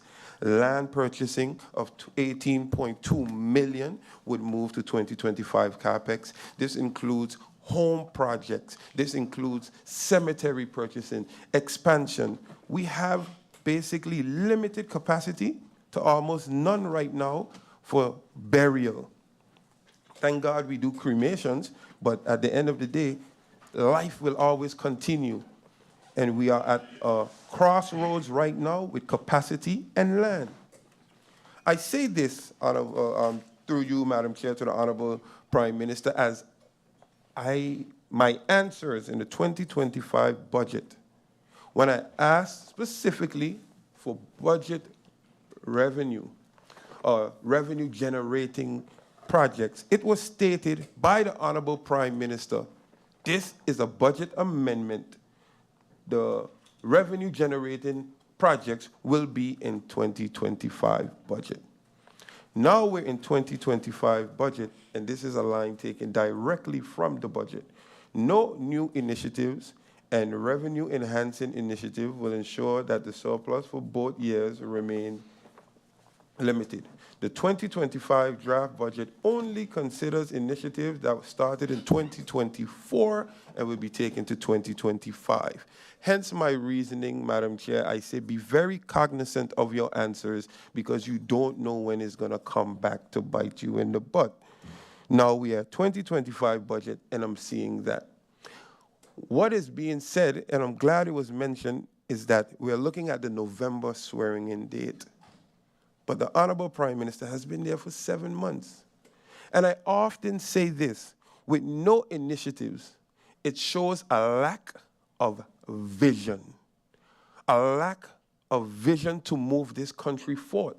Because when I listen to any report, anything negative comes from the previous government. But anything positive that is continuing, there's pictures and press releases. Example, ability to obtain CAPEX. That wasn't done in about 11 years, previous government. We have the airport. Pictures were taken, celebrated, previous government. Hospital finally on the move. Carnival Village. Health levy is one of the main revenue-generating products for this government, presented by the previous government. Cannabis, moving forward, previous government. Pension, gladly announced. When I was there, we put it as a moot, which means it must increase yearly. You're welcome. We have mental health. Marketplace, we saw the groundbreaking. We can go on and on and on. Hence the reason now, I kind of understand why you would want to continue our budget straight through. I would too. Madam Chair, through you, I see there's an uproar at the airport. And I'll ask this question to the Honorable Prime Minister. A lot of reports are saying the Minister of TIAT, asking the Minister of TIAT, but I know how the CALM is situated right now with shareholders and representatives. And the Prime Minister, I would ask, what is your sentiment to the uproar with the CEO selection or pre-announcement of a CEO selection at the airport? Also, what is the update with the placement of the Cs, the management of GEBE? It's about time we start to shift from this temporary management when a whole assessment was done. I don't understand, through you, Madam Chair, what is the hold up at this moment? What is the update with Telem and the CEO, the CFO? What is the update with placing the director? Is the contract for Mr. Dupasoy up? And who will replace, or is that process started? When we go through you, Madam Chair, to capital investments, what is the 50,000 Gilla increase for new investments by SG of AZ? Please provide an update on the agreement between the Netherlands and St. Maarten as it pertains to the 75.6 million Gillas. Is there a draft? Is the Minister of Rummy involved in these discussions? Also, I would like to know the amount spent for specifically the Minister of Azat's cabinet for travel for 2024. I would like to know that, Madam Chair. You see, Madam Chair, I had a similar question to my colleague, MP Lewis, as it pertains to the Minister of General Affairs. His face is popping up at the hospital. His face is popping up in meetings with the police. His face is popping up at every other ministry. But what I'm lacking is AZ. I'm lacking the real responsibility. Not just to come and tell us we have to take loans, but tell us where we can have access to additional funding. We just came back from the Netherlands, Madam Chair, and in the discussions, there were different avenues where the islands can obtain funding. That is what I need to hear from the Honorable Prime Minister, where we can obtain grants. I have seen my colleague MP right next to me dialogue with various MPs to try to get us grants. That is what I need to see in my Prime Minister, because regardless of what, you are my Prime Minister. That's regardless of what. I need to feel, and the civil servants need to feel that you are taking their interest at heart. It is okay to send gifts and gratifications, but when we talk about longevity, the scales, the updating of the scales, the placement, that is what the civil servants need. How are we going to make government more attractive? I remember when I was younger, everyone wanted to work in government. Now everyone wants to run from government. Let's make it more attractive. Let's focus on what we can do to enhance that aspect through you, Madam Chair. So, Madam Chair, I also would like to point out as well, we too visited the prison, and like my colleague, Ms. Jansen, pointed out, that there needs to be a lot of attention in prison guards for security, safety measures, and updating. There are prison guards that have been working for many, many, many years without LBAs. We need to update that situation. And I know my colleague also is new, and her first stint was as a minister position, Madam Chair, but you can also make the amendment. You don't have to wait on the government. That's your responsibility. So if it's urgent and it's important, I am willing to sit with you and make such an important amendment together. No party lines, let's work together, and if this amendment means something to you, I am willing to sit with you and we work and make it happen together. Thank you, Madam Chair. Thank you, MP Otley. Prime Minister, I don't know if you were in the hall when I introduced my questions to the Minister of Finance, but in any case, my questions are in the line of this government's policy and vision being worked out in a budget amendment. And thus, my questions are more topical than they are budget item-wise. Prime Minister, I have sent you 2 letters regarding the matter of regional collaboration. One of them is asking your approval and consent to work on a project for regional collaboration and agreements, and I have asked that the 1 or more persons of your back department be assigned to work with me, the University of St. Maarten, and 2 other persons who are very cognizant of Caribbean relationships. So I would like you to not only respond to the letter, but also give me your possible views on some of the suggestions that I have mentioned with respect to regional cooperation. In the same context of regional and international relations, I have sent you a letter regarding a conference to be held in Nigeria, to which the government of St. Maarten has been invited through the President of Parliament. We need to understand which I'm sure you do, Prime Minister, the constitutional status of some of the countries that would be part of such an initiative, and that is that you have members of Parliament who are also responsible as a minister. In many of our neighboring islands, that is the system. So I often receive communication in my capacity as President of Parliament, and I guess persons figuring that we have a similar system, which is not the case, and thus I need to coordinate with government to see how we can make some of these things happen.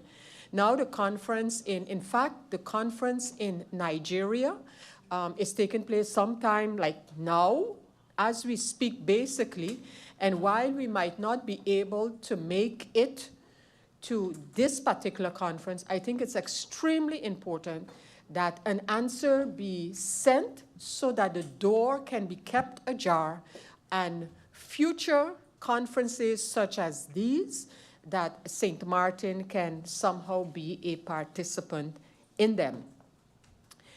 That is with respect to the topic of regional and international affairs, that we make use of our authority and competency as far as possible. I know, of course, the competency division between the kingdom government and the countries, and even with respect for that, I believe there's a lot that we can do on a local level.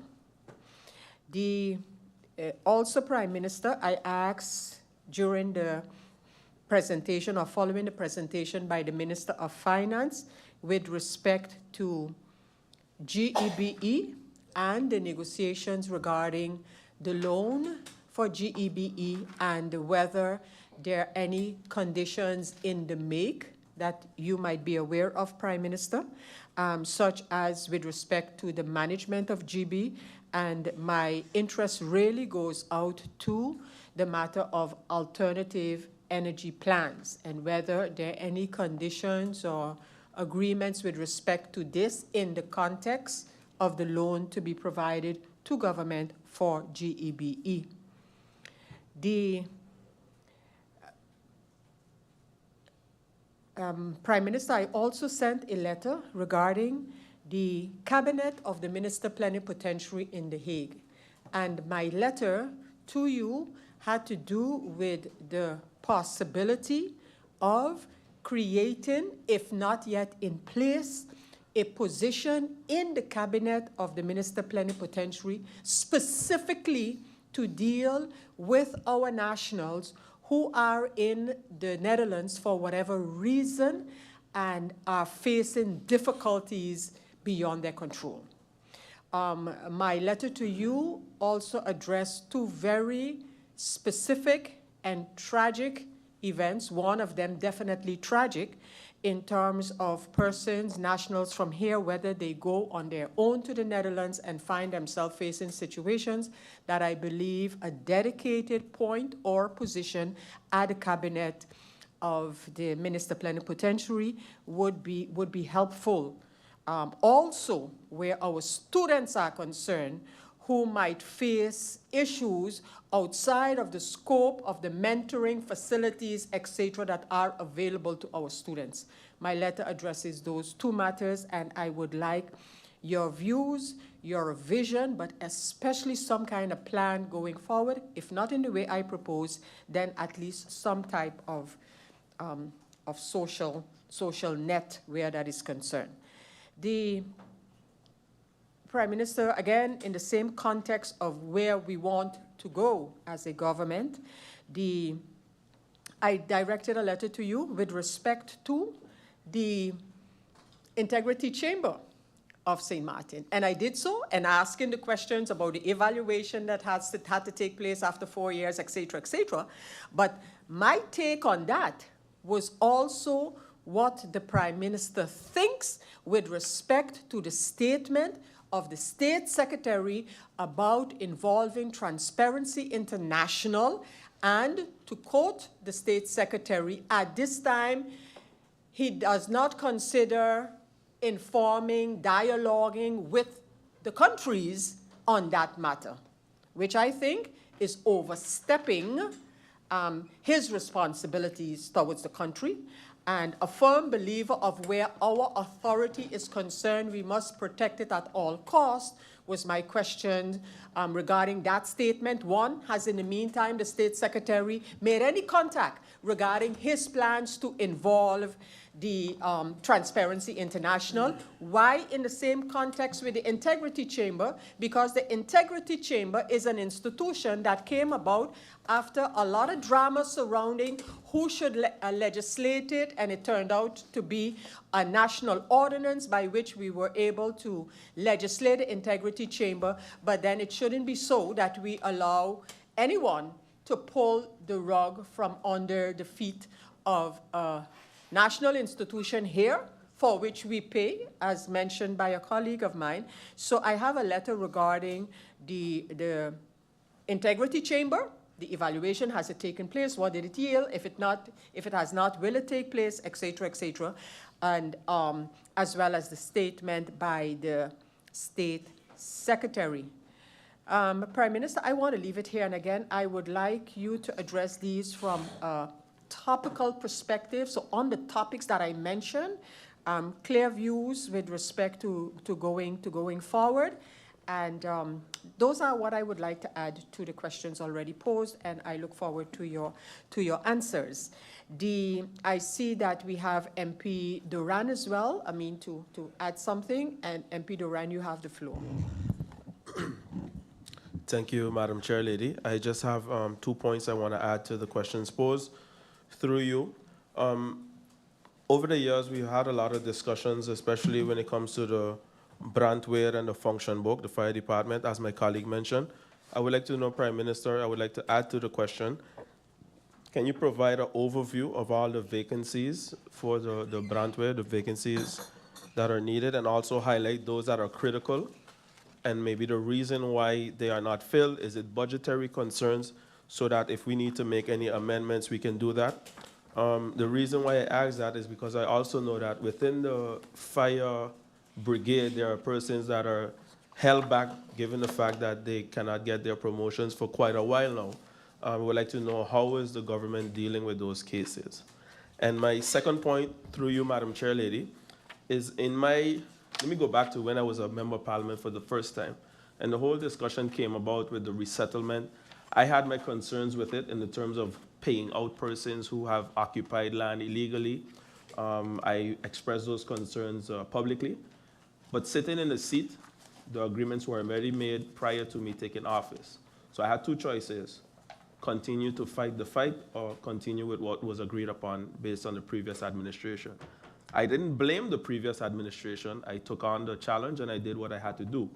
And we paid out those persons. However, in 2 instances in particular, there were persons that were, in my humble opinion, after my preliminary research, paid out not in the right way. I will not go too deep into it here on the floor, but I know, Prime Minister, you have access to all information that I had access to.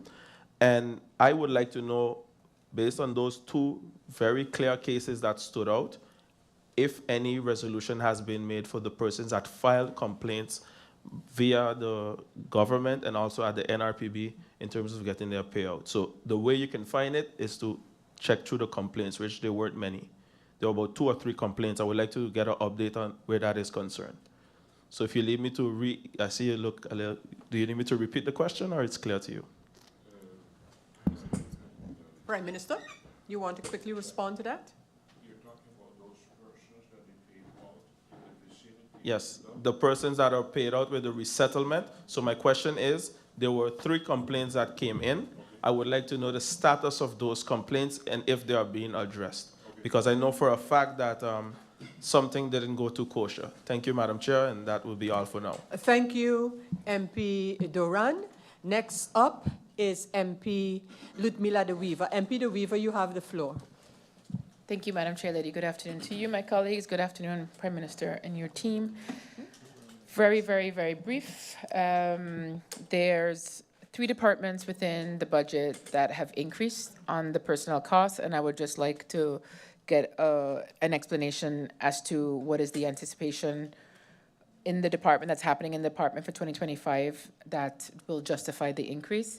Not that they don't deserve an increase, but it's just for me to understand what is happening in those 3 specific departments, which is the fire department, YZ and Way, which is legal affairs and legislation, and facilities. Thank you very much. Thank you, MP De Weaver, and I wait because I think MP Irian had indicated wanting to add something. So I await his arrival. There he is, and MP Irian, you have the floor. Thank you. Thank you, President. Prime Minister, through the Madam Chair. Currently, are there any investigations happening within your ministry? How many? And what type of investigations and why? In addition to that, I saw in the presentation from the Minister of Finance referenced vehicles and gas and said that a research is going to be done and then it'll be put in the budget. But we've been monitoring this already. So we already can, maybe in the next round in January, we've been monitoring right now how much gas. So this is a report that we sent as Minister of Finance. I sent this report to every council of ministers. I would send, so you can ask Secretariat in the past, I would send a gas report to the council of ministers in terms of every vehicle, how they spend their gas. Every government vehicle has a card, so they don't have a book anymore. They have a card. So every time we could digitally check online how much every single vehicle has been spending. For example, MP Chris Waver mentioned about vehicles being on the front side and so forth. So I established a team of individuals that would check on a monthly basis, and we would know, for example, okay, if there are 10 vehicles in Avrami supposed to be doing inspection, why is L55 at 300 guilders and everybody is at 100 guilders? So then we were able to zoom in and hold accountability. So why has that stopped? We also did that, for example, with the phones. So when we came in and we cut all of the postpaid phones, we made everybody go to prepaid. And that saved us a significant amount of money. And even there, we would use the data there and say, okay, we could cut people lower or increase. So why is this government not continuing with these measures that could, one, save you money, two, hold persons accountable? And that's also things that I don't see in 2025. I don't see simple things that the government can do, and maybe in January, when we come back, we'll see more in-depth stuff from the different ministries. I don't see no kind of measures where we could already start to save money or generate money. That'll be all, President. Thank you, MP Irian. I see no... Madam Chair. Just one minute. Let me... Minister, Prime Minister, you wanted to make a point right now? Yeah, if it's possible.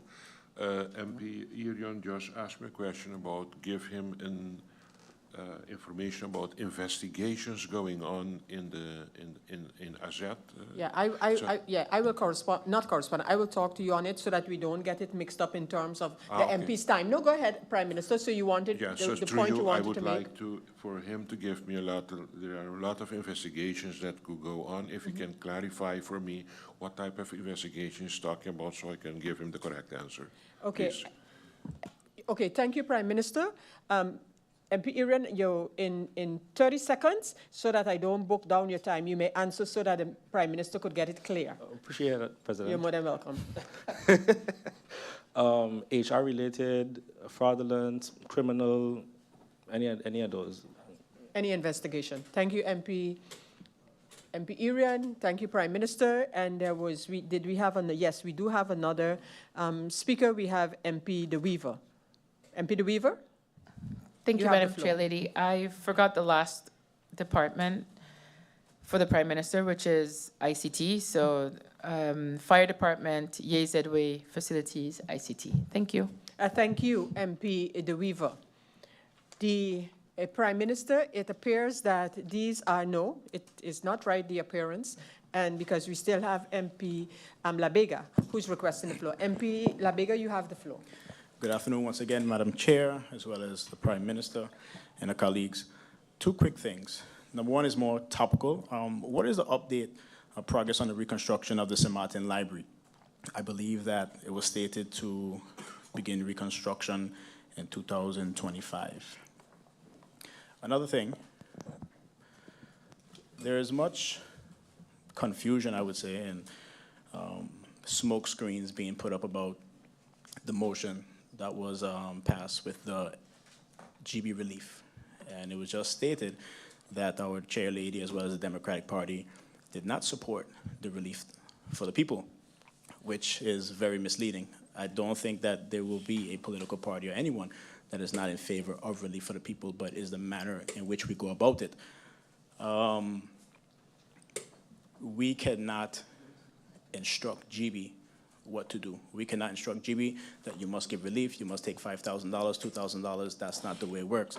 I believe a more efficient way to handle going about asking GB for relief, which would be also time efficient, is to have them come up with two options. Like, hey, management, what can you guys do based on your current financial situation in 2025?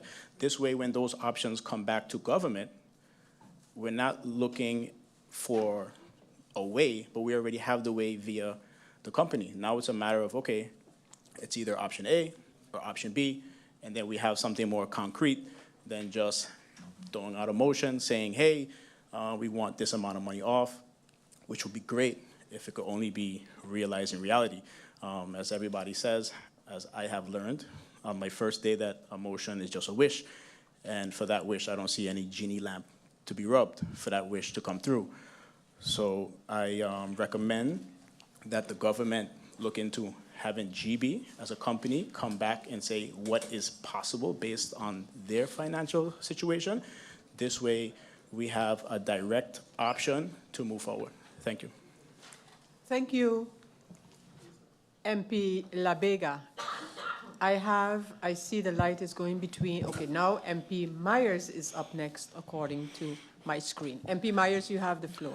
Thank you, Madam Chair. Very briefly. I think we have to put things in context. And I think in putting those things in context, we have to ask, where are we right now? You know, I've heard many members, many colleagues talk about the Prime Minister has been in since May. Elections was January the 11th. The first government was sworn in on the 3rd of May. True. Subsequently fell on the 20th of May. Also true. Was then in a caretaker status. True. Elections was the 29th of August. And the new government, the 19th of August. And the new government was sworn in on the 26th of November. So why this whole year, if you were to put a number on it, is what you call a wasted year.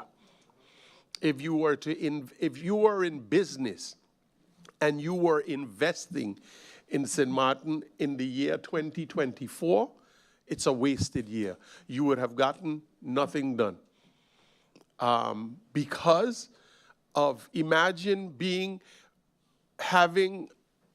needing something critical from government, but can't get it because government is in a divisionary state in which they were in twice in 2024. So we have to ask how are we here now, you know? And then just to touch on the Christmas lights, I want to thank all who was involved in the initiative. Persons always criticize the doers. You know, it's like when you go for election, you ask someone to vote for you, and they said, I like you, but I don't like the party you're on. That's like saying, you know, I like the Christmas lights. I like it. But, you know, the manner in which it was done, I don't agree with it. Well, the manner may be wrong, but the journey of 1,000 miles starts with the first step. But there was no steps made before. So at least today, we can celebrate and say that, you know something, St. Maarten looks Christmassy. I feel the Christmas. We can say that. So I want to commend you for that, because had you not done it, in spite of all that this country has been through in the past year, had you not done it, nothing would have been done. And we would have loved it just like that. Sometimes it takes big people to come out and say, you know something, you did a good job. And that's what I'm saying. You did a good job. This is what we deserve in St. Maarten. We deserve, if I will be critical when it's time to be critical, but when it's time to give you praise, I would say, job well done. And lastly, can you give this Parliament a whole overview? Because I too, during the election and after, corresponded with you through you, Madam Chair, Honorable Prime Minister, regarding this whole issue with the Chinese contractors and the NRPB. Can you give the Parliament a whole elucidation on the procurement of those funds? Because those funds were given by the Dutch government to the World Bank and then projects were done up through the NRPB. Can you give the whole overview? Because I also believe that indeed, like in the discussions we had, that the advantages that the Chinese companies have is an unfair advantage to the local companies. But at the end of the day, those funds are on international bids by the World Bank. Those are the comments that I have to make, Madam Chair. Thank you, MP Myers. And this is not on my time, because I just wanted to let the Parliament know that my Christmas message on behalf of the Parliament was exactly something mentioned by MP Myers, and that is that throughout the island, you're hearing, I feel like Christmas again. And thus, I also added in my Christmas message as the President of Parliament that is infectious, it is contagious. And if we all keep repeating that and doing our little part in the Christmas season, we're really going to have one that we can not only enjoy, but look back to. So I just wanted to let you know that that is part of my message on behalf of the Parliament of St. Martin, where the Christmas season is concerned. I see MP Irian is requesting the floor. MP Irian, you have the floor. Thank you, President. MP Myers mentioned that the government falling, and that's a reason why persons, entities, business wouldn't want to invest in St. Martin. Before I became an MP, the government was falling every year and a half. Every year, every 12 months, government kept falling while he was here and others. But I think a real reason why persons would not want to invest in St. Martin is for one reason, the statement by the Prime Minister that St. Martin is bankrupt. That's a severe reason why persons would not want to invest in St. Martin. We have the most powerful figurehead stating the country is bankrupt, which is not true, which later on was the Honorable Minister of Finance corrected or tried to correct and said, no, maybe the Prime Minister misspoke. And the other comments from MP Myers proves my point exactly. I'll go back again and say it. The millennials and Gen Zs think that this government is nepotism babies. A politician whose career is largely attributed to their family ties rather than merit, riding the coattails of a well-known political family or dynasty without proving independent qualifications or achievements.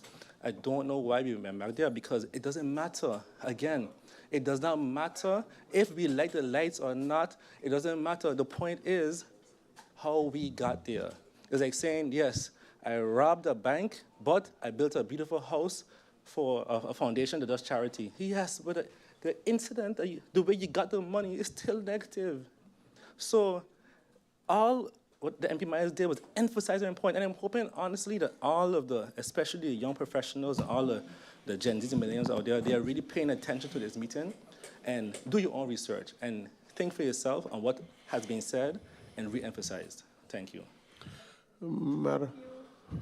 Thank you, MP Irian. I just wish to remind the members of Parliament of a couple of things. Your mics are open. One. Secondly, you're going to have the more you're going to be able to have the more political debate during the public meeting on the budget. Right now, we are timed. So if you feel to come back on a topic over and over, then it's going your time. You're taking away your time, your question time. Just a little note there. Now I look around again, and we're going to leave the matter of the Christmas spirit for another discussion. We do have MP Myers. No? Yes. No? Oh, hold on. Just 1 minute. There, MP Myers. I think we have. You go.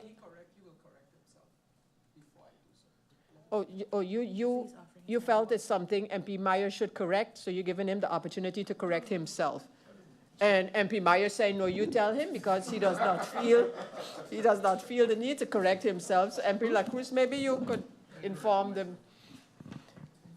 MP La Cruz. Thank you, Madam Chair Lady. MP Myers made a comment that nothing was ever done before, and I'd like to highlight that that is not true. When we were in TIAT, we made sure that we did all the roundabouts. We didn't only do the roundabouts, but we made sure that they were ornaments that could be reused and they were stored properly, and that's why they're used this trip around too. So just that, and that the previous government had 2 years COVID also. Thank you, So, MP La Cruz. thank you, And Madam I Chair. would humbly correct you. The entire St. Martin had 2 years of COVID. So, you know, yeah, we all had to go through that and bite that bullet. MP Myers, you still need your... Yeah, just 5 clarity. seconds, 10 And yeah, I'm not going to get in a back and forth with the honorable members of parliament on what they believe and what they don't believe. I know what I believe in. And the same neo-nepotism or the neo-babies that they're talking about. Nepo-babies, yeah. Nepo-babies that they're talking about could apply for just because of family ties. It could apply for members of this parliament. Omar Atley is my nephew. Jerendi Duran is my cousin. Darrell York is my cousin. So you're saying that their rise to political prominence is because of the path that I blazed before? You see, so they are also Nepo babies then. I'm just saying, so sometimes the application of things are misplaced. And we tend, it's as when you're painting everything with the corruption brush. You know, it's when you paint everything and you dab it in the same brush. Now, all of these individuals that I name are professionals and capable in their own way and has pulled themselves up by their own bootstraps and made themselves prominent based on their hard work, and it is proven. So that general blanket statement about Nepo babies, I think it's misplaced.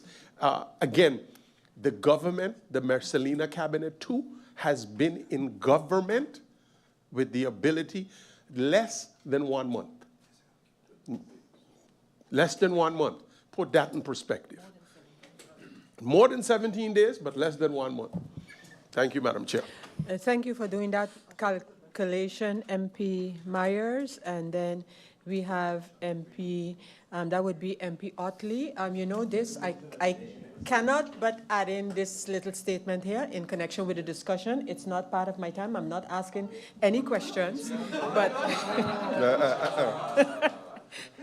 if we're going to talk about families, realize that for all of us, we have more families that do not carry the same last name than we have that. So when it comes to St. Martin and family ties, it's quite an interesting plethora of ties. With that, I go over to MP Otley. MP Otley, you have the floor. Thank you, Madam Chair. Just a couple points based on the comment by MP La Vega, I guess, commenting MP York's comment on the DP faction not supporting. It was never said that the DP faction did not support. It can't be said that the DP faction did not support because MP Hilliger Martin at the time supported the motion for GEBE. What was said, and the good MP echoed the same sentiment, was that the chair lady did not support and asked the government to come with a more feasible measure since the Honorable Prime Minister thought that the measure was not feasible. Again, just like the budget, there's no revenue-generating measures. Just like our wishes, there's no way forward unless it seems to be that we set the trend of motion. So, therefore, I too am patiently waiting for a relief brought forth by the government that is considered more feasible and more reasonable. Also, as it pertains to family and nepotism and all of that, I think it is very important to note that that same notion that we can smile and laugh and put the flip side of the coin about had my colleague MP Duran right over there facing a motion of no confidence. If you go back to the history of me and my family winning government bids, it goes way before even MP Duran was a member of parliament in 2018. And therefore, when the good MP became a minister of Rumi and a family member of his, one attender, it was all hell broke loose. So I say that it is good to say that now we understand that families are everywhere. We understand that.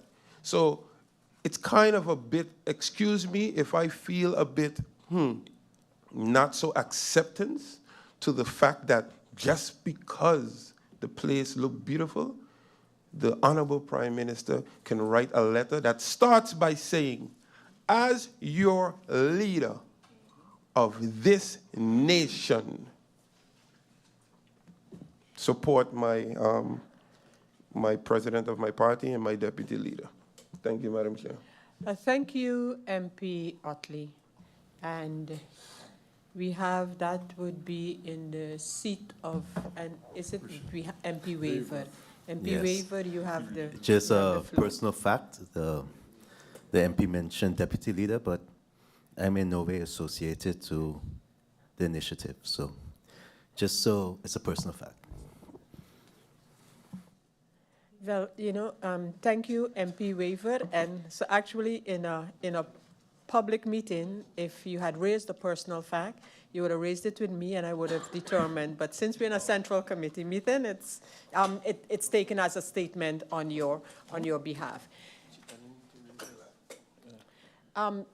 Prime Minister, MP Irian, you want the floor one more time. Just want to close out this topic.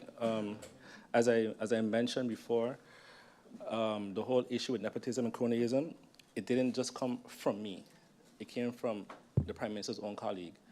And that says a lot about the sentiments in the Council of Ministers and the continuation of the execution of the plan. So that is not just my sentiments. The cronyism part came from the Minister of TIAT, Grisha Martin herself, to her Prime Minister. So that says a lot. Thank you. And again, if I'm wrong or I said something not true, I'd like the Prime Minister to submit the letter with the letter that was sent. Thank you, MP Irian. I'm sure the Prime Minister heard your request and he will respond adequately. And so I would now want to thank the Prime Minister and his support staff for being here and hearing the questions by members of Parliament. I'm going to adjourn for 2 minutes as we allow the Prime Minister to take leave of the meeting. And so meeting adjourned for 2 minutes before we get the next minister in. Meeting adjourned.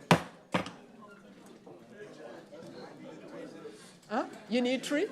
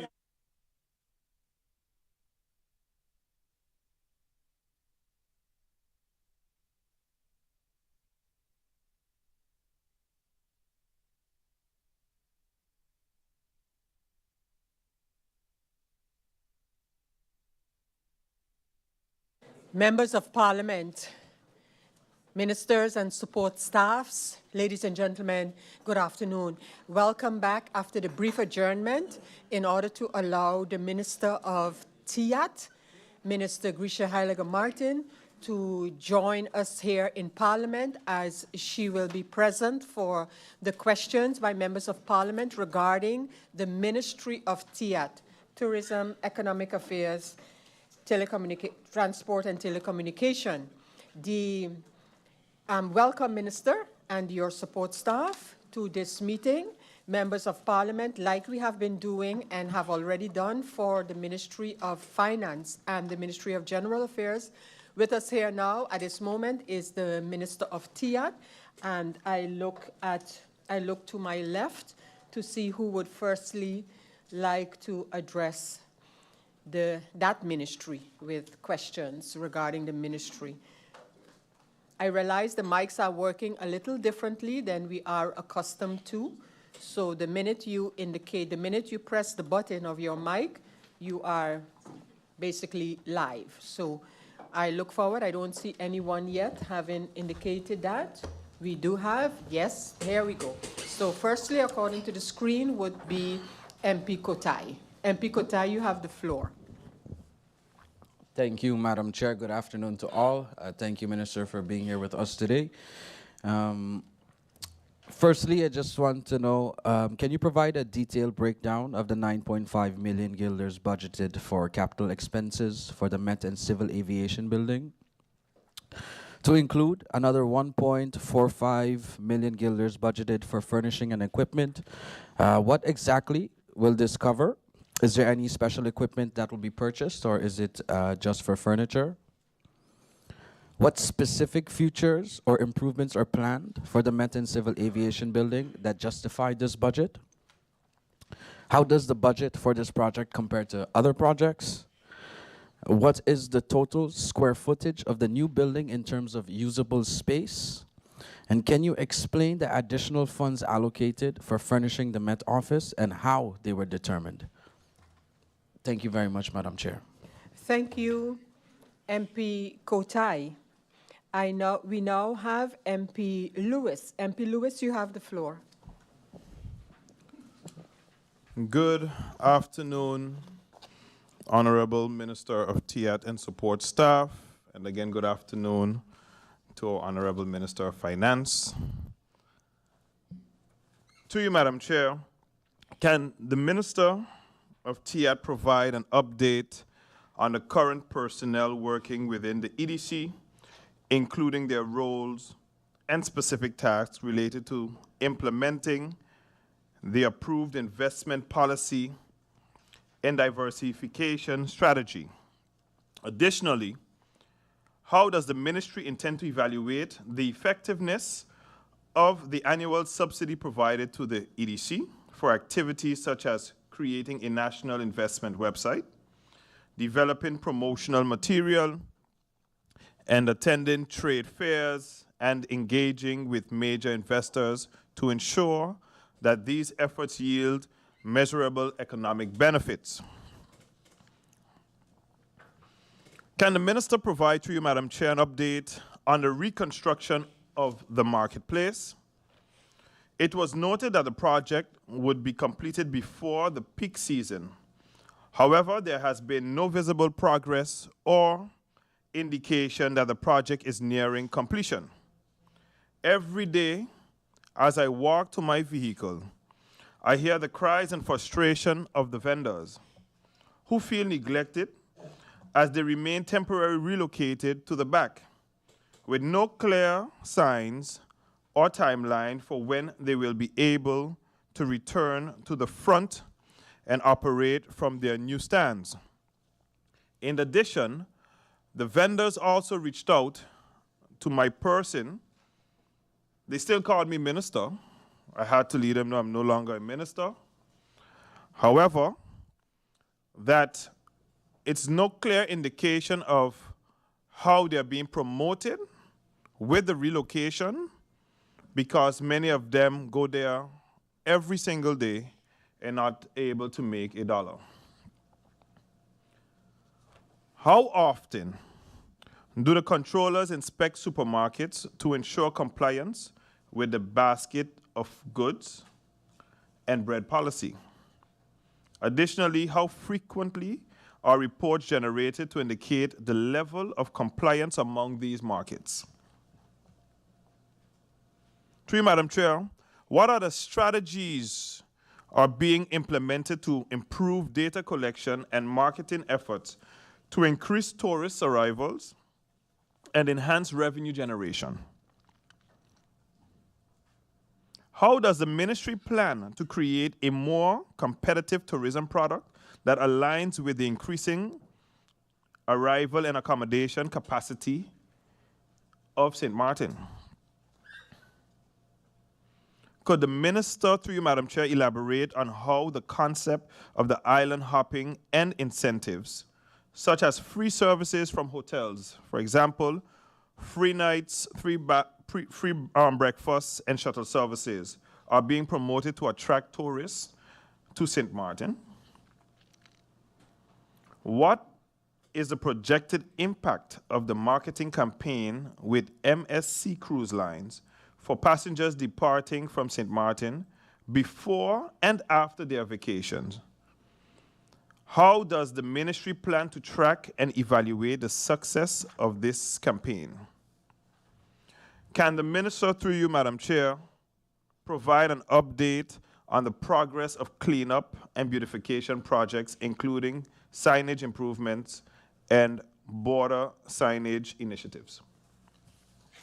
With that being said, that's all for me right now, Madam Chair. Thank you. Thank you, MP Lewis. Well, your questions, of course, are well noted by the minister and the ministry.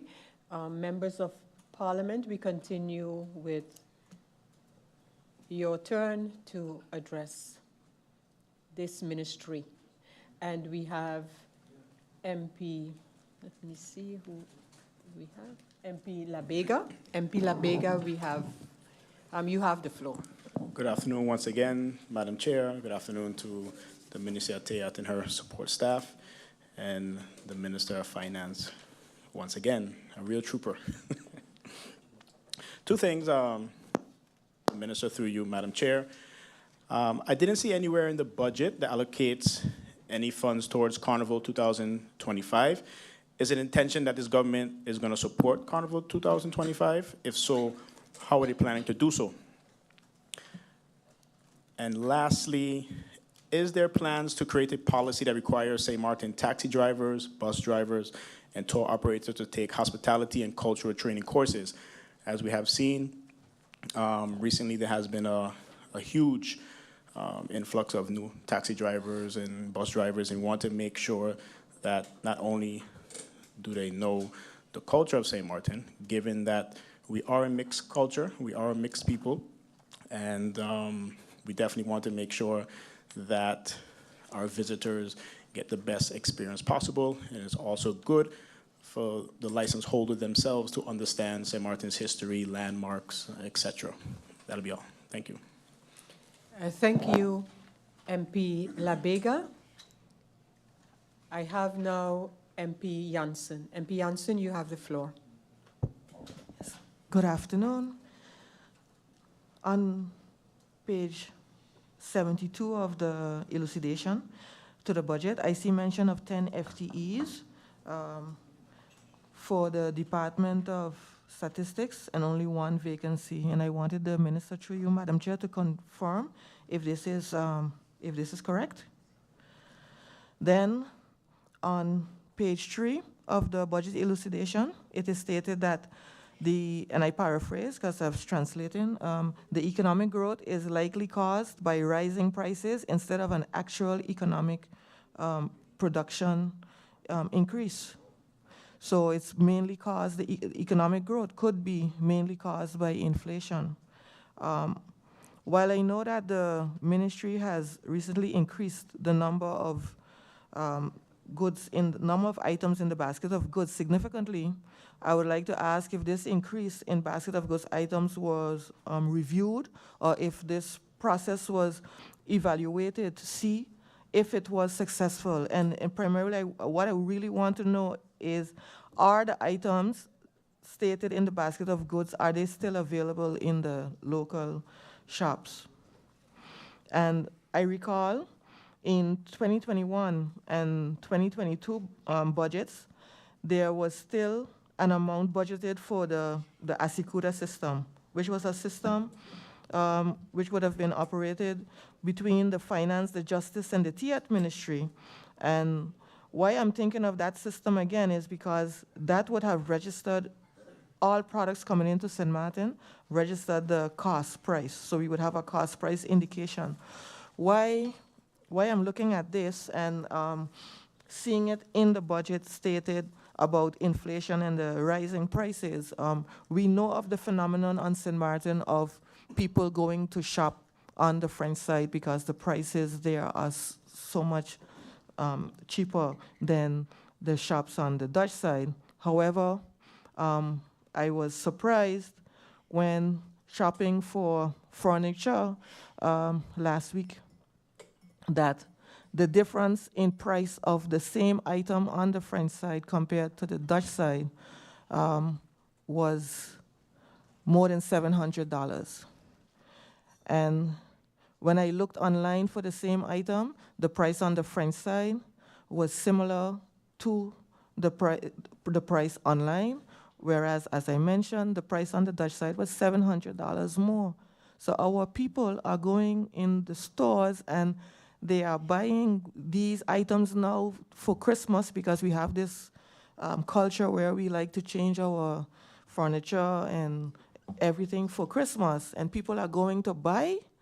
And if you don't shop around, and in this case, go and look on the French side, you will find yourself paying these excessive amounts. And I can understand an 18% markup, but $700 on a piece of furniture is to me, it really, it was astounding. And I was just watching other people go into the shop and thinking, what are they paying for? And how can the government control something like this? And that's why I thought back on the Asikuda system, because there then you would see the price indication, the cost price indication, and then you could look at what is then the sale price. So that's my question is government going to consider having a system like the Asikuda system, which was budgeted in 2021 and 2022 on the TIAT budget? Thank you. Thank you, MP Janssen.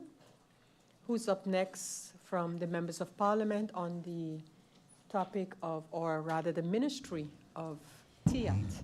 I have MP Duran. MP Duran, you have the floor. Thank you, Madam Chair Lady. Good afternoon to the Minister of TIAT, her support staff, and everyone that is tuned in once again. Also the Minister of Finance that is here with us. Madam Chair, during the budget amendment, I inquired about the STA, the St. Maarten Tourism Authority, and provide a sort of a timeline. I know that, I don't want this question to sound repetitive, but this has been on the books for quite some time, and to me it seems to be just a ring around the rosy circle situation. Can you please, through you, Madam Chair, Minister, give an indication as to what are the bottlenecks that is stopping this from coming to fruition? I would also like to know if there's a update on the organizational structure of the St. Maarten Tourist Bureau, because we know many staffers are working outside their function. So I want to know, is that the case with all other departments within the ministry, and how is this being dealt with? So persons that are working outside their functions, are they being properly compensated for such? I know that last time I asked this question, I was told that they were going to work on it, but I kind of got a vague response. So I would like some clarity on that. I will move on, Madam Chair, to the whole process of the appointment of the CEO and the COO at the airport. This has gained quite some public traction. I have received so many calls on it over the last couple of weeks.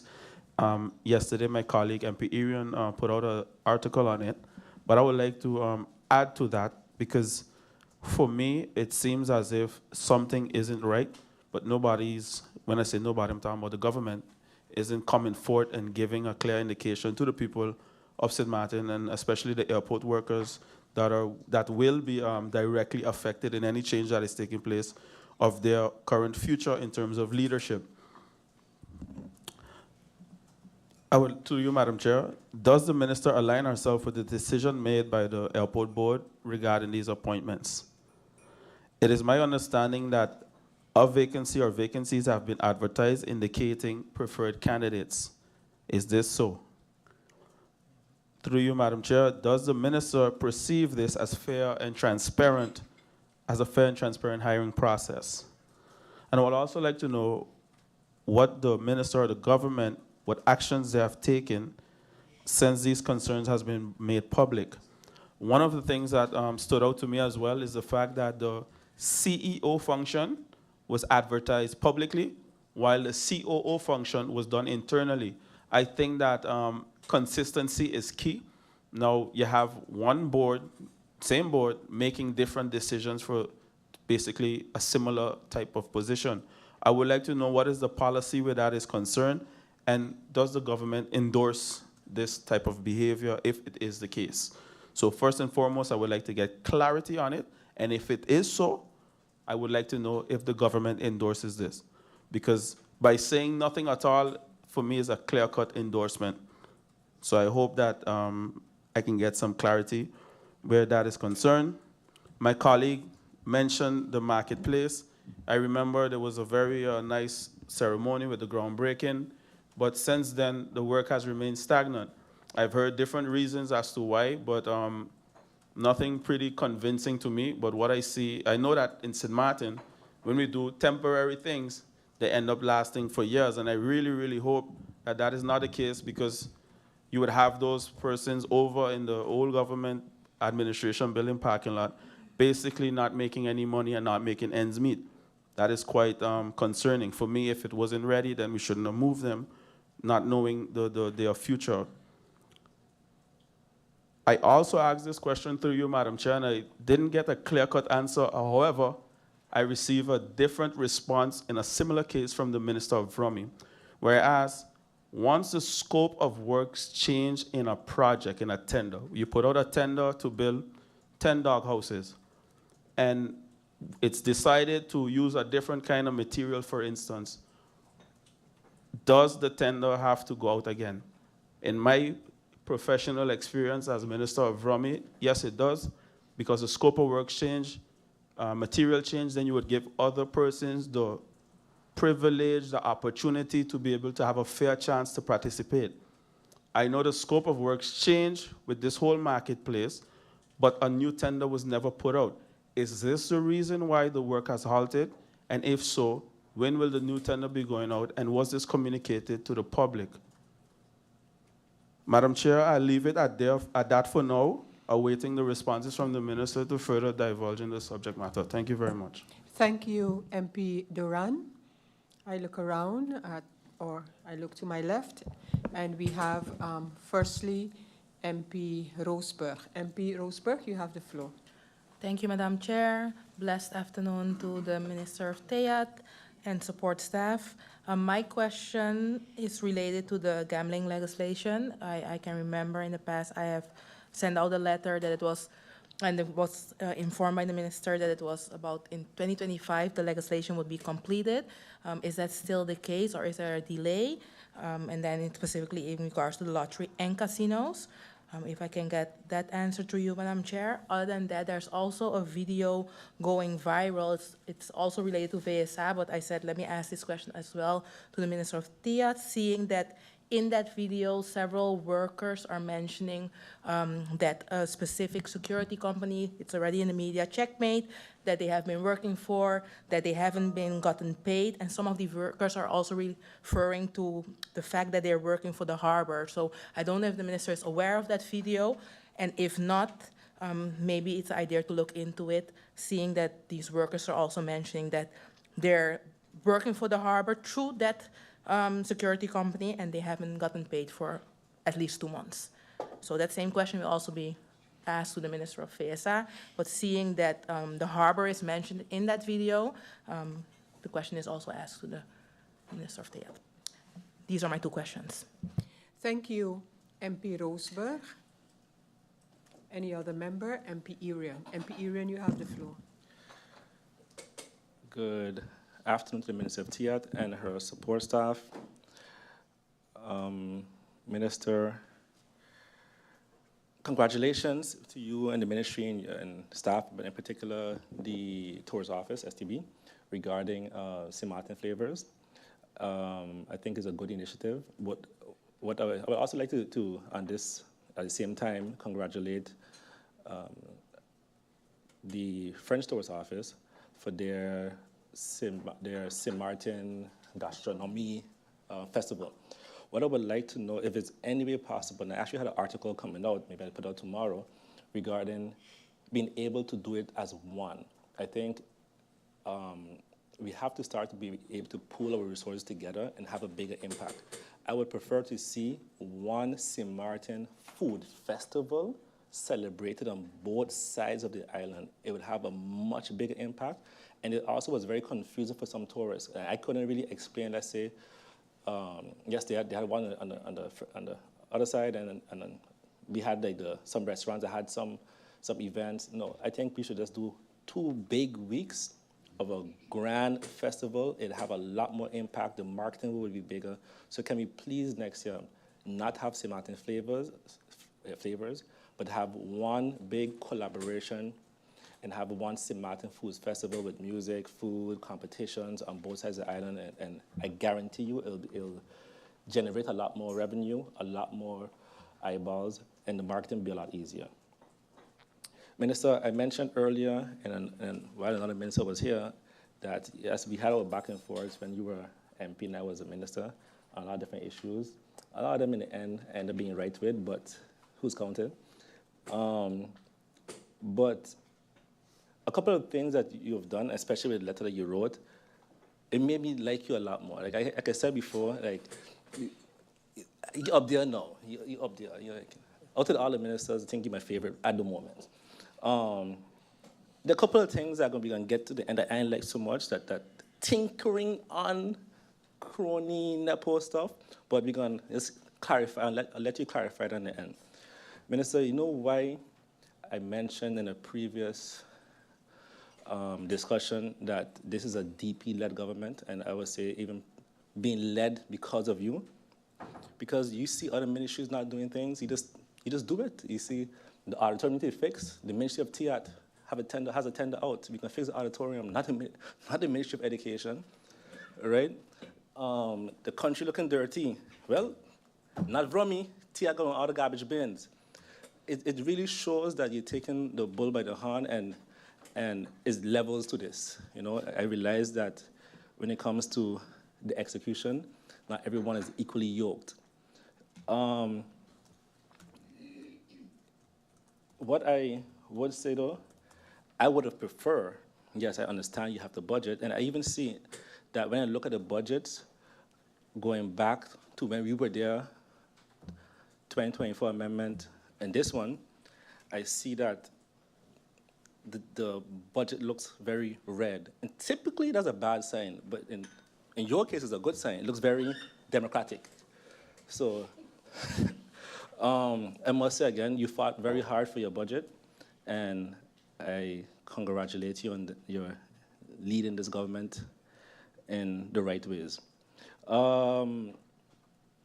The marketplace, I think my MP touched on that, and I want to be certain, because your colleague minister, who you're helping out with the garbage bins, said that once you change anything of a tender, if you change the design or whatever, you have to do it over. You can't just change the tender. So please, because you mentioned you changing designs and so forth, have you had this discussion with the Minister of Rummy on the possibilities of this? Minister, now, the only thing I'm a little disappointed, and I wish he didn't do this. A few months ago, you put out a tender. It's a very rare tender. And when I was a minister, I mean, we were ministers actually, We had, the Secretariat was very strict with us in being able to put out tenders and procurement processes. And even persons that you sit with in government now but are very particular when it comes to procurement and tendering. So I'm very surprised that they allowed this to happen. You have a tender out. I don't have the date here. Oh, yes. I know the deadline. The deadline was supposed to be September 13th, 2024. Submit ultimately by, I guess, 12 o'clock. It says, I sent to you, I also forwarded to the members of Parliament.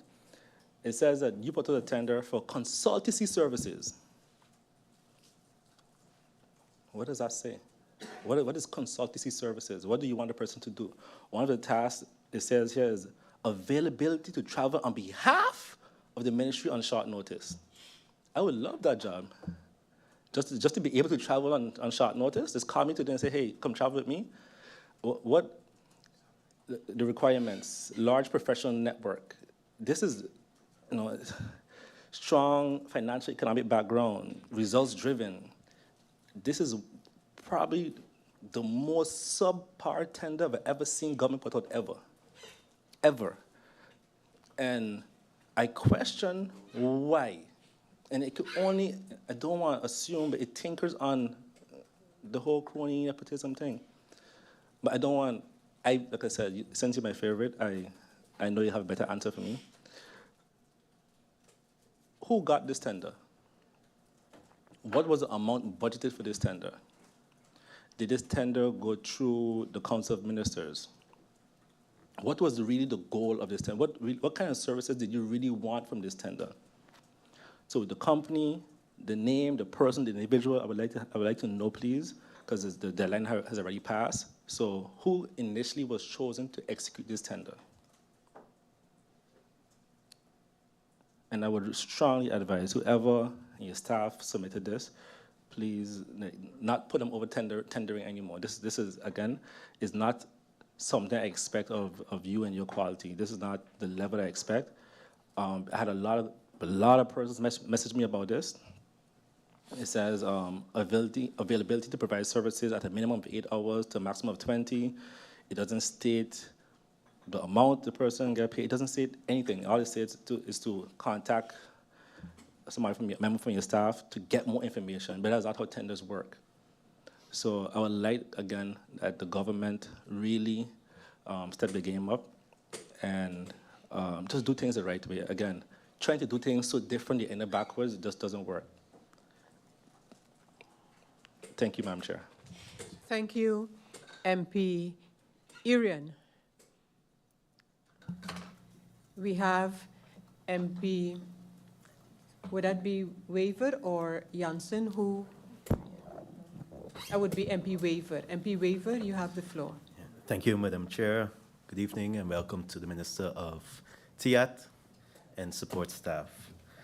First of all, I'd like to also kind of reiterate what my MP said earlier about the training sessions for the taxi drivers. Just yesterday, as I was walking towards the Parliament building, I met some tourists and they were like, hey, we have to go to Divi-Lilbe. How far is it? So I said, no, you really have to go through with a taxi because it's pretty far to walk. They were elderly persons. And they were like, yeah, we met one taxi driver earlier, but they didn't know where it was. So that is a concern as well, I mean, so I escorted them to one of the taxi drivers. I asked them, could you please assist? And they did. So that is highly needed for sure. Also, some questions then to the Minister, through you, Madam Chair. What measures are being implemented to increase the diversification of St. Maarten's tourism product, particularly in the face of fluctuating global travel trends and risks such as natural disasters? Could you provide an update on the progress of implementing the tourist tax and how this initiative is expected to impact the 2026 and subsequent budgets? And then I have, could you detail the initiative aimed at improving St. Maarten's telecommunication infrastructure and how these align with broader economic development goals? That'd be all for me, Madam Chair. Thank you. Thank you, MP Waver. I now look, I continue to look at our MPs, and I see we have firstly MP La Cruz. MP La Cruz, you have the floor. A blessed afternoon, Madam Chair Lady. A blessed afternoon to the Minister of TIAT and her support staff. Madam Chair Lady, I have a couple questions for the Minister of TIAT, but I'd first like to make a statement, and it is concerning our previous budget debate amendment, the budget amendment meeting, where once again, I had a lot of ideas, and at the time it seemed very much receptive by the minister, but I've not heard anything yet concerning a meeting to put these in place. But maybe the minister has a lot of ideas already on her own, so she doesn't need mine. It does hurt, so I'm going to cry about it. But anyways, Madam Chair Lady, in our meetings with the CFT, one of the things that came right at me was the return on investment on anything that government does. That this was not shown, or it's not shown and reflected back into the budget. That's why I asked the question to the Minister of Finance. Where were the priorities? And were these priorities in line with the return on investment from or any project that will take place? So that is something that I'd like to see from the Minister of TIAT. And I have a couple questions that I'll now read up for her. How does the ministry plan to diversify tourism beyond traditional markets? What specific outcomes are expected from the $5 million ecotourism investment? Are there detailed timelines for the Phillipsburg Improvement Project? How will the airport expansion of $12 million addressing long-term regional competition? What percentage of the market budget, the $8 million, targets niche markets like luxury tourism? Is the government collaborating with private stakeholders for the Phillipsburg marketplace? And Madam Chair Lady, a comment to that, I applaud the minister, because during our previous meeting also, I made it known that there were already discussions with the tour buses to be able to stop at the marketplace, and I've seen a couple buses stop already. I've seen the choo-choo train literally stop by and stop at the marketplace, which is something very nice. So how does the ministry ensure accountability in spending on promotional campaigns? What plans exist to address environmental concerns with increased tourism? Why is there no significant investment in cruise tourism beyond infrastructure? Are there projections on return on investment on the $15 million harbor development project? How are public-private partnerships being utilized for tourism initiatives? Can the ministry provide metrics for success in increasing airlift? What measures are in place to ensure equitable benefits to small businesses? Is there a strategy on leverage the Caribbean regional market for tourism? How does the ministry mitigate risk of overspending on marketing campaigns? Madam Chair Lady, while in Panama, and this is something that before even seeing it, we discussed once with the department head of tourism, which was advertising St. Maarten on other islands. While leaving Panama on the strip to go to the airport, you see one big sign that says, "Make Barbados your next vacation destination." And I made sure and I pointed it out to the other members that were there. And it's very efficient because it's the last thing you see when you're leaving a country and you're already thinking where will be your next vacation destination.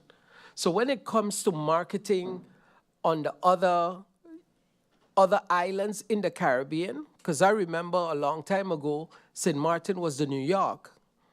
All the Caribbean islands would actually come to shop here in St. Maarten. So that is something that the minister could maybe look into. Just imagine sitting on the airport in Curacao and seeing a big billboard saying, "Make St. Maarten your next vacation destination." That would definitely mean that at least if we catch 10% of those people to come here to St. Maarten, it will make some sense. So again, Madam Chair Lady, I'm open to having dialogue and bringing some ideas and seeing how we could move the country forward. Then another question, Madam Chair Lady, that I also asked the Minister of Finance, when a project is paid for by finance, but it's a TIAT project, once it's paid, whose responsibility it is to actually make sure that the project is properly executed once there's a change of guard. So there's a project, and I saw a couple days ago that there was a robbery in Phillipsburg. And this robbery was not with motorbikes, as they usually do, but it was a car. So that means that a car drove on Front Street and was able to drive straight out of Phillipsburg.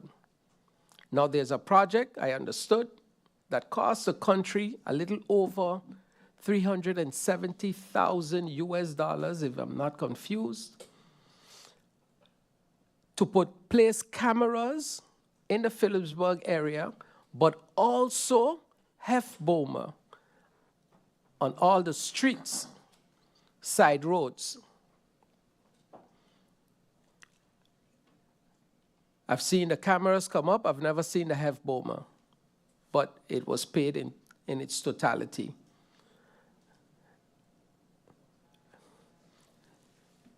So that would be something too difficult to find. And the Minister of Finance has a little more details about it that I shared with her in private. Thank you, Madam Chair Lady. Thank you, MP La Cruz.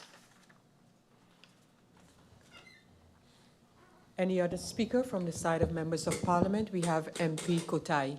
MP Kotai, you have the floor. Thank you, Madam Chair. I just wanted to add a couple more questions, which I forgot to before.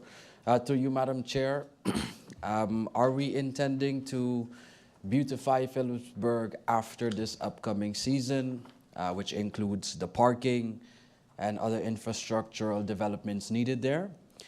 And more of a statement, I would like to commend the Minister of TIAT, through you, Madam Chair, for coming up with a Stop and Shop pilot program that should begin in the new year.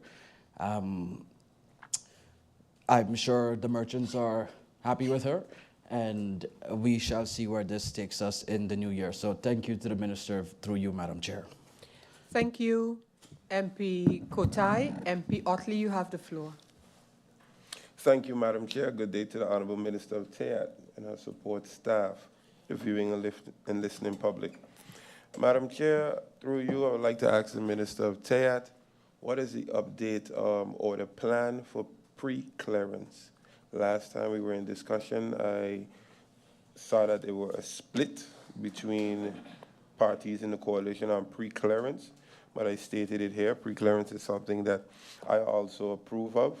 So I would like to know, what is the status? Is this eventually going to be in the governing accord? As Minister of TIAT, you are not Minister of Justice, obviously, but what are you doing? Is there collaboration to provide some type of reassurance to not only Front Street, Back Street, but just people in general? But being that you're TIAT, I would like to just focus on Front Street and Back Street and touristic areas, Maho, and those type of things. Is there a collaboration with the Minister of Justice to bring some sort of comfort, especially during the Christmas time, which I warned and said it is customary to see an increase in these type of robberies during this time. Hence the reason in the 2024 amendment, I did not too much like the cuts in the Justice Department, but however, spill milk.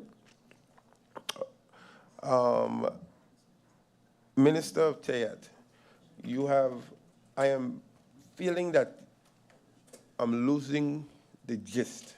That hunger that you had when you first came in as it pertained to revenue generating measures, policies, activities. I miss those pictures where Minister of TIAT increased flights here. I'm not seeing update on cruise lines, new cruise line expectancies. I'm not seeing that hunger as before, and that is very important. And as you can see, it is reflected again in the budget of 2025. And as I stated, while we look at Ministry of Finance and may think revenue generating, it is mainly the responsibility of TIAT. Finance is the bank, the gatekeeper. But I hear the Minister of Finance trying to bring some measures as is hotel tax and taxation on the type of vehicle. But these are, again, taxes, and with the increased revenue generating policies through your ministry, Honorable Minister, through you, Madam Chair, we can ease the burden of taxation on our people. Last we spoke, I think the health levy, I would like an update on the health levy. Is it still at the SED? It was sent as put, so was a response given back? And again, are you in favor of this? I know, Minister, you're going to say that, you didn't have time, because we did speak when it pertains to policies, but let me give a bit of an advice that helped me very, very much, and I think helped Minister Lewis in his time. You have an amazing ministry. The ministry has a lot of plans. We come and go, a majority of the ministries stay. I have seen your SG sat at that same table with various different ministers, and probably 4 years from now, when you leave, he'll sit there with someone else, which means that your policies, your low-hanging fruits, the department can provide this. And your job is to say, out of what they are providing, these will be our priorities, and these is what I want to execute in 2025. I am missing that. And I would like to say to you, Honorable Minister, through you, Madam Chair, and any minister listening, do not take it upon yourself to think that you can control the ministry. The ministry is controlled by the workers. They have policies that are ready to go.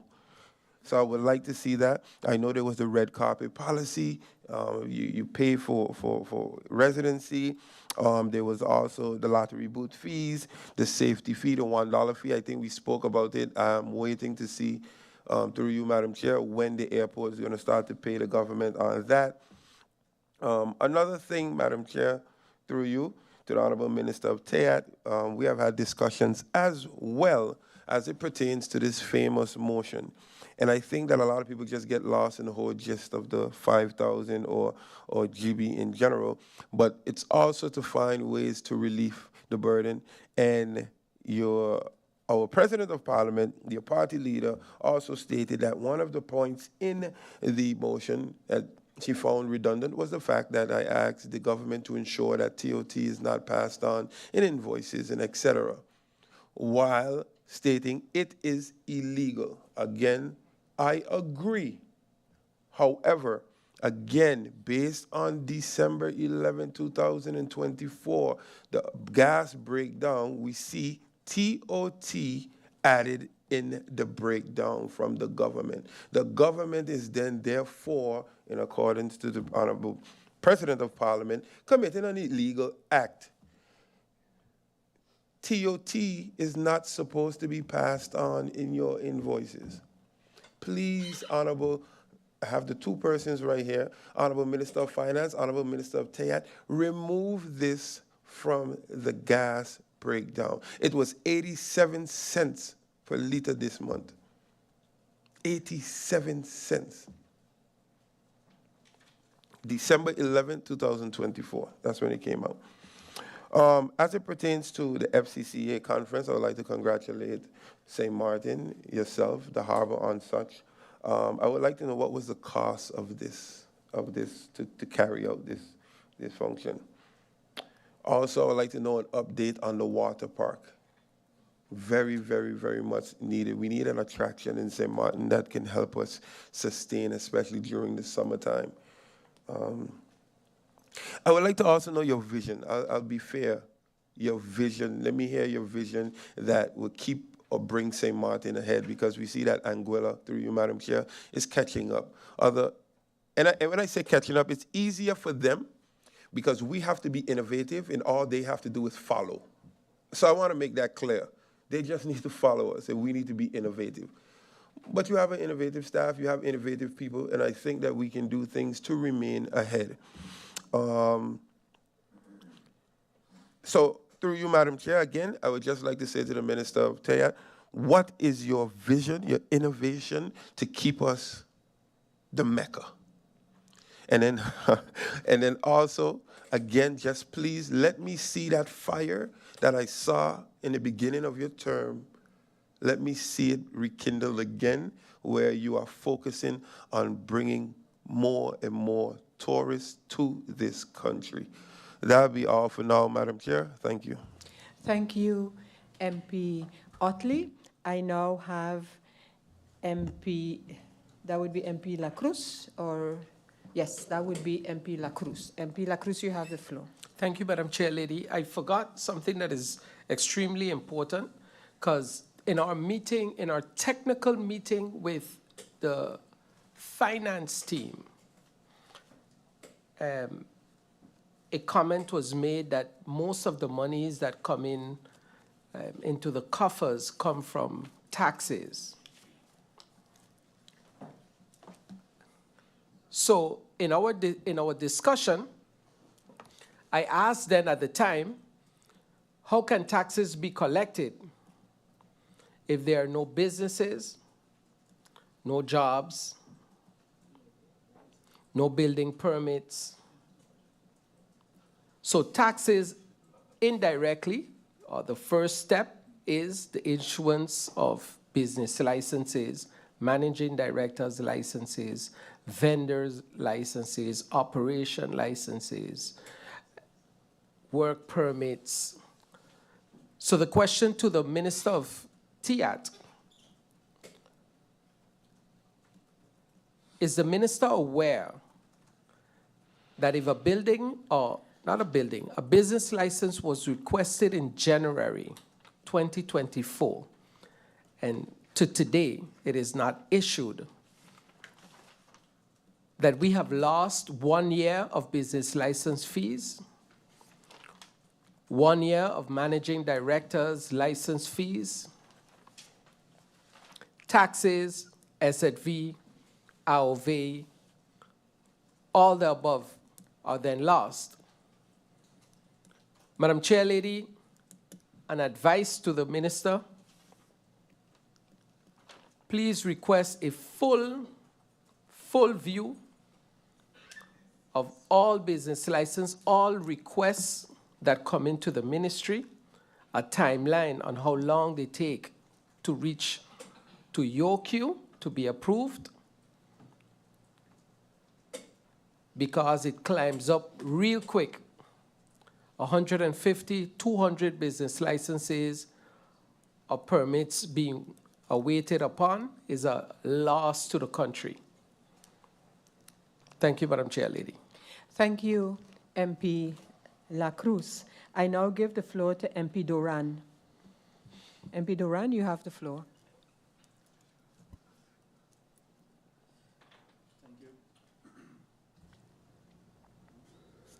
Thank you, Madam Chair Lady. I have a few more questions to add to the ones that I posed earlier.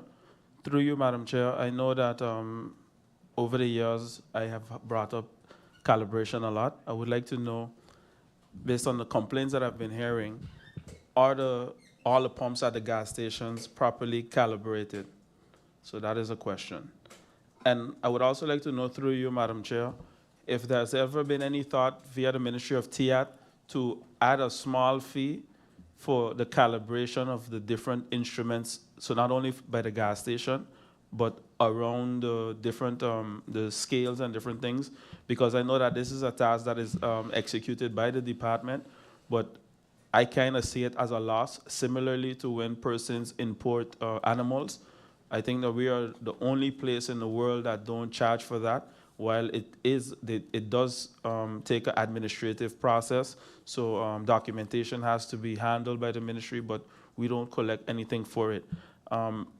One thing I know for sure is that there are different ways we can generate revenue.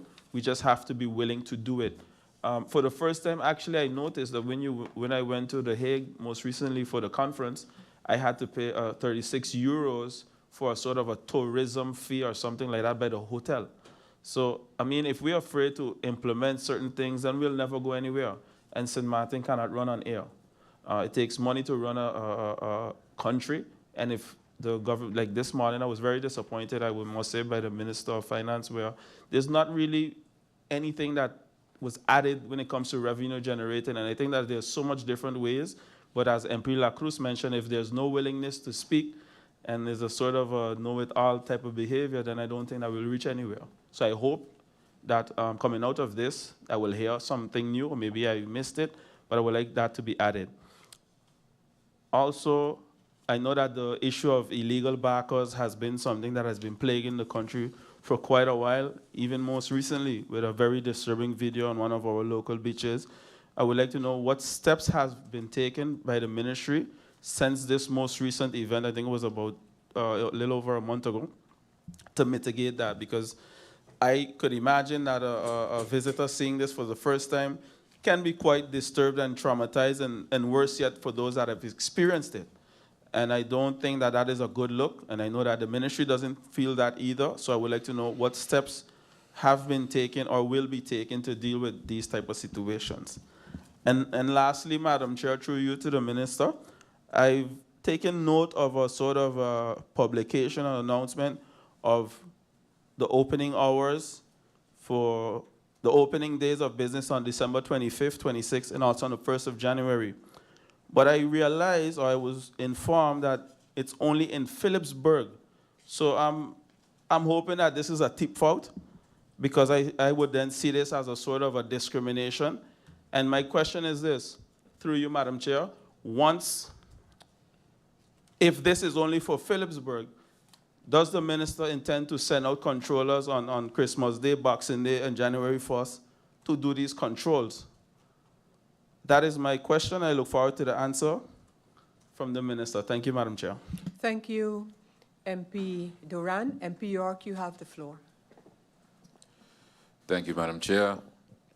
Good afternoon to the Minister and her support staff, and welcome back to the Finance Minister once again. And good afternoon to the viewing public. Minister, I remember a publication, another publication on the famous marijuana legislation. What exactly does it cover? Maybe you explained it prior to my tenure, but what exactly is covered within marijuana legislation? Added to that, how many suppliers will be supplying the island of marijuana? How many licenses will be dispensed for people to be able to sell it legally?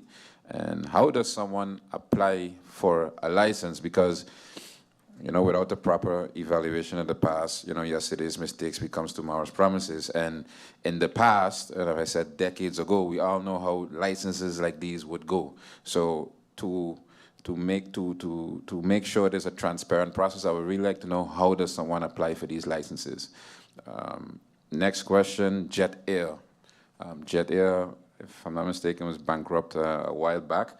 And if I can remember correctly, you had conversations with Easy Airways, if I'm not mistaken. And then I think Winnie got upset, and then, I don't know, I didn't hear about anything again. So I would like an update where that is concerned, because now if someone is going to Curacao or Aruba, you know, the tickets are almost twice as expensive as it used to be. So Winnie kind of has, you know, and all power to them, but they kind of have a monopoly right now, and it doesn't really help in the pricing. So my question is it going to stay the way it is, or is Winnie going to expand, thus being able to drop the prices, or is another airways going to take part in that route? Another question, Godard concessions. The company already used to cater to the major airlines at the airport, and now since the reconstruction of the airport, this company has procured, some way, somehow, find a way to procure not one, not two, but 3, and allegedly even more concession stands at the airport if you was to include the VIP lounge. So correct me where the information is incorrect, but in the sense of it being correct, or part of it being correct, I would like to understand, how did such a thing happen? I remember in the previous budget debate, I explained at length the reports done years back as it pertains to the gambling affliction on Sint Maarten, and the various research documents and the reports on it. The minister then promised to look into it, seeing that she never heard of it before, in order to be able to do something about it. Seeing that we're 2 months further, I would like to know the update and if the minister kept her promise. The departure tax at the airport. I think currently it's at like $60 per ticket per person or lower. So correct me if I'm wrong, the departure tax, right now the revenues from that solely stays at the airport. Is there a reason for that, and why a certain percentage doesn't go directly to the government coffers? Subsequent to that, over the last couple of weeks, I've been hearing everything about tourist tax, garbage tax, vehicle tax, transaction tax. Every other day, it would seem like a new minister in the newspaper unveiling their tax initiatives. You would almost think, if I didn't know better, they're playing last league with one another. But my question is, what about the taxes all of these taxes except for tourist tax, I can't find that back in none of the manifestos. And all of the taxes that, in particular the DP named, I'm not seeing any publications on those. So taxes as it pertains to helping job creation, taxes as it pertains to reforms for small business, and taxes as it pertains to new ideas for the wage tax. So, and also sin taxes. These are all things that are in indirect taxation. So all of these things are in the, as well as taxes when it comes to tax alleviation for electric vehicles and such. All of these are taxes that were named and campaigned on by the DP, but I'm seeing none of them back in any DP or DP ministry-related articles. So can the minister explain if there are plans for the other type of taxes, and as it pertains to the tourist tax, when would that be implemented? Does she have any long-term, short-term plans as it pertains to that? And the one thing, with the exception of the tourist tax, that all of these taxes have in common with one another, they all affect the small man. So I would like to know what taxes or what revenue-generating ideas does the minister have as it pertains to, and I asked the last time as well, as it pertains to the lottery fees law. Will that be raised? Will we collect more money from the lottery booths, the casinos? What are the plans for this? Because if we're touching up the small man so much, what's going on with the bigger ones? So that is my question pertaining to that, as well as I would like to know how much revenue, those funds were collected from the lottery boot fees in 2024 to date. Moving on, I would like to commend the minister. You know, you gotta give Jack the jacket on her cross-ministerial initiatives. You know, helping out Vromi with an idea for generating funds for Vromi, doing the auditorium, the garbage bins, even the cannabis, which would normally fall on the VSA. If I didn't know better, I would say she's going for the ex-minister of everything's title. So I would like to commend her on that. And, you know, albeit, you know, the same fire that my colleague MP referred to, I would say this is, you know, what I meant earlier with cross-ministerial cooperation. And what has me perplexed is basically, if I look here, the minister has been looking out for almost all the ministries, and the one thing that she could have been brought into that could have helped her ministry out, being the Christmas lights, she was excluded from. So I'm kind of perplexed to this one way, looking out for one another thing that's going on within the coalition, because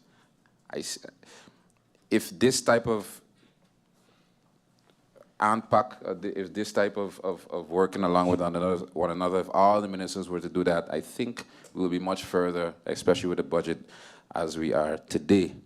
Next question, as it pertains to the shareholder representation, shareholder reps of the government-owned companies, what is the minister's stance on that? Does she believe it should go back to the various ministries, as, for example, the airport would then fall on the TIAT and the harbor, etc., or should it remain as is income and thus under the Prime Minister? Moving on, the Caribbean Tourism Organization, CTO. The minister recently attended a CTO meeting, her first, and was pinned with a CTO pin. My question is, what do we owe CTO in terms of money? Because I can only imagine being part of such an organization, yeah, it's not for free. So what do we owe CTO in terms of money, and what kind of benefits do we have as being a member of the CTO? Last two questions. Just now, my heart skipped a beat when my colleague MP Kotai asked a question about the further beautification of Phillipsburg. And then he alluded to plans for parking. Because we always focusing on beautification is why we have a parking problem today, right? So I think he used the wrong word, maybe more geared towards what are the most sustainable plans moving forward for Phillipsburg, and what kind of parking plans or parking initiatives does the minister have for Phillipsburg. But I don't think that Phillipsburg, the priority for Phillipsburg right now is another beautification project. Right? So my question then would be, what are the sustainable plans for Phillipsburg moving forward as it pertains to parking and any other initiatives that Phillipsburg stand to benefit from? And lastly, I'm surprised no one mentioned it yet, but especially MP Peterson, but the Sint Maarten taxi app. The Sint Maarten taxi app, what does the ministry have planned for that in collaboration with the owners? Does the ministry have plans for the taxi app? Does the ministry want to work with the taxi app? Maybe not as is, but does the ministry have any vision for that? And how, and if so, how does the ministry plan to incorporate that and help boost the company as it pertains to putting the commercials in the flights for the tourists to know what to download as they land? I mean, at the end of the day, you know, we spend a lot of money, especially in TIAT, on external, foreign influencers, etc. But, you know, a company like this owned by two locals or a group of locals, I think we should be able to back and boost what is needed, especially seeing that it's something for the country and that the country could benefit from.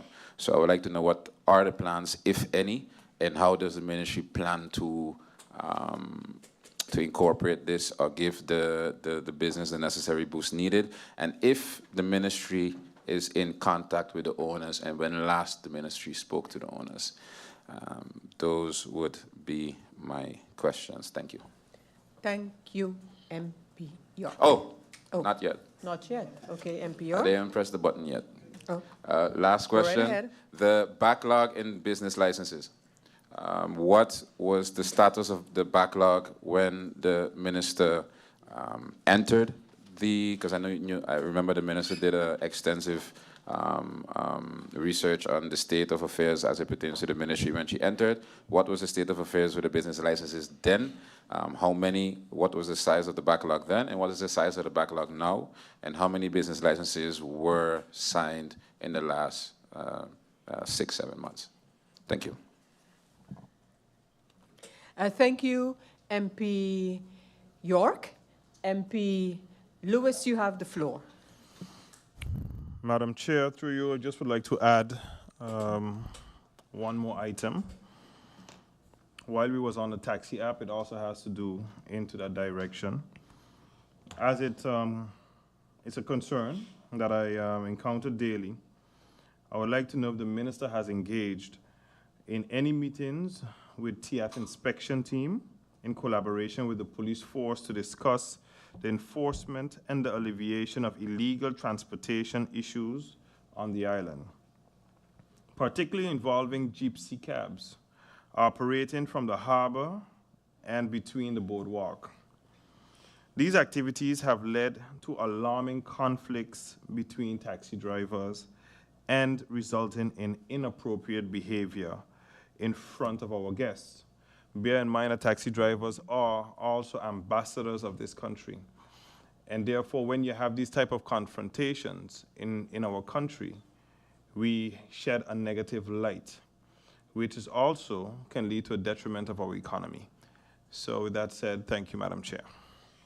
Thank you, MP Lewis. We have MP Kotai. MP Kotai, you have the floor.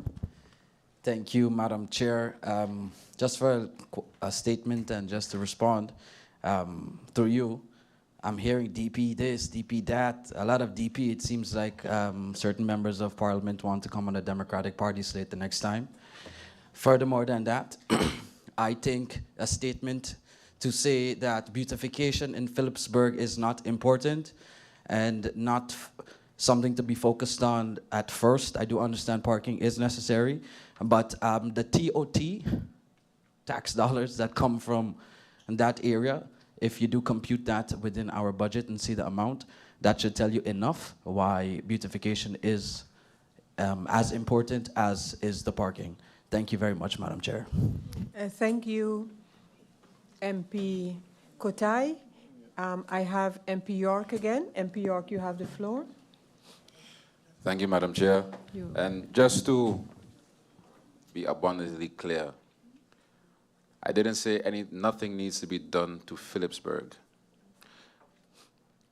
The argument that the good MP is making is the exact same reason why we are in the problem we are today. We are always looking at the nice gift-wrapped end result, but when you unwrap it, you end up in a situation, you end up in a problem that you have to spend even more money on, more of the same TOT funds that he's referring to fix. So I refer to sustainable initiatives moving forward with that same TOT money that he's referring to. Thank you. Thank you, MP York. Before I go over to actually the next one up, which is MP Otley, I'm going to adjourn just for 3 minutes. Yes, we're going to adjourn for 3 minutes and we'll continue this session. Meeting adjourned for 3 minutes.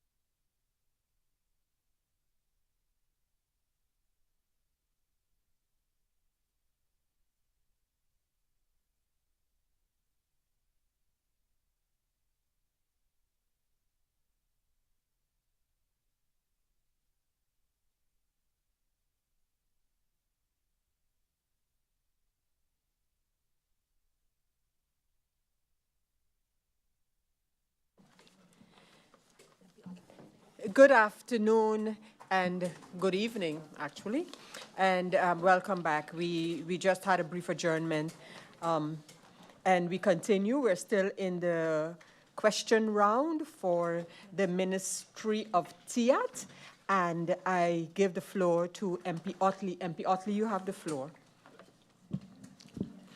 Thank you, Madam Chair. Madam Chair, through you, I would also like to bring the attention to the list of turnover tax ordinance codes for exemption. And it states here, by federal decree, the turnover tax has been increased from 3% to 5% on the 11th of February 2011. In some cases, an exemption in TOT may apply. This is a list of description of the exemptions as the amendment in the TOT ordinance effective as of February 11, 2011. If I move to section 1.6, it says water, electricity, and gas, deliveries of water, electricity, and gas based on Article 8, Section 7 of the TOT ordinance. I move to section 1.12. It says delivery of fuel, etc., services of sea vessels and aircraft based on Article 8, Section 6 of the TOT ordinance. Also, it says the delivery of fuel, lubricants, and other fluids intended for drive, lubricant, or other technical use are subject to exemption. So which means last budget amendment, when I showed that SOL is actually charging TOT in their billing to the harbor, this is actually not necessary because they are exempted. And if based on the TOT ordinance, if you look as well, you see Article 8, Section 4, they are exempted. So I would like for us to look into this because while it generates money, we are paying it. SOL is charging, then the harbor is charging the vessel by the time it reaches to us, and government is charging. It is a burden on the taxpayers. That was it, MP Otley. Thank you, MP Otley. And the next speaker is MP Irian, the next MP. Thank you, Madam Chair. My colleague MP Vera made a claim to computing the amount of TOT being paid by Front Street and Back Street. So I would actually like the Minister of Finance and the Minister of TIAT to be able to provide that information because seemingly only within the coalition ranks we have the separate data. So yes, what is an estimate maybe of what that revenue looks like? Because I know that, for example, a lot of our revenue comes from businesses like insurance and banks and stuff like that. So yes, please let us know what that computation, to use his words, looks like so that I can also now compare to other areas like maybe Simpson Bay, maybe Coal Bay, and see that maybe those areas also need beautification, especially if that data shows, and the data could be there, that those areas might be generating more because of the type of businesses that are there. Thank you, Madam Chair. Thank you, MP Irian. I now have MP Myers, to whom I give the floor. MP Myers. Thank you, Madam Chair, and good afternoon to everyone. Honorable Minister of TIAT, question.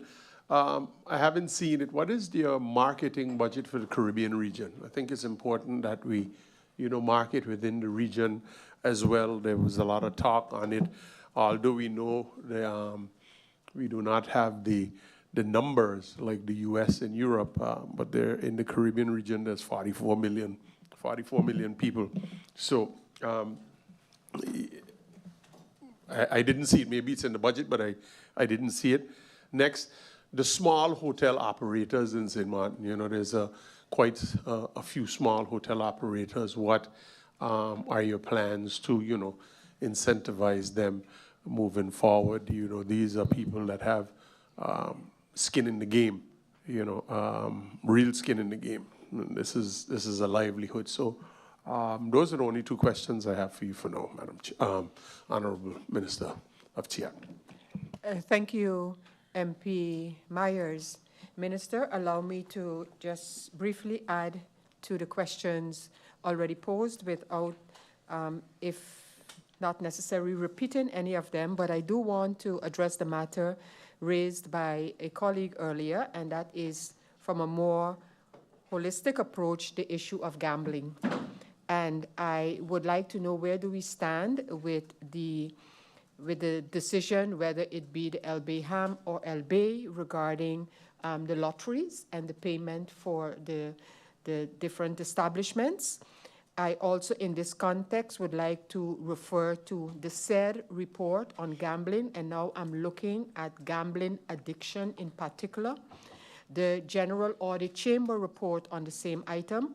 I know that the country package is dealing with the matter now of gambling control and the gaming authority, and I know your intention is to have that established somewhere in the year 2025. If you can provide update on that, please. And one of the latest IMF reports refer to the fact that the revenue for this sector is below par.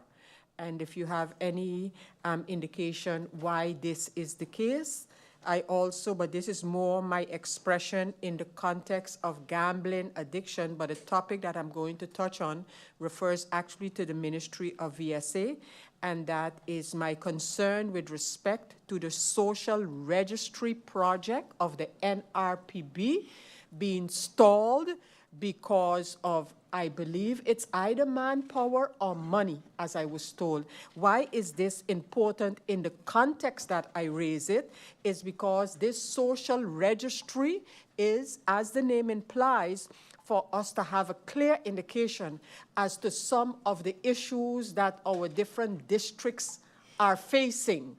And so, again, I want to express to the government in general, and it will come back for me with the Minister of VSA, my concern that this social registry project cannot or is not continuing the way anticipated because of the lack of whatever. And I think it is something that deserves the attention of government. So that's one topical issue, Minister of TIAT.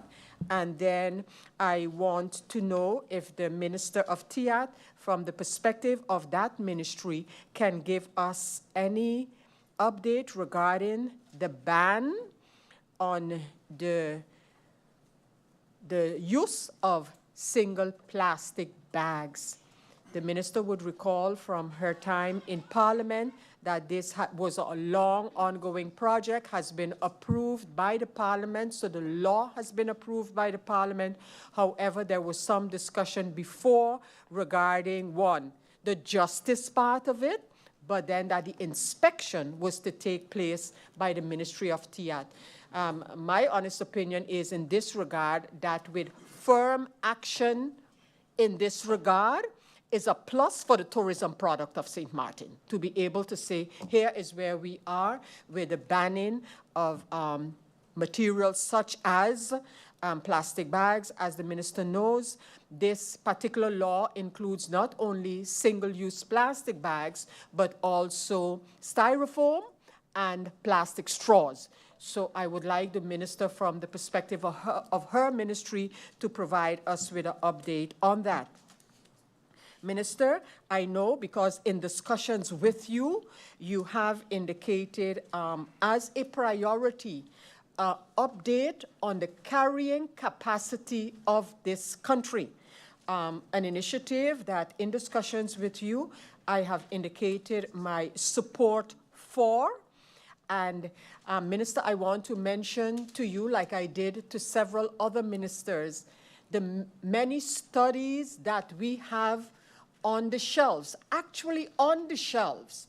And I think that a fair maybe to address these studies head on would be the lack of the resources necessary. However, I do believe that an implementation plan for some of these studies, and several of them are under the Ministry of TIAT, is an important way, is a good tool to move forward. For example, following the COVID pandemic, we had a specific study, so to speak, and done by the World Bank of St. Maarten tourism recovery.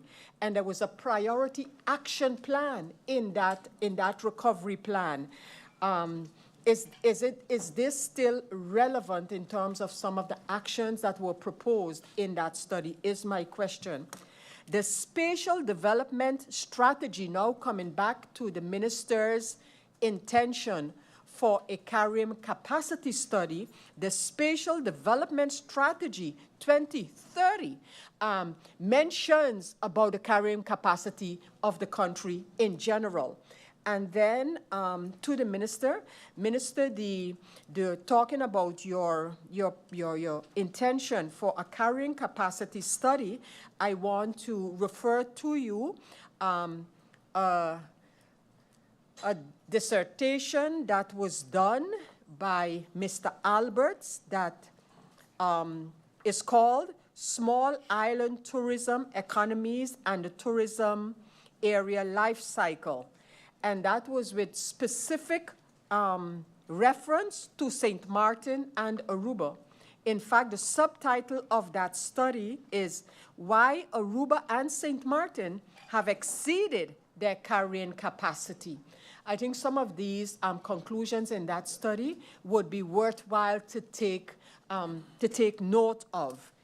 And coincidentally, in these times, the last couple of months actually, an island off of Bangladesh, also called St. Maarten, is very busy with the so-called TCC, Tourism Carrying Capacity Study. So I thought that was a little note to add. Minister, some of the studies that I refer to are, for example, another one of 2022, and that is the Investment Policy and Diversification Strategy for St. Maarten, actually made under the auspices of the Ministry of TIAT. So again, this is information that is there and can be used as now specific items are being looked at in terms of, our tourism product. So, Minister, if you are not in possession of that report or that study that I referred to by Mr. Alberts, I can make this available to the ministry for their perusal. Minister, I think for your ministry, those are my main points, looking at them again from the topic involved, and I look forward to your answers on these. Thank you, Minister. And I think that with my questions, unless it is MP Doran, you had something to add? Okay, just before I conclude this part, I'm going to give MP Doran the floor. MP Doran, you have the floor. Thank you, Madam Chair Lady. Coincidentally, when you brought up the point with gambling, it sparked something that I had in my mind to bring towards another minister, but I think that the most appropriate setting to do so is the minister responsible for gambling. Madam Chair, I was a bit taken aback when I heard and also saw an advertisement, which is here, Vromi on the boardwalk. The Minister of Vromi, Patrice Gomes, invite you to the Vromi booth. Update from the staff on all your permit and long list requests. And they'll also be raffling the opportunity to win, I guess, to not have to pay for your building permit. Madam Chair, Vromi has a lot of issues. I've been there. Now to add gambling to it, I'm pretty much taken aback by that. And I know that there's a legislation that regulates gambling, which is the Landsverordening houden bepaling betreffend het exploiteren en hazardspellen ter bevordering van de toerisme. So, and one of the requirements are also that you have to go through the tax office to get a license. FIU has to be involved. The bingo balls have to be calibrated. And I remember a couple of weeks ago, maybe a little over a month ago, there was this whole issue with a gentleman and bingo and everything not having his stuff regulated. I'm not going into whether it was correct, not correct, because I don't have all that information. But what I know that isn't correct is when you take away the equal opportunities from each and every individual that has to pay their permit fees to now and say, if you don't come on the boardwalk, you can't win. So you have to be in it to win it. Now, my question is, how are you going to do it? The last two numbers, Robbie's involved, the other King Lottery. What are we busy with, Madam Chair? It's crazy when you look at it, and the ministry is saying you have to come there to participate. So now, if you are able to get some assistance to go apply for a building permit to build something for your family, you're not able to reach to Phillipsburg in time for the Minister of Rummy to see you, to include you in his lottery, that's it for you. You don't win. Madam Chair, I have a question. This is a question now to the Minister of TIAT. Did you issue a permit license to the Minister of Rummy to hold a gambling event on the boardwalk? And if so, what criteria was used? Was it this same criteria where the bingo balls are accepted and tolerated? Because for me, it's a little overdoing it. You know, sometimes when you try to do and do and do, you end up outdoing yourself. And Madam Chair, I'm all for innovation, for sure. But this is a little bit overboard. I mean, come on. It was ein fout bezig. And I think that the majority in here would share these sentiments. And then you're seeing underneath, sponsored by KitKat and Prime Distributors. Sponsored how? When we were members of the Council of Ministers, when a company wanted to contribute to a school, a government school, Concrete, I think it was, you was told, no, government can't take sponsorship. Here you have sponsorship. Madam Chair, I would like some clarity on that because it's really overboard, and I think that at this point it's overdoing it, and it's taken away from the opportunity of everybody having that fair right. And we talk a lot about the gelijkheid beginsel, and that's coming from a party that talk about integrity, you name it, left, right, and center. I sit down over there and I was chastised for a lot of things I didn't do. And after they say, yeah, but it's politics. This ain't politics, Madam Chair. This is totally ridiculous. Thank you for the opportunity, and I look forward to the clarity. Thank you, MP Doran. And, okay, the MP, let me make sure we got our sequence correct. Yeah, we have MP Peterson. MP Peterson, you have the floor. Thank you, Madam Chair. And I also would like to echo the question, well, parts of the question of the speaker before me. Just some clarity from the Minister of TIAT. Of course, you know, if you read what I think the Minister of Rummy announced, it was to raffle the processing fee, which is the amount of 200 guilders, which is the amount that everybody has to pay to get your building permit processed. So not the building permit fee, but that 200 guilders. So, and also, to you, Madam Chair, to the Minister TIAT, if indeed there was a license needed for the said raffle that is going to take place, then I also want to inquire if there was a license given when the NA faction was raffling cars throughout elections, not a couple of years back, because if we're talking about raffle, then like you said, it's a principle of equality, so let's do it across the board, Madam Chair. To you. Thank you, MP Peterson. We need the guidelines. We need the guidelines. The next speaker is MP Irian. MP Doran. MP Irian, MP Doran. MP Doran? Yes. MP Doran. MP Doran, you have the floor. Thank you, Madam Chair, lady. Madam Chair, I just want to address two things. The National Alliance is a foundation that required whatever licenses they needed back then to execute such. This is a minister responsible for a ministry where public funds are being used and or misused. Mag misbruik, in my opinion. So I just want to clear those two things, because if I were to ever dream about holding a raffle when I was minister, I don't know how my story would have ended in the public office side. So let's separate two things, and let's be clear. This is the building permit fee, processing fee, building fee, whatever it is. It's a fee that is regulated in the Landsverordening that every individual that applies and or for a building permit and or a civil works permit has to comply with. So you're saying if you don't come to the boardwalk and see me, you're not in it, so you can't win it. That's a problem, Madam Chair. Thank you very much. Thank you, MP Doran. MP Irian, you have the floor. Thank you, Madam Chair. It's very surprising to hear MP Rayan Peterson speak about proper policies and actually being okay with what is being done within Rummy.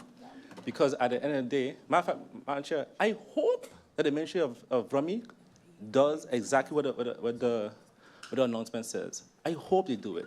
I would like them to set precedent going forward, so that January come in, we can bring our own motion of disapproval.